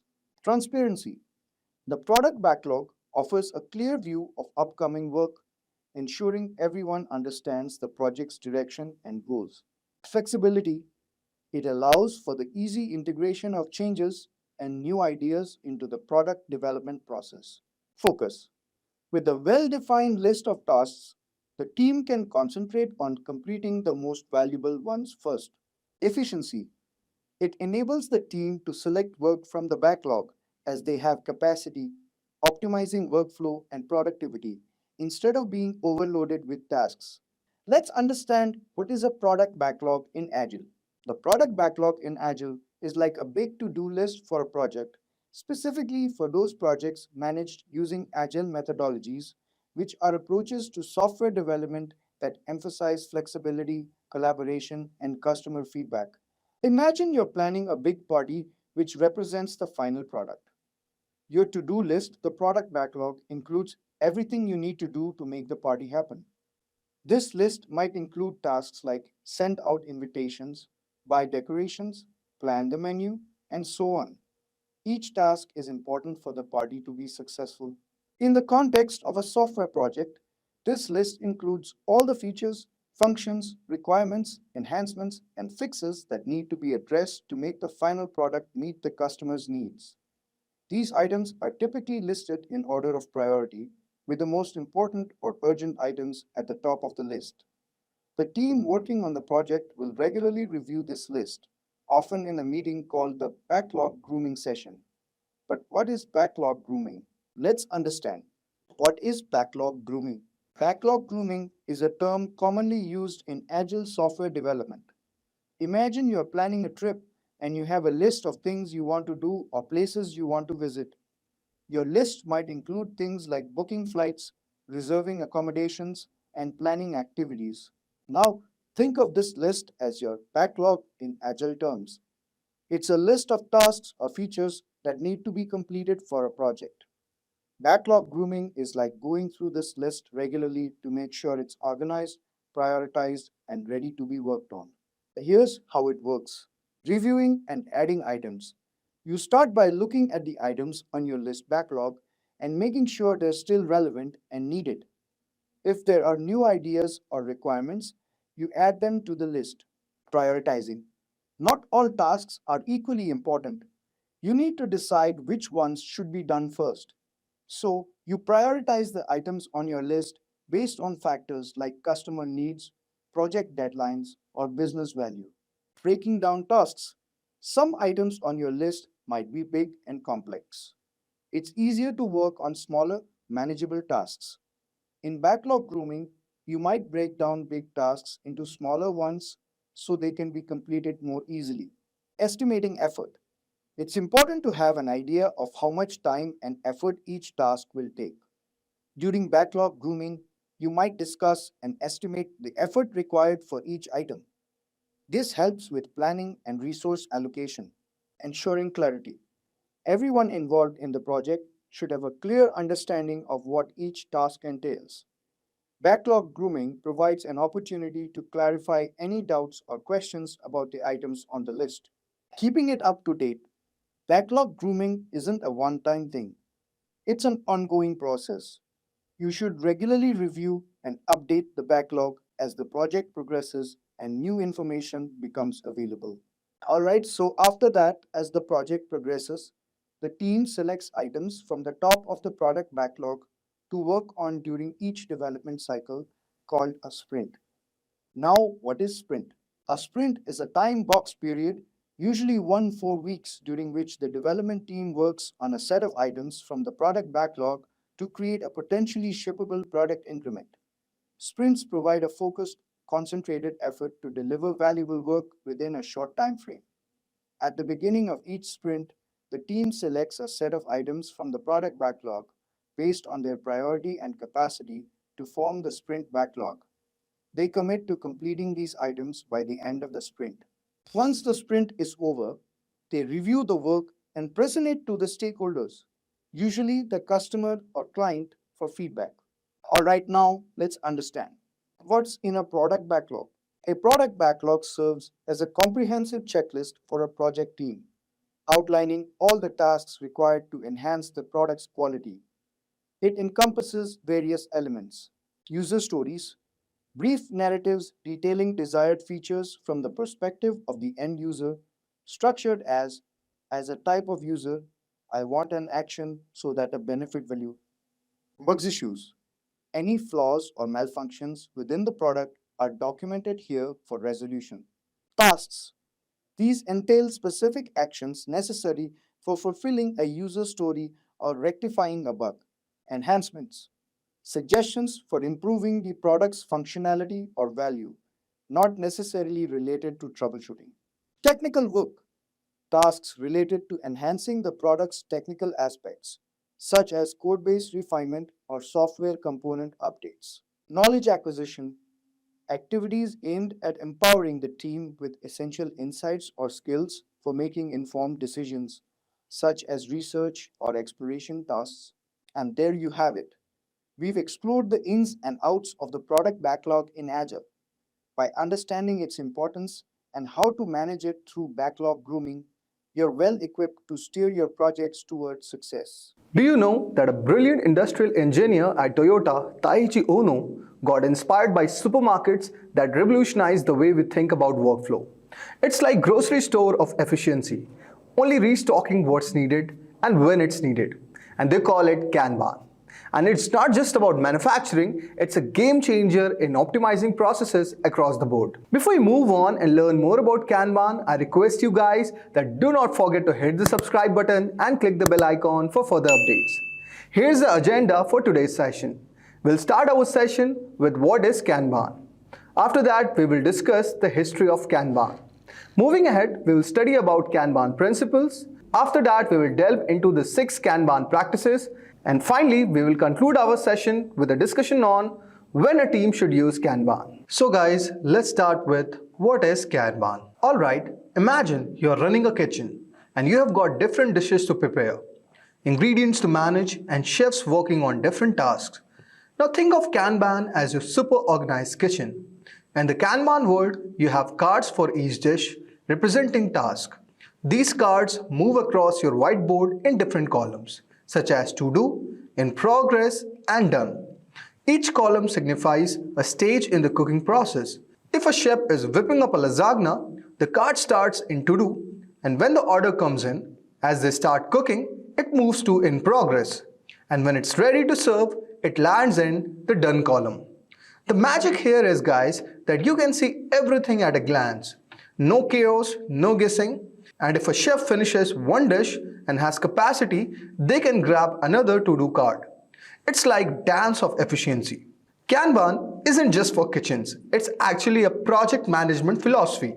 Whether you are developing software, planning events, or organizing a team project, Kanban helps things flowing smoothly. It's about visualizing work, limiting work in progress, and maximizing the efficiency. Now, let us say what is a technical definition of Kanban. Kanban is an organizational approach designed to enhance the teamwork and productivity. And it employs visual representations of project workflows, offering team members a clear understanding of where their tasks fit in the broader context. The visual display ensures that the entire team has transparency in the workflow, aiming to eradicate duplication and unnecessary efforts while promoting continuous delivery. Now let's move on and discuss the history of Kanban. During the early 1940s in Japan, Toyota Automotive faced stiff competition from its American counterparts and sought to enhance the efficiency of its production processes. A critical challenge was the substantial and costly accumulation of stock inventory, including raw materials and unfinished items, and any items remaining in the inventory instead of progressing to the next production stage or reaching the final customer were deemed wasteful. In response to this challenge, Taiichi Ohno, an industrial engineer at Toyota, drew inspirations from supermarkets, observing that supermarkets restock products only after customers have purchased most of the available item Ono envisioned applying a similar principle to Toyota's production chain. He proposed that the rate of one production process should determine the demand for preceding process through the entire chain. To implement this concept, visual signals in the form of cards were introduced to trigger specific actions. For instance, an empty raw materials container with a card would signal the need to replenish those raw materials. These visual cues became the basis for the term Kanban, symbolizing a system where visual signals guide and optimize the flow of production processes. Now let's move on and discuss about the principles of Kanban. The first thing is, start with what you know. Start by looking at what you are currently doing. That's where Kanban comes in handy. It values your existing processes. At the beginning of a project, experts in change management use Kanban to figure out any issues affecting how things are done. Kanbans help you check your workflow, roles, job titles, communication, and everything. This way, you can make things work better, save money, and pinpoint areas for improvement. Because Kanban makes things clear, you can track how your changes pay off over the time and see the impact of making things better. This transparency also makes it easier to work with other managers and teams. They can quickly understand why changes are needed, making collaboration smoother. The next is agree to pursue incremental and evolutionary change. Continuous improvement is a crucial idea in Kanban, much like Agile and Scrum methodologies. All three share the practice of bringing about changes gradually and steadily in small steps. This approach is valuable because it reduces disruptions and makes the entire changes process easier to handle. Implementing big changes can be tough and might face resistance internally. Senior management could worry about the cost, and project teams might fear that altering how they work would affect their productivity. Kanban is aware of this challenge and highlights the importance of making small and continuous improvements over the time. This way, it acknowledges the need for manageable and incremental change to overcome the potential obstacles and resistance within an organization. The next is respect the current process, roles, responsibilities, and titles. Respecting existing practices is the key to emphasizing that Kanban won't cause excessive disruptions or entirely overhaul established ways of working, especially if those methods are effective. This instance positions Kanban as a cooperative and collaborative way to enhance existing processes without fundamentally shaking up how an organization operates. This approach is quite crucial for gaining support for Kanban, especially in environments where teams are attached to the established practices. It proves especially helpful in larger organizations where changes tend to be slower, and there are more people to convince of the benefits of adopting Kanban. By being respectful and considerate of the current operating models, Kanban becomes an approachable and adaptable solution for organizations aiming to improve without causing unnecessary upheaval. The next is encourage the acts of leadership at all the levels in your organization. Kanban puts a spotlight on collaboration, allowing anyone in the team to set up and tackle a problem. Thanks to the transparency it offers, every team member should feel confident in taking action backed by a solid data. This supportive culture empowers team members to take initiative, embrace risks, and experience growth both professionally and personally. In essence, Kanban fosters an environment where everyone has the opportunity to contribute, make decisions, and thrive. Now let's move on and discuss about the 6 Kanban practices. Unlike the time-constrained structure of agile methodologies like Scrum, which follows strict schedules with defined sprints, Kanban operates using a pull system. This means that work begins only when there is a demand for specific deliverable. Evolving from this principle, David Anderson wrote 5 properties where we can identify the following 6 Kanban practices. So you can see there are 3 things on the Kanban board. The first one is to do, the next is in progress, and the third thing is done. Okay, so now you can see how the Kanban operates. So here you can see a small simulation of the Kanban board. Now let's move on and understand about the 6 Kanban practices. The first thing that comes up in my mind is visualize the workflow and business risks. Boosting visibility in your workflow is essential for pinpointing areas that require enhancements. Kanban board act as a visual representation showcasing the status of work items, what's in progress, what's is done, and what hasn't started. This visual aid enables you and your team to comprehend the journey from request to completion, identifying areas for optimization in your workflow. Think of Kanban boards like project dashboards, aiming to provide maximum visibility in an easily understandable format. The concept is to present information clearly, much like a digital Kanban board in Teamhood. The second is limit work in progress. The ultimate aim of employing Kanban board is to optimize the projects by eliminating unnecessary time and resource wastage. Key to this efficiency is the implementation of Kanban work in progress limits. These limits are critical as they define the maximum workload allowed in a workflow. Work in progress limits functions by putting a cap on the number of work items that can be in progress simultaneously. This establishes a pull system, ensuring that new tasks are only initiated when there is sufficient capacity to handle them. On a Kanban board, work in progress limits are visually represented as numerical values, assigned to different statuses or columns, thus providing a clear indication of the workload constraints at each stage of the workflow. This approach streamlines processes, prevents overload, and promotes a more controlled and efficient project progression. Next is manage the flow.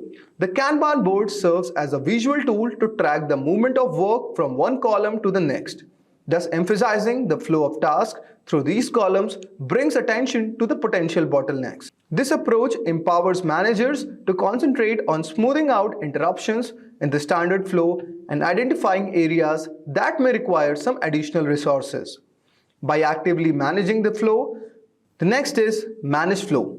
The Kanban board serves as a visual tool to track movement of work from one column to the next, emphasizing the flow of tasks through these columns, which brings attention to the potential bottlenecks. This approach empowers managers to concentrate on smoothing out interruptions in the standard flow and identifying areas that may require additional resources. By actively managing the flow, teams can enhance the overall efficiency and address issues promptly to ensure a smoother progression of tasks. The next one is make policies explicit. Define, publish, and share what your processes and policies are. This ensures that everyone on your team comprehends how work is conducted and what goals are. By establishing clarity, you can guarantee that everyone is aligned when proposing improvements. This approach also contributes to maintaining objective and dispassionate team discussions, preventing emotions and subjective viewpoints from unduly influencing the decision-making process. Next is implementing the feedback loops. The Kanban method promotes small, continuous, incremental, and evolutionary changes. As I have told you earlier, determining these necessary changes relies on establishing reliable feedback loops. In Kanban, feedback is collected at various project stages, whether during meetings, delivery, operational activities, or risk reviews. The specific points for collecting input and the frequency are typical, tailored to project's nature and what works best for your team. This flexible approach ensures that feedback is consistently integrated, thus allowing for informed and adaptive adjustments throughout the project. Next is improve collaboratively and evolve experimentally. Collaborative improvement and the ongoing evolution stand out as the fundamental principles in Kanban. David Anderson, who wrote a book on the 6 Kanban principles, in his books underscores the significance of team, proposing a shared knowledge and a unified understanding of problems. He advocates for adoption of scientific model encompassing experimentation, analysis, and continuous improvement. Anderson suggests that exploring established models such as the theory of constraints, theory of profound knowledge, and the lean economic model. Implementing one of these proven models facilitates the measurement of outcomes and help mitigate the risk associated with change. By incorporating these models into Kanban approach, teams can systematically identify constraints, deepen their understanding of problems, and methodically work towards effective solution.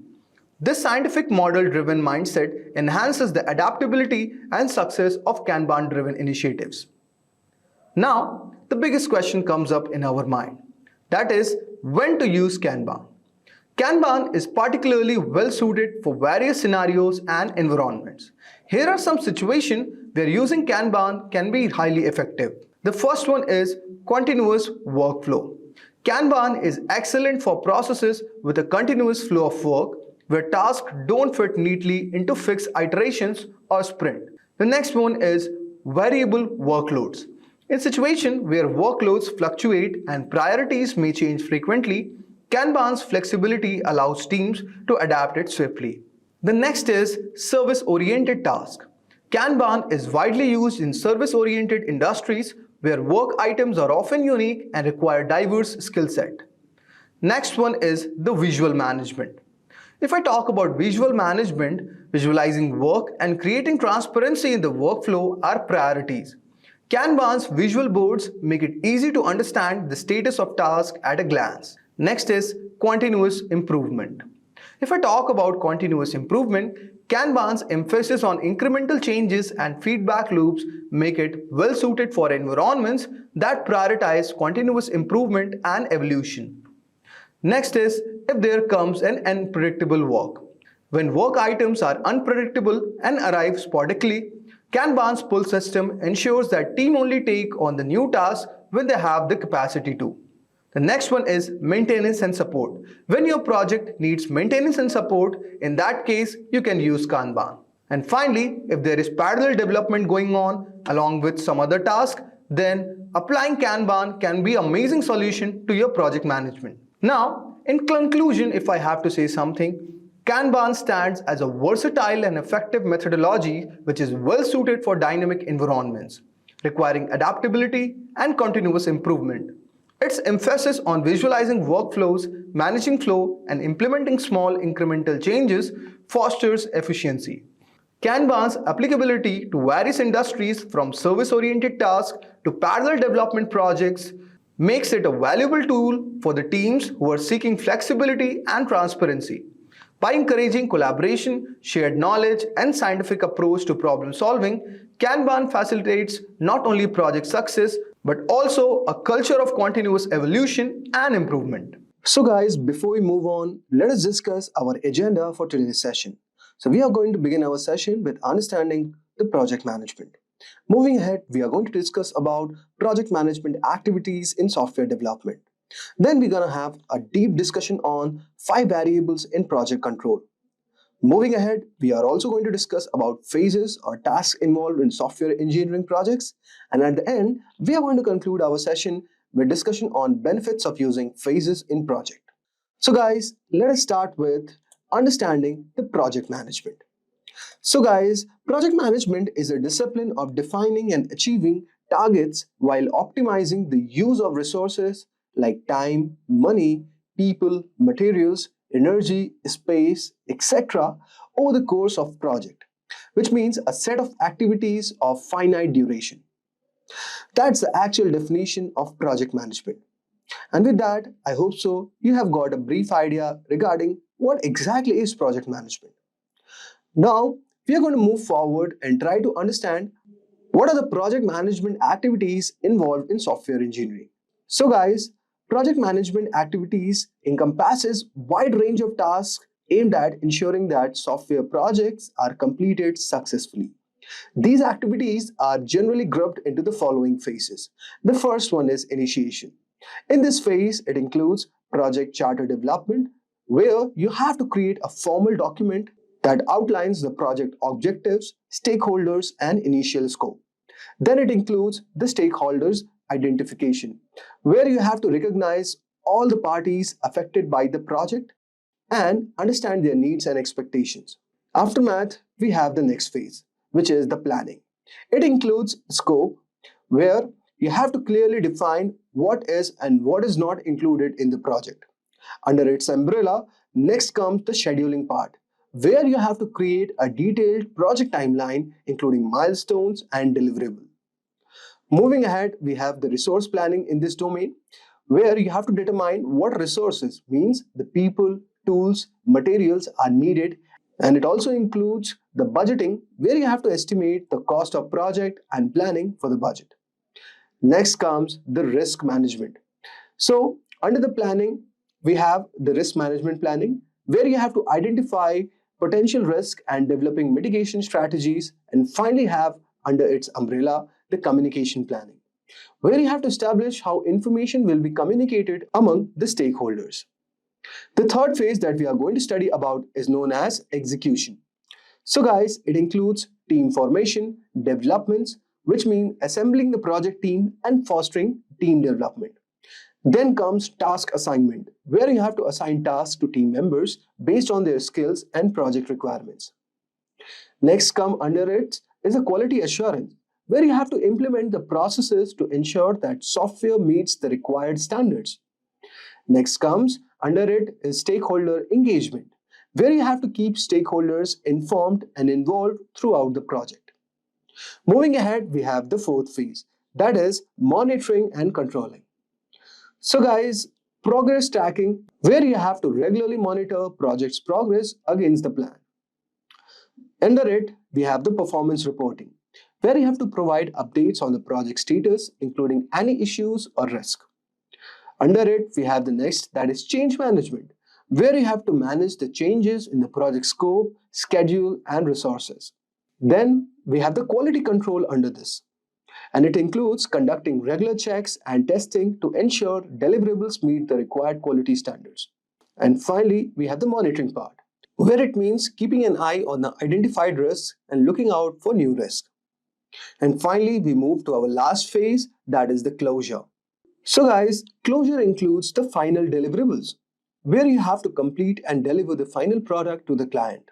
Moving ahead, we have the project documentation under its part, where you have to compile all the project documents for future reference. Then you have to do the post-project review, where you have to conduct a review to identify lessons learned and areas of improvement. Then we have the stakeholder satisfaction, where you have to ensure all the stakeholders are satisfied with the project outcomes. And finally, you have release under this umbrella, where you have to release project team members to their next assignments. So guys, these activities help structure the work of project managers and teams, ensuring that software projects are completed efficiently and effectively with clear documentation and communication at every stage. Now let us move on and discuss about 5 variables of project control in software engineering. Project control in software engineering revolves around monitoring and managing key variables to ensure that the project stays on track. These variables include the 5 variables of project control in software engineering. Effective project control in software engineering involves monitoring and managing key variables to ensure project stays on track and meets its objective. So let us delve into these 5 crucial variables. The first one that we have is scope. So guys, scope encompasses all the work required to deliver a product, service, or result with the specified features and functions. It's essentially the project boundaries and deliverables. It includes 2 parameters, that is controls and tools. If we talk about control, it means that to maintain control over the scope. It's vital to ensure that the project remains within the agreed upon boundaries. This involves managing any changes through a formal change control process to prevent scope creep, which can derail the project by introducing unplanned tasks.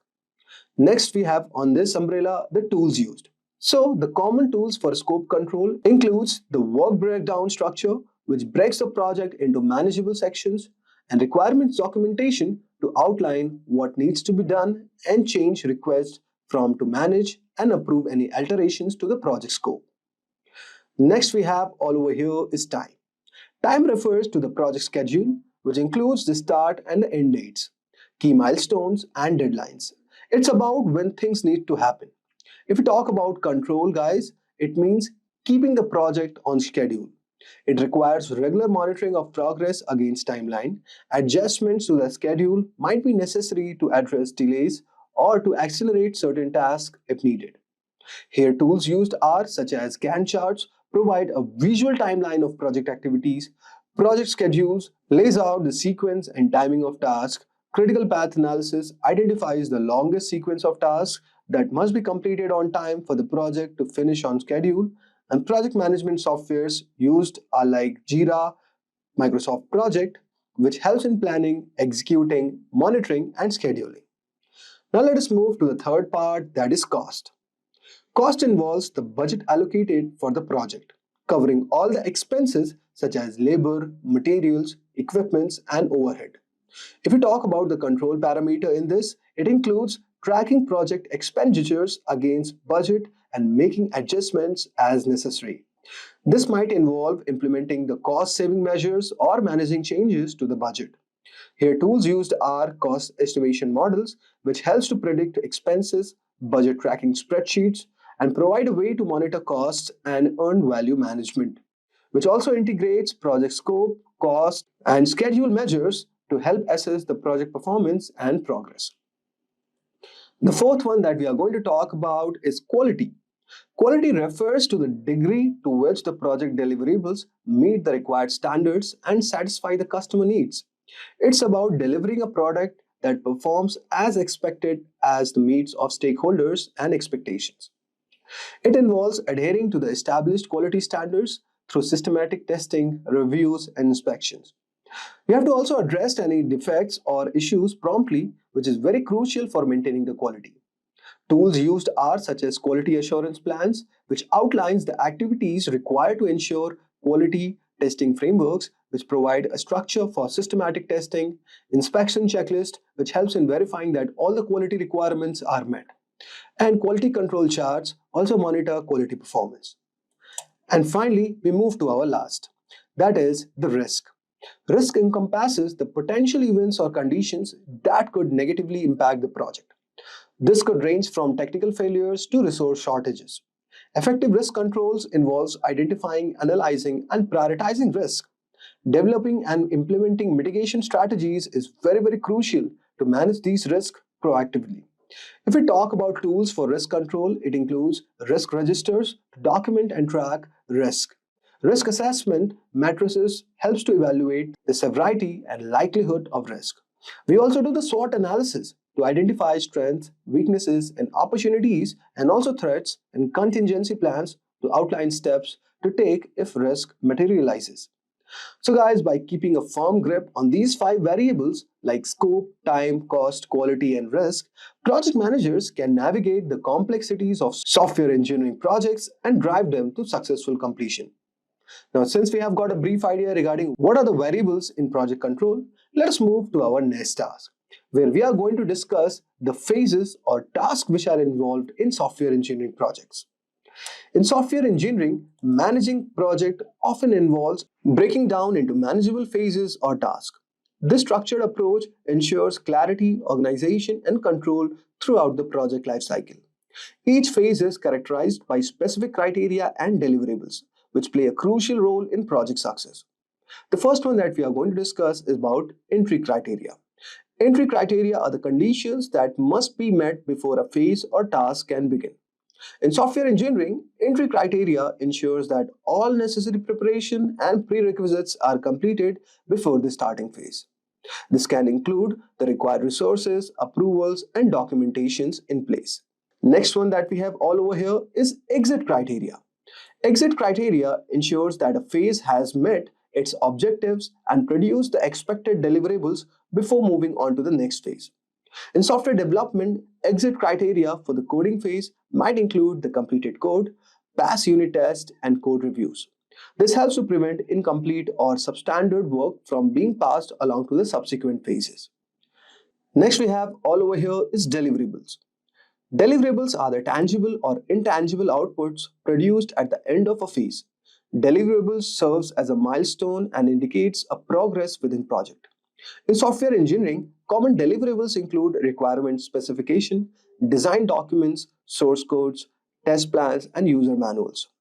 Clear deliverables help in measuring progress and quality, ensuring that each phase contributes to the overall project goals. Next one we have all over here is called reports. Reports are the documents that provide information on the status, progress, and outcomes of phase or task. Regular reporting keeps stakeholders informed and allows for tracking and assessing project performance. In software engineering, reports might include status updates, risk assessment, issue logs, and performance matrices. Effective reporting helps in identifying and addressing issues early, ensuring transparency and accountability throughout the project. Now, let us discuss what are the benefits of these phases. So guys, in context of software engineering, breaking a project into phases or tasks with defined criteria and deliverables offers several benefits. The first one that we get is structured approach. It provides a clear and structured approach to project management, ensuring that each phase has clear objectives and outputs. Next, we have the risk management. Here, the entry and exit criteria helps in identifying and mitigating risk early by ensuring that prerequisites are met and quality standards are maintained. And finally, we have all over here is quality assurance, where a clear exit criteria ensures that each phase produces high quality outputs, contributing to the overall quality of the final product. So guys, by breaking a software engineering project into these well-defined phases with clear entry and exit criteria, resource allocation, deliverables, and reporting mechanisms, the project managers can effectively guide their teams to deliver high-quality software on time and within budget. Let's begin with discussing what exactly project management is. Project management is the process of leading the work of a team to achieve all project goals within the given constraints. The information is usually described in project documentation created at the beginning of the development process. The primary constraints are scope, time, and budget. Project management is the application of processes, methods, skills, knowledge, and experience to achieve specific project objectives according to the project acceptance criteria within agreed parameters. Now let's focus on the steps to becoming a project manager. And we will see the steps how to become a project manager. And you could see the first step is understanding the role. The second is getting certification. Third is you should have experience, then skills, and then you should expand your knowledge with time, and you should build your network, and then demonstrate the leadership, and you should have a good portfolio and your professional growth, and then you should seek employment and ace the interview. So we'll discuss each of the particular steps to becoming a project manager. So becoming a project manager is an exciting and rewarding journey that requires a combination of skills, knowledge, and experience.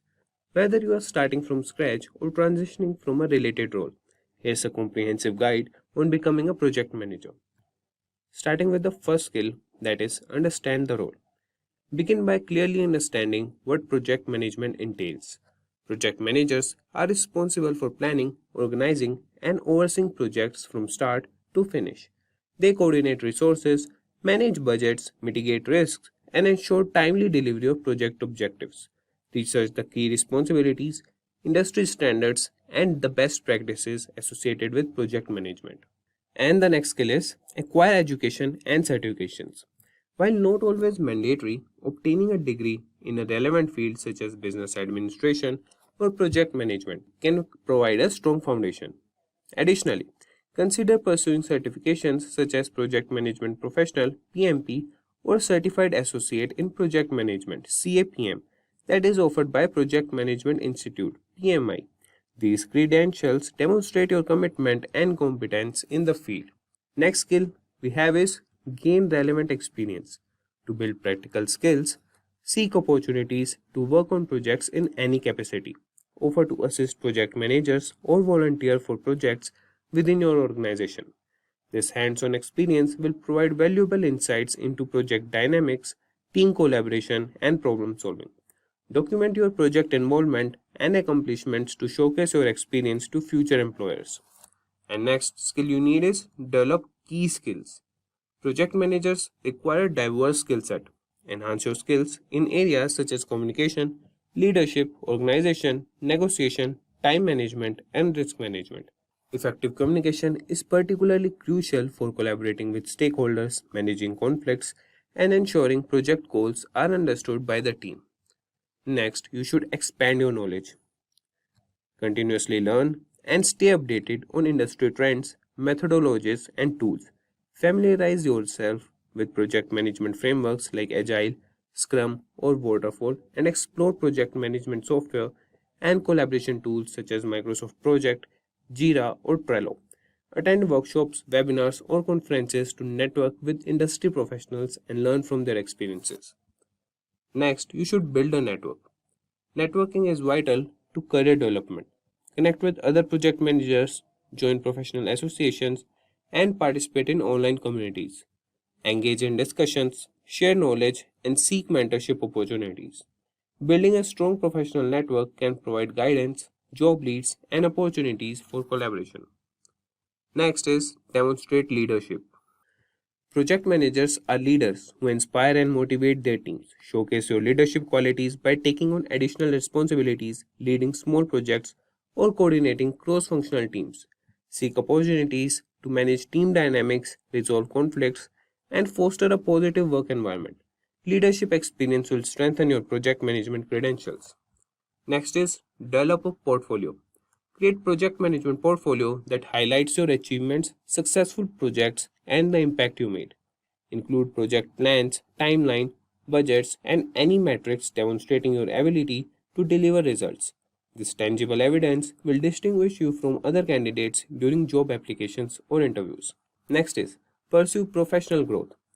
Embrace continuous professional development by seeking learning opportunities, attending workshops, and obtaining advanced certifications.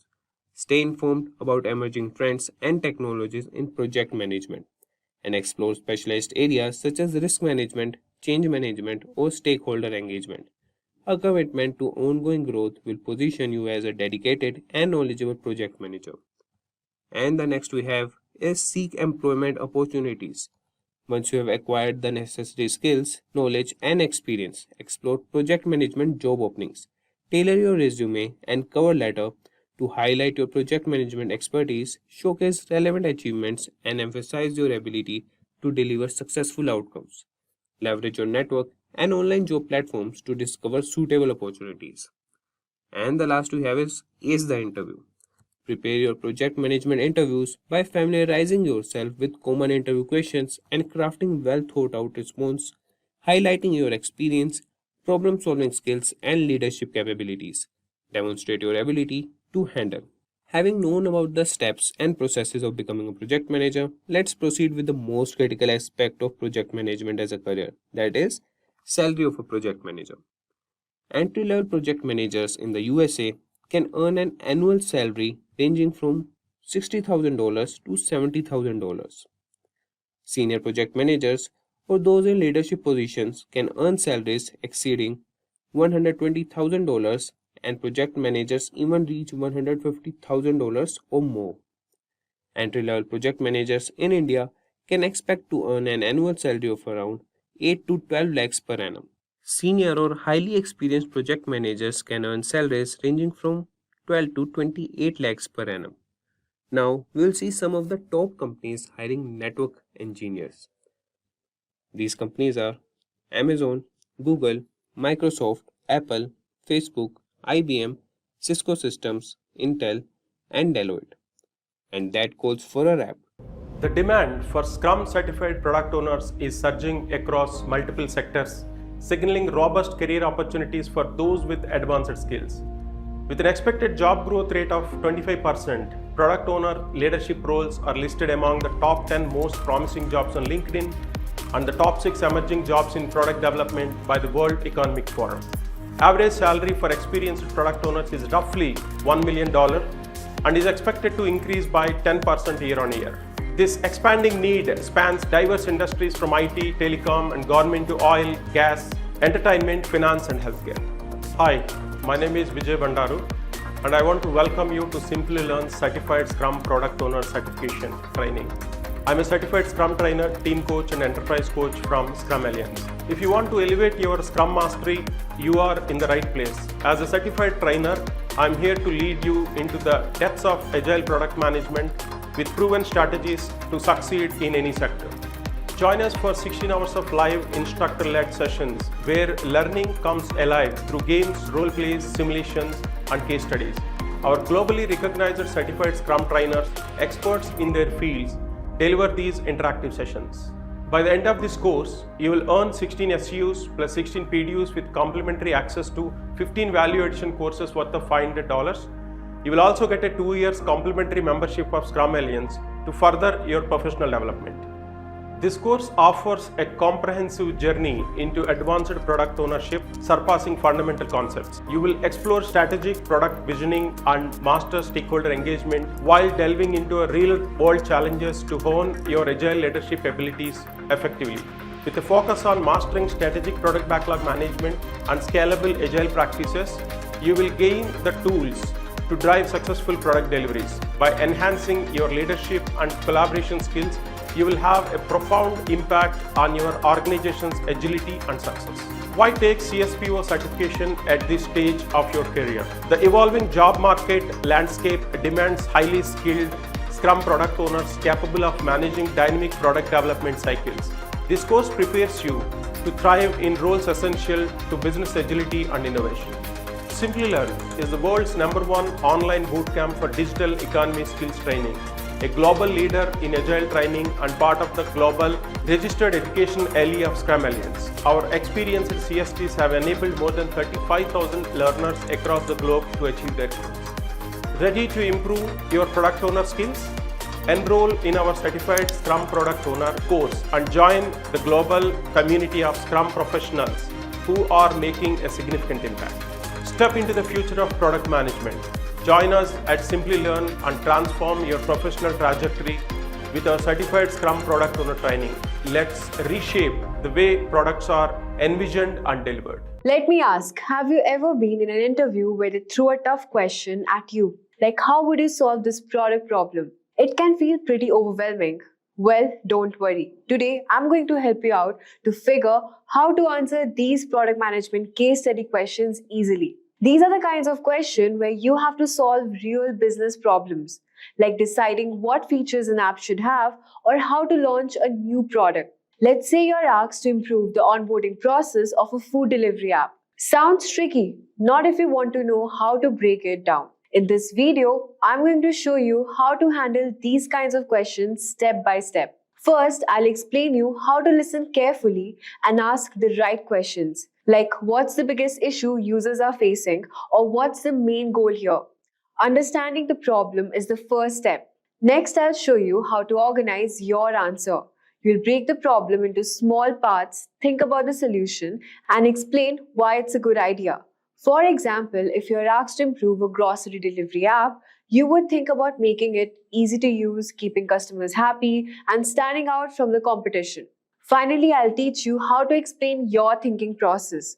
The interviewer wants to see how you can think and make decisions, not just the final answer. So by the end of this video, you'll know how to confidently solve these case study questions and show the interviewer that you are ready for the job. So let's get started. So the first thing you want to do is to listen carefully and take notes. When you're given a case study question, it often includes a lot of information, sometimes too much. Your goal here is to understand the key details, whether the case is about prioritizing features for a new app or creating a go-to-market strategy. It's crucial to capture the most important points. Let's say the interviewer asks, how would you prioritize features for a new music streaming app? Right away, you want to note down things like the target audience, who will be using this app, is it designed for a casual listeners or music professionals? Then we have business goal. Is the company looking to grow its user base or increase engagement or something else? You'll also look into the challenges, what are the key problems, what they are facing. Maybe users are dropping off after the first month or aren't spending much time in the app. So writing these points will help you break down the problem and make sure you don't miss anything when you're ready to give your answer. Remember, case studies can have multiple layers of information, so taking good notes help you organize your thoughts and approach the question logically. The second step is to ask clarifying questions. Don't hesitate to ask clarifying questions. Interviewers want to see how well you dig into the problem. If something is unclear, ask. It shows how you're thinking critically and want to fully understand the challenge before you jump into solving it. For example, let's say you're asked to improve a product features for a food delivery app. You could ask questions like, what are the main points for users during the delivery process? Is it related to the speed, user interface, or something else? What's the company goal with this feature improvement? Are we focusing on reducing order time, increasing customer satisfaction, or something else? Asking questions like these will not only help you gather more details, but also demonstrate the interviewer that you have a thoughtful and precise in your approach. It's not just about solving the problem, it's about solving the right problem. The next step is to pause and think. Now, take a moment to pause and think. Don't rush your answer. It's tempting to jump right in, but giving yourself time to process everything will help you approach the case study with a clear mind. Reflect on the problem and consider how it ties into the broader goals of the company. For example, if you are tasked with designing a feature for a food delivery app, think beyond the feature itself. Consider the user experience, market positioning, and the long-term impact on the business. Let's say you're asked to improve the sign-up process for a food delivery app. You don't want to just think about making the process shorter. You also want to consider how the sign-up flows into the overall experience. Is it simple and intuitive for the users? Does it create a seamless transition into the rest of the app or not? Also encouraging users to place an order right away. Taking a moment to pause allows you to think through different aspects of the case and gives you a chance to identify any connections that might not be immediately obvious. The next step is to structure your answer. Now that you have gathered your information and asked clarifying questions, it's time to structure your answer. A clear and well-organized response will show the interviewer that you can handle complex problems in a logical way. Here's a framework that works well. The problem. Start by clearly relating the business challenges or opportunity. For example, the food delivery app is facing high cart abandonment rates during checkout, which is impacting conversation. Your approach should be explaining how you would approach the problem. This might involve analyzing user behavior, conducting market research, or benchmarking against competitors. For instance, you could say, I would start by analyzing data or user behavior to identify the exact point where customers are dropping off during checkout. I would also look at competitors' app to see how they streamline their checkout process. Then propose a solution. For example, to solve the cart issue, I would simplify the checkout process by introducing one-click checkout option for returning users and offering payment options that are most popular in the target region. Finally, mention the key metrics you would track to measure success. For example, you would track the cart completion rate and the average time spent in the checkout flow as key indicators of success. Additionally, you would monitor customer satisfaction rates post-purchase. This structured approach helps you provide a comprehensive answer without missing any important details. Let's say the case study asks you how you would enter a new market for a rideshare app. You could structure your answer like this. Problem: entering a new city and competing with established players. Your approach should be studying the city's public transport habits and competitors' offerings, identifying what users in the city value most, the price, speed, or convenience. Your solution should be like launching a pilot program with ride incentives for early adopters and offering personalized ride suggestions based on their previous trips. For metrics, you should know how to track customer acquisition, ride frequency, and average ride distance to measure success. The next step is explaining your thought process. As you explain your answer, don't just jump into the final solution. Walk the interviewer through your thoughts step by step. This helps the interviewer understand how you would arrive at your solution and what factors you consider along the way. For example, if you're designing a feature for an e-commerce platform, you might say, I start by analyzing the customer journey and finding out that many users abandon their carts during the payment stage. Based on user feedback, you would learn the customers want more payment option. So you decide to implement PayPal or one-click checkout feature for logged-in users. So this approach not only shows that you're thinking critically, but also demonstrates that your solution is grounded in user needs and business goals. Remember, interviewers want to see how you think, so explaining your process step by step gives them insight into your problem-solving abilities. Now the next step is to pivot and check in with the interviewer. Here's an important step: pivot and check in with the interviewer after you have explained your approach. It's a good idea to pause and ask, does this align with what the company is aiming for? Or would you like me to dive deeper into any of the specific area? This shows that you're open to feedback and willing to adjust your approach based on the input, which is a crucial skill for any product manager. Flexibility is the key in this role, and checking in with the interviewer demonstrates that you can adapt your strategy as needed. Let's say you're discussing a product launch strategy. After explaining your approach, you could ask, do you think this timeline works for your team, or should we consider a phased launch or test the market first? This kind of back and forth creates more interactive discussion, allowing the interviewer to give you feedback and potentially guide you toward the direction they are looking for. The next step is to summarize your answer. Before wrapping up, it's important to summarize your answer. Quickly restate the problem, your approach, the solution, and the success metrics. For example, to summarize, my solution for improving the onboarding process involves simplifying the sign-up flow by offering social media login options and displaying a progress bar to give user a sense of completion. Success would be measured by tracking the number of completed sign-up and the time users spend during the process. This final recap reinforces the key points you have made and leaves a strong impression on the interviewer. It also shows you that you can clearly, concisely communicate complex ideas. So what are the type of questions asked in the product management interview?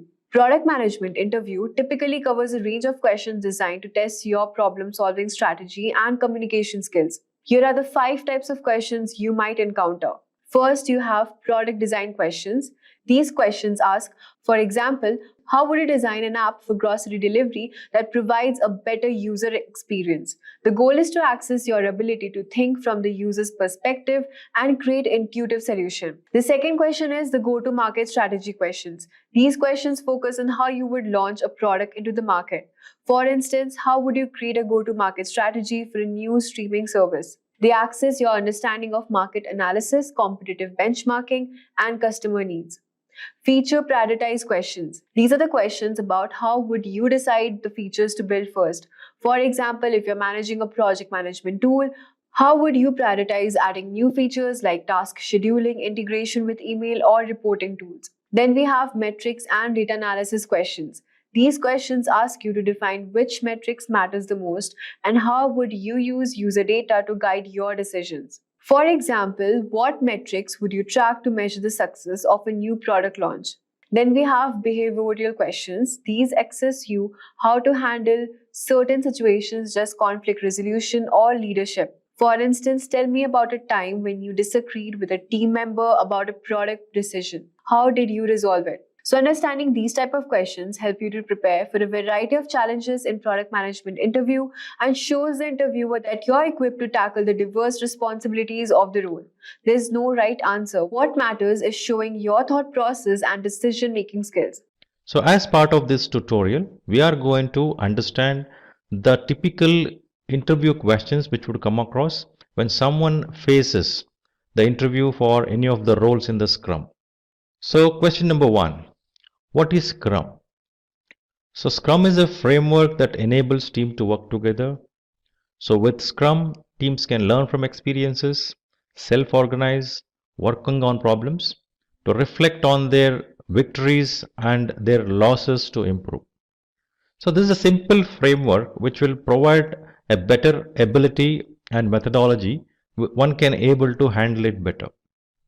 So Scrum is very well defined, articulated, and this provides a better insights, and capabilities building exercise is very easier and roles are well defined. So define the roles in Scrum. So what are the typical roles we come across in Scrum? So one of the roles we come across is product owner. So product owner is primarily responsible for maximizing the ROI by determining the product features, prioritizing it into a list, what needs to be focused on for the next sprint, and constantly reprioritizing and refining it. So what happens is, whenever we may require to deliver, it is very important for us to have the requirements clear. What requirements needs to be fulfilled? To fulfill that requirements, the products what is produced should have specific features and functionalities. So product owner will have the list of features and functionalities which needs to be created when product comes out as a result of a project. So product owner owns this, primarily responsible to ensure these list of features are identified and those are prioritized as required. So next role we can think of is Scrum Master, who helps teams learn and apply Scrum to obtain business value. So Scrum Master helps removing impediments. Impediment is anything which can stop things to flow smoothly. So protects them from interface and helps the team to adopt agile practices. Now Scrum is one of the methodologies for agile approaches and practices. Now remember, the term agile itself is not a practice. It refers to indicate that move faster, become flexible, respond to change, be flexible. Now Scrum methodology, especially Scrum Master, should understand this dynamics and ensure the team understands this, and Scrum Master should guide the team to adopt these methodologies and ensure the results are accomplished accordingly. So next role is Scrum team. So Scrum team is a group of individuals who work together to deliver the requirements of the stakeholders. So Scrum team is generally of the size like 5 plus or minus 2 who are self-organizing. So various different capabilities the Scrum team members would have. So each of their capabilities complement to accomplish the results required. So question number 3. What are the responsibilities of the Scrum team? So Scrum team is self-organizing, as I mentioned earlier. So it is a self-organizing team that has 5 to 7 members, and the responsibilities would include the development and delivery of working products during each sprint. Now we are seeing the new terminology sprint. So what is the meaning of this sprint? Now sprint refers to an iteration, a time-boxed iteration which will have a specific deliverables to be accomplished as part of it. So self-organizing team takes that specific working piece, what needs to be delivered. So that is a sprint backlog, we call it as. So from the product backlog, the features, functionalities which needs to be delivered as part of this specific iteration called sprint, time-boxed iteration, and those sprint backlog items are delivered. The output of that sprint would be the features, what is being taken, is a working piece, working product. So to demonstrate ownership and transparency for work assigned to them. So they own it, the entire thing assigned to them, there should be ownership. So ensuring the success of daily Scrum meeting by providing crisp and correct information. So Scrum has one event, there are 5 events basically. So one of the events which happens daily is daily Scrum meeting, where the team comes up with Scrum Master. So they would speak about what is that they have accomplished from the previous stand-up to till now. Is there anything which is stopping them to move forward? So giving the crisp updates, specific summary updates, so that Scrum Master understands the status. So any specific changes or any specific support which are required, Scrum Master would discuss separately with those individuals and get it done. So it should be minimum 15 minutes meeting when we say daily stand-up meeting. So Scrum team collaborate with each of the team members, they work together and they self-organize. So next question, the differentiate between Agile and Scrum. Now it is very essential to understand the terminology's differences. So if we just end up with looking at wrong understanding of each of the terminologies, then explaining will become difficult. So what does it mean by Agile and what it is when it comes to the terminology called Scrum? The term Agile refers to ability to move quickly and easily by becoming more flexible and adaptable. This is what the meaning which gets associated with the term Agile. So many times I have seen people answering Agile is a methodology, Agile is a iterative and increment methodology. And also I think when you search through the popular search engines, you may come across that, which is wrong. So Agile is the terminology which is used to state to move quickly and easily by becoming more flexible and adaptable. This we should keep in mind. So if our question may be like, what are Agile methodologies? Then you can come across like one of the Agile methodologies is Scrum, and you can go on various different methodologies what we have. So Scrum is an Agile methodology, right? The term Scrum is the name given to the Agile methodology which enables organization to become Agile, right? So to become Agile, obviously there are various methodologies. Scrum is very popular. So that is the main difference.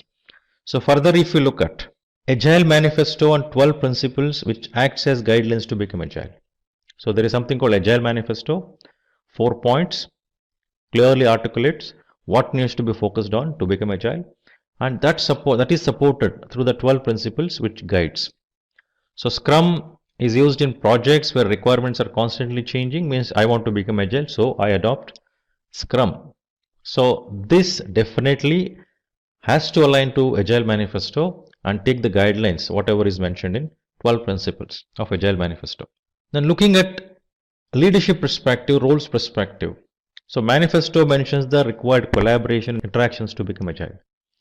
Whereas Scrum defines the roles like the Scrum Master, the product owner, the self-organizing teams, which is cross-functional self-organizing team.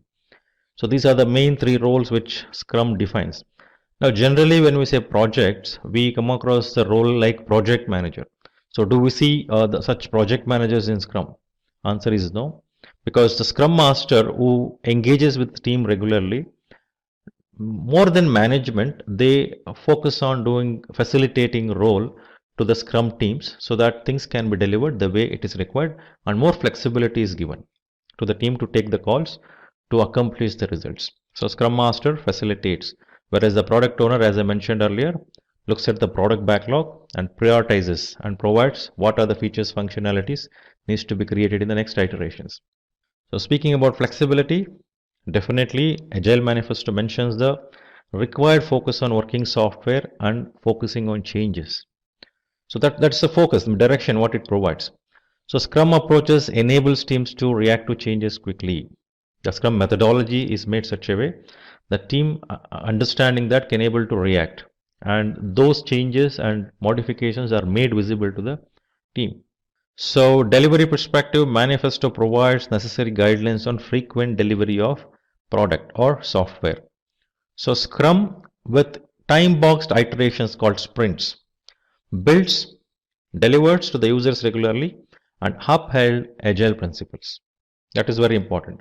So delivery here is as per the user's requirement, as per the customer requirements, because customer, when we want to become agile, customer has to involve very closely, stakeholder has to collaborate. Without that, you cannot become agile. So next point is about collaboration.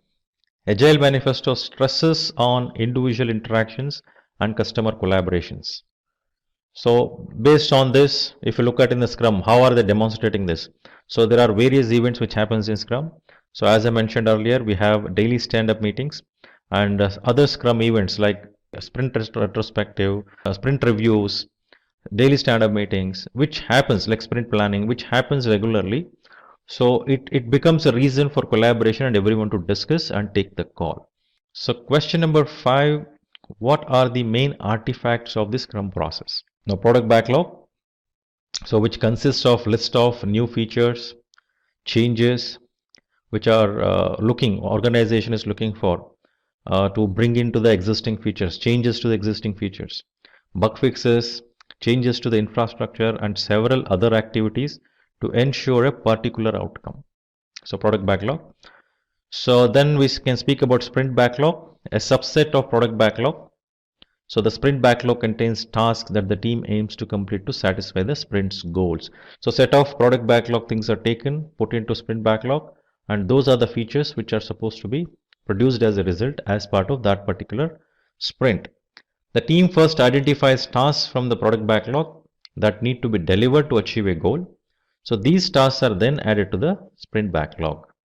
So the team first identifies tasks from product backlog as per the priorities, the list which is prioritized in the product backlog, that is taken, put into sprint backlog, and then those are delivered. So next you can think about product increment. The product increment is the combination of all product backlog tasks completed in the sprint and the value of the increments of previous sprints. The outcome should be in the usable condition even if the product owner doesn't decide to release it. It is very important, each of the increments which comes out so needs to fulfill this. Now question number 6, how are the product and sprint backlog different from one another? Product backlog versus sprint backlog. Let us see a few differences. So product backlog is the list of items that needs to be completed for developing the product, which is the list of all the features functionality, consolidated one. Whereas sprint backlog is the list of items to be completed during each sprint, which are taken from product backlog. The backlog, when it comes to product backlog, the backlog is collected from the customer by product owner and assigned to the team. Whereas in sprint backlog, the teams collects the backlog from the product owner and sets up the time frame for the sprint. So product backlog is specific to end goal, ultimate objective, whereas sprint backlog is specific to that sprint, specific iteration called sprint in Scrum. what is that we're going to produce as part of it. Product backlog is based on customer vision, whereas sprint backlog will vary based on the product vision defined by product owner. So prioritized lists you take from there, product backlog. So product backlog is independent of sprint backlog, whereas sprint backlog is dependent on product backlog. Reason we know already, I explained. So this is the prioritized list of backlogs we take from product backlog and create this specific product as part of sprint, which become sprint backlog. So product backlog refers to until the project is complete, the product owner maintains the product backlog. Whereas sprint backlog, when it comes to sprint backlog, each new sprints has backlogs added by the team as each sprints are initiated. So next question, who is the Scrum Master and what does he or she do? So a Scrum Master promotes and supports the adoption of Scrum in the team. Scrum Master helps everyone to understand the theory, practices, rules and values in the Scrum. So Scrum Master is playing the role of facilitation, enablement, right? So Scrum Master ensures the team follows Scrum values, principles and practices, removes blockages that may hamper the progress of the project, protects the team from being distracted, ensuring the team delivers value during every sprint. So next question, what happens in daily stand-up sessions? So daily stand-up sessions are the discussion which are done daily that takes place and are usually 15 minutes in duration. The objective is to understand what went well, what tasks are completed from the last stand-up session, what tasks are pending and the obstacles the team was facing. If at all any specific task is not accomplished for certain reasons, so what are stopping the team to accomplish that? That needs to be made visible. So that separate meeting can be held to discuss on that and do the necessary corrections by taking proper actions. So the objective of this daily stand-up meeting is to understand the overall scope and status of the project. Further, individual discussion can be taken up after the daily stand-up sessions. As I mentioned earlier, if you find something is not accomplished as per the plan, now how do we ensure that is corrected and why is it happening? Is there any support is required by the team to focus on that? So something like that can be checked on. Question number 9, what is Scrum-Ban? So Scrum-Ban is a development methodology that is a combination of Scrum and Kanban. So this can be used to meet the needs of the team that aims to minimize the batching of work and to adopt a pull-based system. So Kanban is called as pull-based system. So which actually helps in terms of visualizing what work is in progress.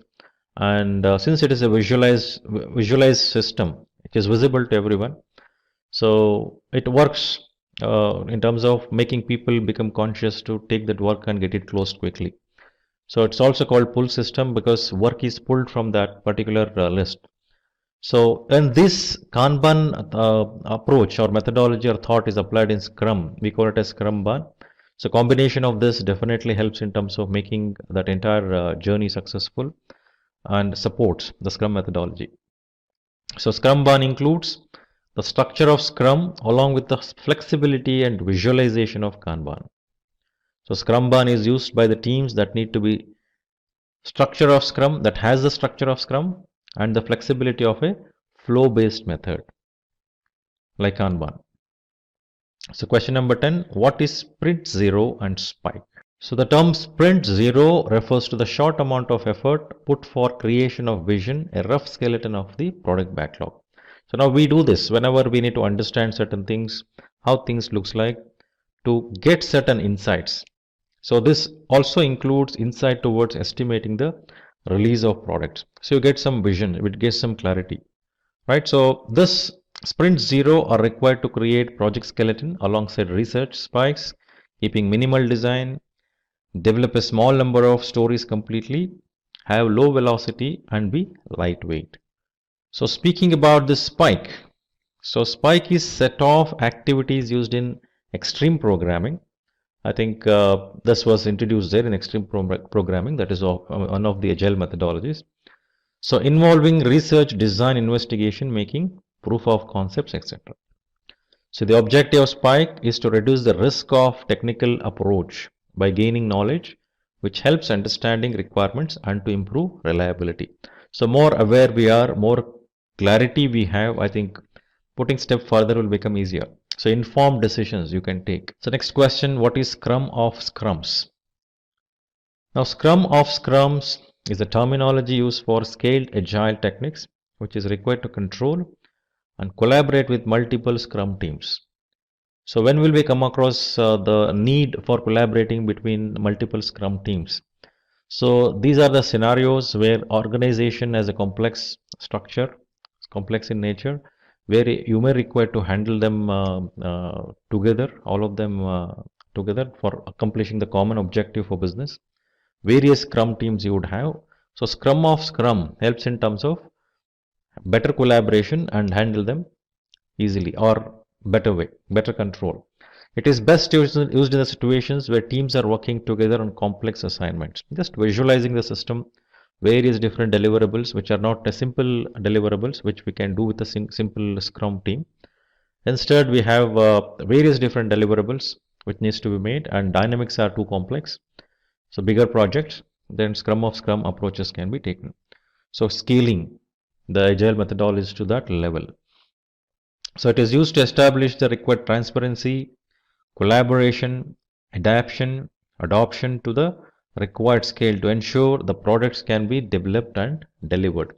So whatever the products are delivered, whatever we consider to be delivered, so those needs to focus on the business objectives, which is very essential. So what is user story mapping?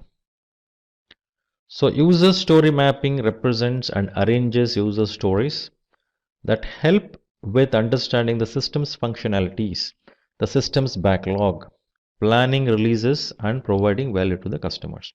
So first of all, we write user stories to understand the required features functionality in the user perspective. Now if we map those user stories, which user story link to other user story, which functionality links to other functionality, determining that will become easier. So now user story maps arranges user story based on the priority along the horizontal axis. On the vertical axis, they are represented based on increasing level of sophistications. So this will help in terms of handling in a regular flow, in a specific flow, not regular flow, specific flow, so that things can be done in order with full clarity. So question number 13, what happens in sprint retrospective? So after the sprint review, so sprint completes, so sprint review happens, the sprint retrospective is done. So during this meeting, the lessons learned, what went well, what mistakes we did, what were the issues, so is there any new way of doing things? So all these are discussed so that these necessary corrections can be considered in the upcoming iterations, the sprints. So data from year is incorporated when planning the new sprint. So the learning what you had, you are going to collect it, what went well, what went wrong, what was supposed to be the best approach and how did we approach it? Is there any other way of doing it? So these are discussed and very essential to do it at the end of completion of each of the sprints review. Question number 14, what is empirical process control in Scrum? So empiricism refers to work based on facts, experiences, evidences, observations and experimentation. So empirical process control is established and followed in Scrum, ensuring project progress and project interpretation is based on facts of observation. So actual facts and figure is very important. Any decisions what we make, any progression what we make should be always based on ground facts and actual pictures. We should not deviate from it. So these rely on transparency, observation and adoption. Obviously when you are working on the data on ground reality, so you are working on the actual one, it is transparent, it is on the observed data. The mindset of the team and the shift required in the thought process and culture are very essential to accomplish the agility required by organization. So mindset of the team is very essential, and adoption of process, compliance to the process, the culture, the behavior obviously plays a very important role when you do something within the organization. So that needs to be done as per the need, which should complement to the business objectives. Very important. And that should be based on facts, not on some thoughts or assumptions or ideas. So next question is, what are some drawbacks of using Scrum? So Scrum requires individuals who have experience, without whom the project will have a risk of failure. So one does not have a capability, difficult. Scrum requires team to be collaborative and committed. So people collaborating, individuals collaborating itself is a big challenge in many organizations. So bringing this into the place is very important when you want to adopt Scrum. So Scrum requires teams to be collaborative and committed to ensure the required results. They should work together, and also they should collaborate with customers, stakeholders. The less experienced Scrum Master can cause the failure of the project. So be careful. Scrum Master is the one who is facilitator. We should understand this. Who enable the Scrum teams, who ensure Scrum teams goes the way we need them to work. If Scrum Master doesn't understand this dynamics, does not have the clarity on this, obviously he or she cannot enable the team to become that. If tasks are not well defined, the project can have any inaccuracies. Scrum works better for smaller projects and would be difficult to scale to large complex projects. That's where we were discussing on a few questions before this. Scrum of Scrum we were discussing about when it becomes a complex project, which those needs to be handled together, which will become complex. So next question is, what are the skills of a Scrum Master? So a strong understanding of Scrum and Agile concept. Scrum Master should have fine-tuned organizational skills. So when Scrum Master is working with a self-organizing team with various different capabilities, so unless the organization skills, interpersonal skills, if Scrum Master does not have, working with them will become difficult. So Scrum Master should be familiar with technology that the team uses. Basic understanding of that, how it works, the dynamics associated with that. And Scrum Master should have an ability to coach and teach the team to follow Scrum and its methodologies, and very clear about the terminologies, artifacts, and all the events what happens. So Scrum Master should have an ability to handle conflicts and resolve them quickly. So conflict is a scenario which would happen for various different reasons. However, when conflict occurs, the Scrum Master should not shy away from it. Own it to resolve in the interest of the project, whatever is being done. It is very important. Scrum Master has to be a servant leader. So it is not like I'm a specific manager or leader of certain kind and I'm doing this with certain way. No, I'm actually facilitating, I'm guiding, I'm showing certain direction to the organization so to the team. When I say organization, I'm speaking about Scrum team, so that they are enabled to take up the specific project and accomplish the results accordingly. Question number 17. How can discord be dealt within the Scrum team? Now the root cause of the issue need to be identified and addressed. Complete ownership needs to be established when you deal with this, and try to diffuse the disagreements. So emphasizing on the focus area that complements the project. So here when we take up any of the discussions, any of the opportunities or any actions what we take, everything should be revolving around ultimate objective of whatever we are doing. So when we need to resolve something, when we get into the root causes, always it helps to look at the actions in terms of eliminating those causes. So once the causes are eliminated, it is quite obvious you can able to deal with it and address it with easily with the right set of actions. So emphasize on focus areas that complements the project, in the sense that should be the ultimate direction. Not my individual interest, not that individual interest. I favor this person, I favor that person. That should not be the case. So favoring this solution or favoring that solution, I'm okay with this particular technology, I'm very happy with this technology. Not such thoughts. It is the direction what is set, I should move things in that direction. So to establish a common understanding and to guide the team to that direction. Performing continuous monitoring and providing complete visibility. Very, very important. So next question, what is a user story? So user stories are an agile software development project management tools. It provides the team with simple natural language explanations of one or more features written from the end user's perspective. Now, for example, I'm a account holder in a bank. So first, what is the facility a bank would give to account holders? There is ATM banking, there is net banking, there is mobile banking, and there is over the counter. Now, when bank is working on creating certain specific features or specific mobile app to the account holders, now what are the things user needs? That needs to be visualized. Now, if I say the role here is account holder, as an account holder, I want to download the statements of every month. As an account holder, I want to download the statements every month. This is what my requirement is. How will you facilitate this?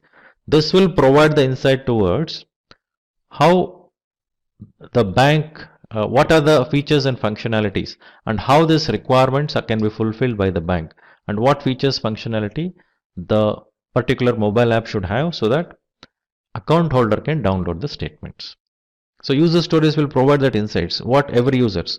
So account holder is not just an user here. There are many users when it comes to mobile app of a bank. We have people who monitor it, manage it, who develop it.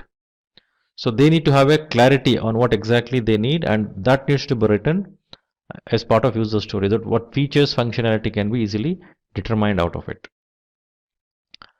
So a user story does not go into detail. It just mentions, as I gave an example, it just mentions how a certain type of work will bring value to the end user. The end user in this case could be external end users or even internal customers or colleagues within the organization. So if I'm an organization, I produce an HR application, I create an HR application for claim processing, which I don't have till today. So that is for internal users. In the bank example, I'm speaking about external customers. So user stories also form the building blocks of Agile framework like epics and initiatives. These help ensure that the team work to the goals of the organization through epics and initiatives. So further, the requirements for making the user stories a reality are added later after discussing with the team. So to write a user story, the involvement of the team members are very essential. They should discuss and come out and agree, yes, this is the features functionality which should be there. User stories are recorded on post-it notes, index cards, or project management software, whatever is feasible and whatever is available there. Next question, how are the user stories, epics, and tasks different? So user stories provides the team with simple explanation of business requirements created from the end user perspective, as we saw the few examples in the previous questions. Epics are the collection of related user stories. They're usually large and complex. So these epics are created with specific objectives in mind, and user stories are grouped. So that will form an epic. Whereas task refers to the one which are used to track work. So they are used to further broken down from the user stories. So there is the smallest unit in the Scrum used to track work. A person or a team or two people usually work on the tasks. So these tasks or through this task, I think the features functionality, what are required to be accomplished are done. So question number 20, what is sprint? Now, as I mentioned earlier in the question number 4, so sprint is the terminology used in the Scrum. I think we explained various different concepts as we went through.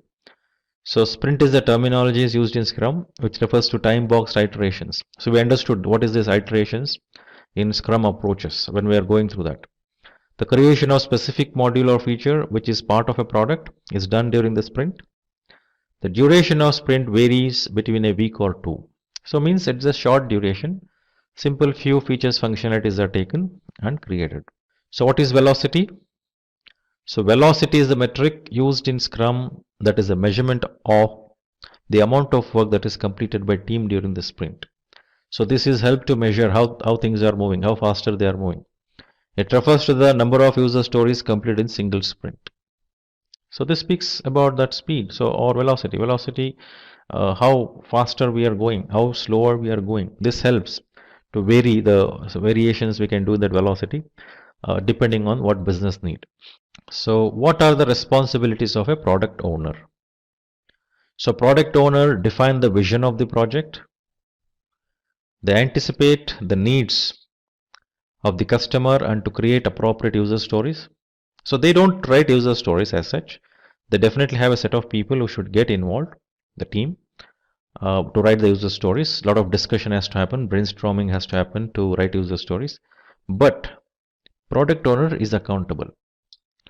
So product owner has to evaluate the progress of the project based on this backlog what project or product owner has, and has to be licensed for all product related questions. The team may have certain questions, sprints, as the sprint progresses. The Scrum team may have certain questions, clarification relating to the user stories. Those needs to be clarified. What is burn up and burn down charts? So generally when we say chart, it is a graphical representation. So burn up chart is a tool that is used to track the amount of work that has been completed. So it is a bar chart. The amount of work completed, the height of the bars keeps increasing in burn up chart based on what is completed, which will show the total amount of work the need to be done for a sprint or a project.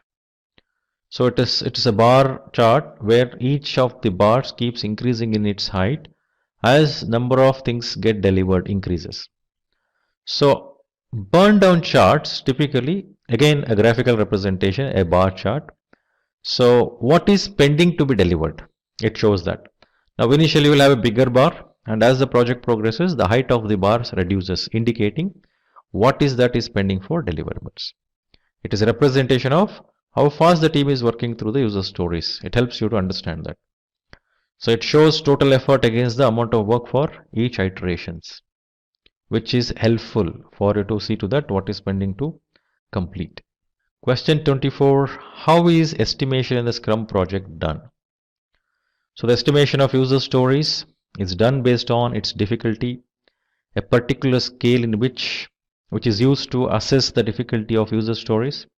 So you have to analyze how difficult or easy is that. Some of the scales which are used like numeric sizing 1 to 10, t-shirt sizing like S, ML, XL, Fibonacci series or dog breeds based on their value. So many such approaches are taken. What are some risks in Scrum and how are they handled? So first of all we should know what is risk. So some types of risk in Scrum are related to budget, people, sprint, product, knowledge and capability. Now when we say budget, risk of increase exceeding that allocated budget, taking more, looking for more variations. I estimated for X, it is going like X plus delta X. So can we control it? We need to look at that. So you need to assess that risk. In what possibilities the cost can escalate. People related like team members need to be of appropriate skills and capabilities. If they lack that, obviously difficult. It's not about just skills and capabilities, the culture, the behavior, the attitude, the energy, the synergy, that collaboration is what people will have. Then sprint related in terms of duration and deliverables, exceeding the duration, addition of scope to that sprint in between. So that challenges, that difficulties. So product referring to user stories and epics, having ill-defined user stories and epics, not properly articulated. There is no proper visualization when you look at that user story, not understanding. So nobody is explaining it correctly. So then knowledge and capabilities. So it is not just related to the people here, it's an entire system.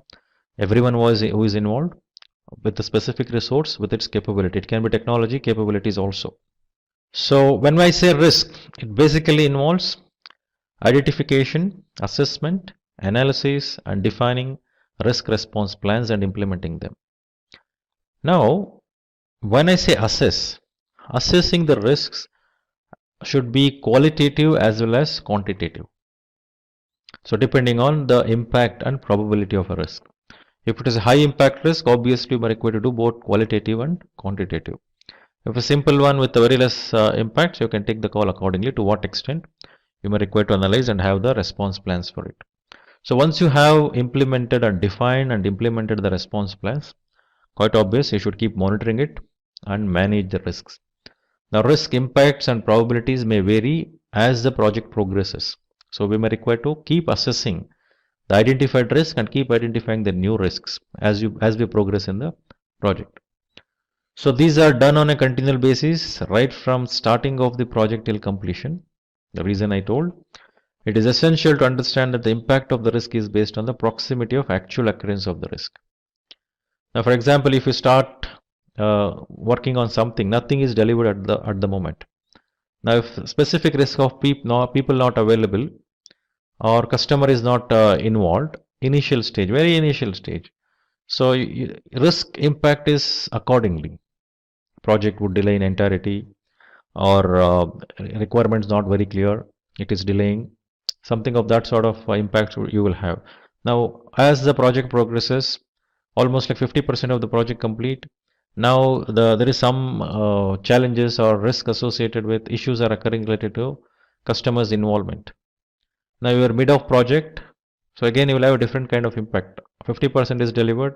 Now you need to progress because active involvement of stakeholders, including customer, is very important when you are becoming agile. So when that is not happening, as an example, I am taking the involvement of customers, the collaboration part of it. If that is not happening, now here the impact level is not equal to the impact level when this happens in the starting of the project. Same type of risk what we are assessing. So that is the reason each of the risks you should keep assessing. The identified one, keep assessing as the project progresses and check on is there any new risk is introduced as the project is progressing. So next question, what are some popular tools used in Scrum? So these are the list. So you can think of GitHub, Zoho, Trello, Jira Software, Yodix, version 1. So now what I am saying is, these are the tools, technology tools. So when we say tools, we cannot just limit our thought to technology tools. So what exactly this tool does? What are the techniques used? That we need to be very clear. Right? The metrics, what is measured and methodology of measuring it. And what processes are used, what steps are used. So what needs to be used? So unless we are clear relating to specific type of project, usage of these tools may not make any sense. You cannot even implement or customize this for the requirement what you are trying to accomplish. So you be clear about it when you are selecting the tool. So 27, how does Scrum Master track sprint progress? So we have various different events which happens in Scrum, like daily Scrum meetings, Scrum retrospective, Scrum planning, Scrum review, and checking on the defects which are escaped, density of the defects, burn down, sprint burn down, velocity. So checking all of this provides the better insight to Scrum Master so that tracking the progress of the sprint will become easier. So and how to deal with the scope creep. Now before we understand the dealing with scope creep, we need to understand what is scope creep. So the term scope creep refers to the change which is uncontrolled and added without checking the impact on the constraints like scope, time, costs. Now what happens is you will be doing certain or delivering certain features. Now you are forced or you are influenced or without your knowledge, some additional things are put in place. So which may impact later. It may add value, it may not add value later, doesn't matter, but it may lead in terms of impact your cost, time and schedules, which is unexplained. And that extra effort what you have put in, extra cost what you have put in, will become like not recognized by customers and you will not get anything paid for it. So scope, to avoid the scope creep, to deal with it, one has to ensure close monitoring of works being done on day-to-day basis, because scope creep can happen through team members. Team members are influenced by consumer. Because of that, it may happen. So understanding, communicating the vision to the team for ensuring the alignment. So the team is very sensitive about that changes what is happening. Then capturing, reviewing the project requirements regularly against what is delivered. To emphasize to the team and customer about the requirement signed off, so that someone will not come and influence you or make that additional things to be delivered. They need not push you. Right, ensuring any change introduced to go through change control. So no changes without any proper approval by the authorities, so that only those what is required to be implemented is implemented, and that is done formally through the formal change request. So avoiding gold plating. So it is a bit different thought process when we say gold plating. So we were doing the projects are trying to add certain things into the scope to please the customer, as an example, doing something additional, providing some additional features and functionality for which we are not paid. So scope creep is not a terminology used for it, but gold plating is the term used. But however, since it is an additional scoping, so we're just added here. So don't say that when the moment scope creep, we says that is not gold plating. Gold plating is a different direction.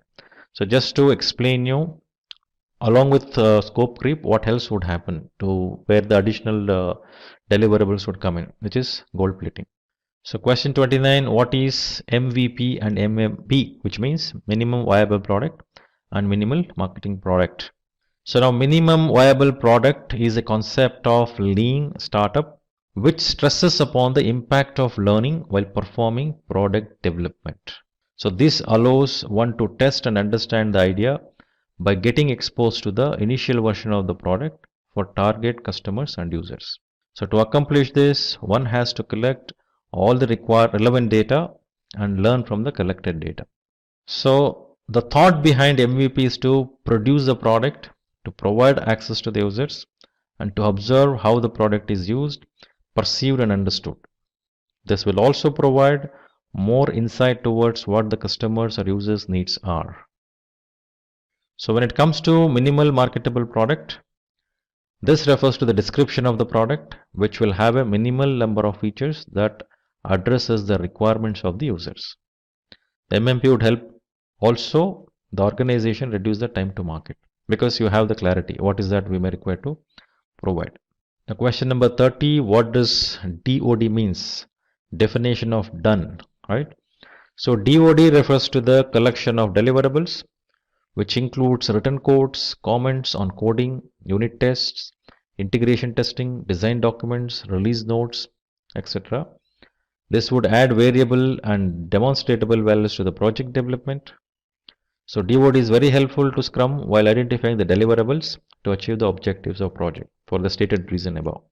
So defining the steps required to deliver the iterations, the usage of appropriate tool like burn down to make the process more effective, ensuring on-time feedback throughout the project lifecycle, ensuring the walkthrough of the product backlog items are done and understood correctly.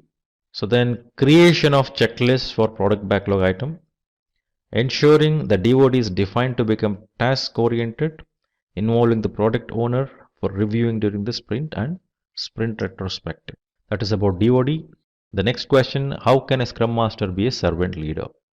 It's a very important thing to understand. So what is the meaning of the servant leader? The term servant leader mainly stresses on service orientation, which a leader should demonstrate. So today we say every organization is service organization. Even an organization who is producing car, if there is no service orientation, they cannot sell. So more stresses on being service orientation. The Scrum Master needs to be facilitator, a guide, a mentor, etc. This helps the team have increased involvement and empowerment. So now question number 32, how can one coordinate between multiple teams? So one of the most common approaches for this is Scrum of Scrums meeting. So where members representing each Scrum team discusses the progress, performance, issues, risk, etc. together. This is complex structure, what you're speaking about. The frequency of these meetings must be predefined, well articulated, well defined. Generally, Scrum Master would represent the particular Scrum team. On behalf of that Scrum team, they would go and represent in the meeting. Besides having a Chief Scrum Master, whose responsible is coordination and collaboration among all Scrums, who facilitates these meetings. You have gained invaluable skills that are in high demand in 2024. As companies increasingly adopt agile practices, your expertise in Scrum will make you a top candidate for leadership roles with competitive salaries in match. Continue to apply what you have learned and you will find yourself well prepared to guide teams to success in any project. Best wishes for your future in Scrum.